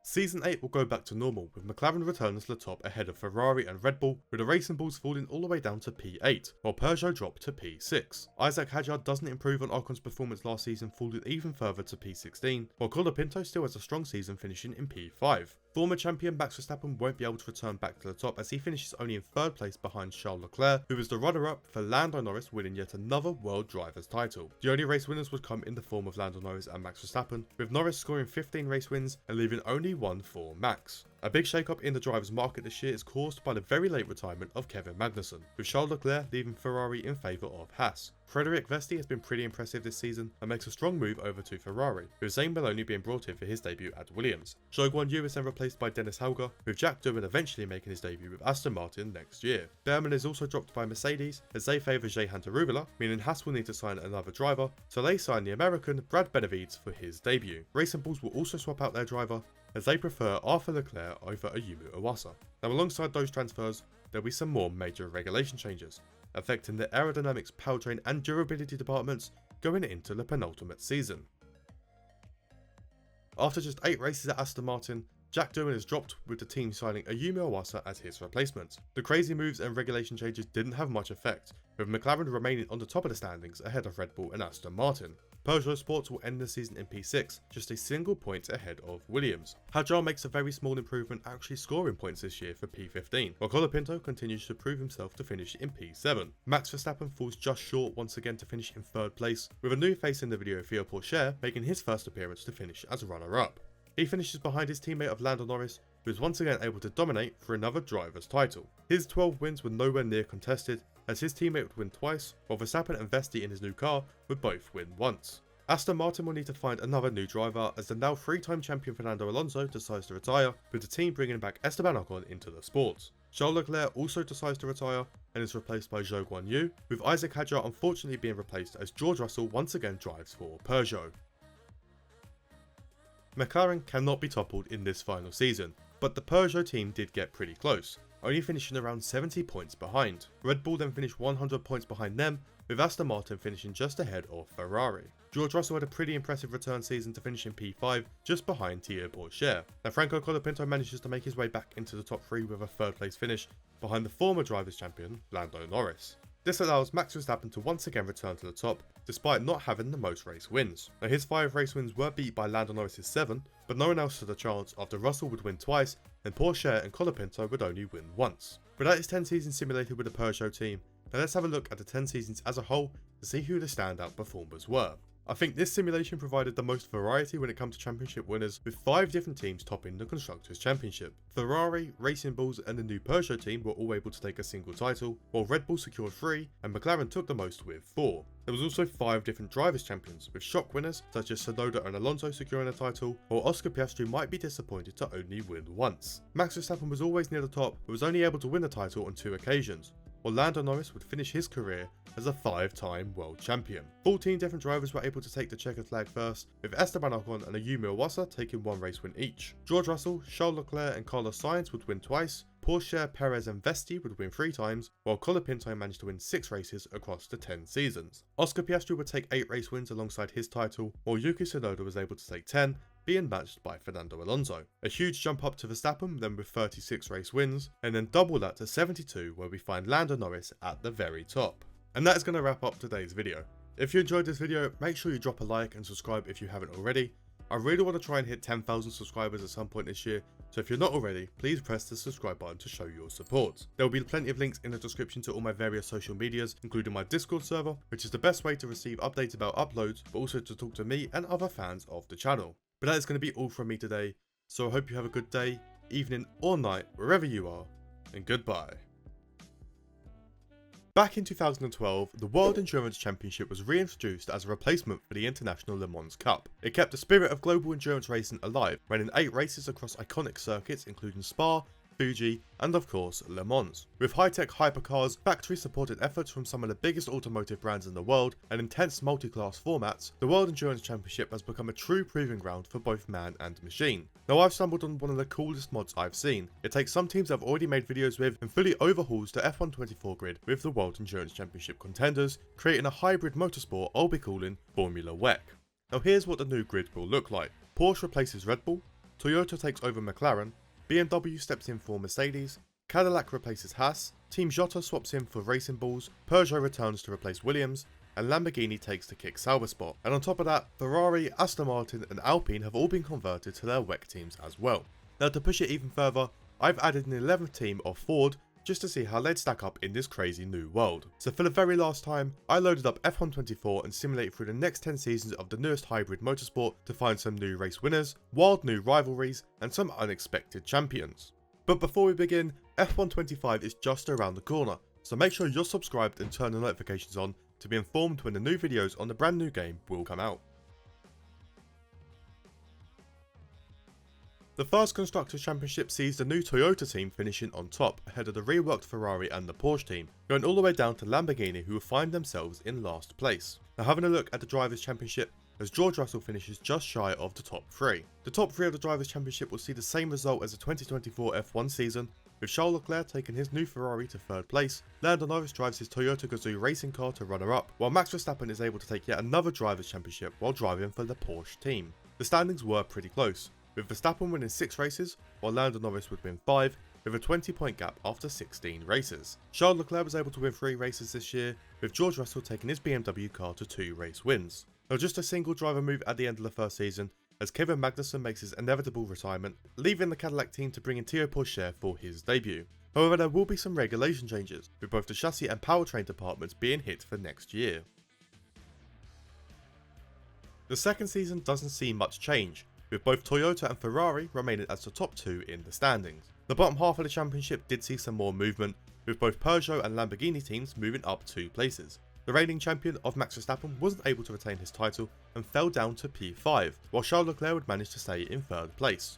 The Toyota driver of Lando Norris will remain in 2nd place, this time finishing behind his teammate as Oscar Piastri becomes the latest world champion. Now despite the points deficit, Norris would actually manage to take a whopping 7 race wins, while his teammate of Piastri would only secure 4. Charles Leclerc would stay on the same level as he did last season, taking 3 race wins, with both BMW drivers taking a race win each, unlike Max Verstappen, who isn't able to win a single race this season. Very little driver moves once again after Pierre Gasly is set to retire, with Alex Albon moving to Alpine, while Peugeot signed Dennis Hauger to make his debut next year. Toyota are pulling away, winning yet another Constructors' Championship, this time ahead of BMW and Porsche, as Ferrari drop down to 4th place. Peugeot also have a massive fall as they lose 4 positions and end this season in P10. The Drivers' Championship doesn't see much of a shake-up, with Verstappen moving up to 4th and Leclerc falling to 5th. 3rd place this season will go to the BMW driver of George Russell, while his teammate finishes down in P6. The top 2 are once again the same, as Lando Norris falls just short of his teammate Oscar Piastri, who takes yet another Drivers' Championship. He would win more races than Norris this season, with Piastri's 6 race wins compared to Norris's 5. Both BMW drivers would continue to improve to win 2 races each, with Max Verstappen returning to the top step of the podium just once. The Lamborghini driver of Valtteri Bottas has decided to retire at the end of this year, with Nico Hülkenberg jumping over for future seasons. Oliver Behrmann moves over to join Haas, while Ford signed Jack Doohan for his debut next year. There will also be some large regulation changes, these affecting their aerodynamics, chassis and durability department. Midway through this season, Alpine decided to drop Alex Albon after just a year and a half, with Logan Sargent making the same move over to Alpine, and Enzo Fittipaldi being brought in to make his debut with Peugeot for the last half of the season. For the 4th time in this simulation, Toyota finish at the top of the standings, with the Porsche team moving back to 2nd, while Ford make the biggest jump up to P6 by overtaking Alpine, Jota and Lamborghini. George Russell falls out with the top 3 as Max Verstappen moves back up to finishing in 3rd place, behind, once again, the Toyota drivers. Norris finishes just 30 points ahead of Verstappen, but loses out on 100 points to Oscar Piastri, who wins yet another driver's title. His 9 race wins were nowhere near contested after Norris would only be able to take 5 race wins, while Russell continues to win just twice. There was plenty of driver moves as a result of BMW deciding George Russell isn't good enough and would prefer to have Logan Sargent partner Hamilton. Jack Doohan makes his eventual move to Alpine, with Ford signing Sergio Perez to try and continue their progress. Charles Leclerc jumps ship to join Porsche, while Alex Albon returns to drive for Ferrari. Daniel Ricciardo is set to leave Team Jota, with Victor Martins making his debut next year. Peugeot and Aston Martin will swap drivers, and Lamborghini signed Dennis Hauger to replace Nico Hülkenberg. Jehan Daruvala is then brought in by Peugeot as the newest Formula WEC driver. No major changes in the standings as Toyota remain as the champions, Porsche remain as runners-up, and BMW fall to P5, being overtaken by Ferrari and Ford. The top 3 of the Drivers' Championship remains the same as Max Verstappen finishes 3rd with his Porsche team, while the Toyota drivers finish at the top. This season Lando Norris is even further away from Oscar Piastri after finishing with a gap of over 130 championship points. Piastri would be very dominant this year to finish the season with 13 race wins, while Lando Norris wins just twice, and Alex Albon takes his first race win while driving for Ferrari. Max Verstappen is now the latest driver to retire, with George Russell coming in to sign for Porsche. Sergio Perez is dropped by Ford in favour of Carlos Sainz, with the multiple-time champion Oscar Piastri leaving his successful team in favour of Ferrari. Nico Hülkenberg, someone who I thought had retired, is then brought in by the championship-winning Toyota team. Logan Sargent is dropped by BMW after a terrible year which saw him finish in P14, with Jack Doohan moving to the German team. Daruvala then becomes the newest driver to leave Peugeot for Alpine, as Frederic Vesti is set to make his debut with Peugeot next year. Moving on to shorter seasons now to reduce how long these videos take to make and also to prevent mid-season moves, but we'll still see the Toyota team finish at the very top, with Ford and Ferrari reuniting that famous rivalry as they swap positions. Now after quite a few driver transfers, Oscar Piastri is only able to finish in P6 in his new Ferrari car, while both Porsche drivers finish with 105 points, just missing out on the top 3. 3rd place this season will then be achieved by Carlos Sainz, marking Ford's first taste of success. The top 2 will still be both Toyota drivers, with Nico Hülkenberg taking P2, while his teammate Lando Norris finally manages to take his first title, but had to wait for Piastri to leave. He would be pretty dominant this year, taking 7 out of 10 race wins, while Carlos Sainz and George Russell would add another victory to their tally. The newest Toyota driver of Nico Hülkenberg is also able to take his first ever race podium, as well as a race win to top it off. Now the only 2 driver moves at the end of the season will be Sergio Perez replacing the retiring Lando Norris, who himself pulls a Nico Rosberg. BMW seem to be a little bit confused as they drop Jack Doohan and bring back Logan Sargent. Now there will be some more regulation changes coming into effect, with the aerodynamics, powertrain and durability departments all being changed once again. Now it may have taken 7 seasons in this simulation, but a team other than Toyota have won the Constructors' Championship, with Ford overtaking Toyota to win the title. Team Jota also make a remarkable improvement, gaining 5 positions to finish in 3rd place. Both of the Porsche drivers fall multiple positions, Nico Hülkenberg falls to P5, and Yuki Tsunoda makes an appearance in the top 3 as he manages to drag his Jota car to 3rd place. Sergio Perez makes an unforgettable return to take the runner-up position in his new Toyota car, while Carlos Sainz is able to take his first ever Drivers' Championship with Ford after not having much success at Ferrari. He will manage to take a total of 7 race wins, much like Norris last year, while Tsunoda managed to win his first races, and Nico Hülkenberg adds another race win to his career total. BMW face even more difficulties this season, after Lewis Hamilton decides to retire and Zhou Guanyu moves across. Daniel Ricciardo makes a shocking return after his what seemed to be retirement at the end of season 4, and will now drive for Lamborghini. Toyota do return to winning ways after Ford fall to 3rd after being overtaken by the Porsche team as well, who make up 3 places over Jota and Ferrari too. The Drivers' Championship was a lot closer this year with just 31 points separating the top 4. Former champion Carlos Sainz falls to 3rd place this season, with both Toyota drivers returning to secure a 1-2. The runner-up this season will see Nico Hülkenberg fall just short by 0 points, as Sergio Perez becomes the latest Drivers' Champion. Both Toyota drivers did finish on 152 points, but 4 wins for Perez compared to 3 for Hülkenberg sees the title handed to the Mexican driver. Carlos Sainz continued to show some success after winning twice, with Yuki Tsunoda also winning a single race. BMW will once again lose a driver to retirement and make the unexpected decision to sign Jack Doohan. Carlos Sainz is set to leave the Ford team and the sport as a whole, with Yuki Tsunoda moving to Ford, while Ayumu Iwasa is brought in to drive for Team Jota, alongside some major regulation changes to all 3 performance departments for the penultimate season.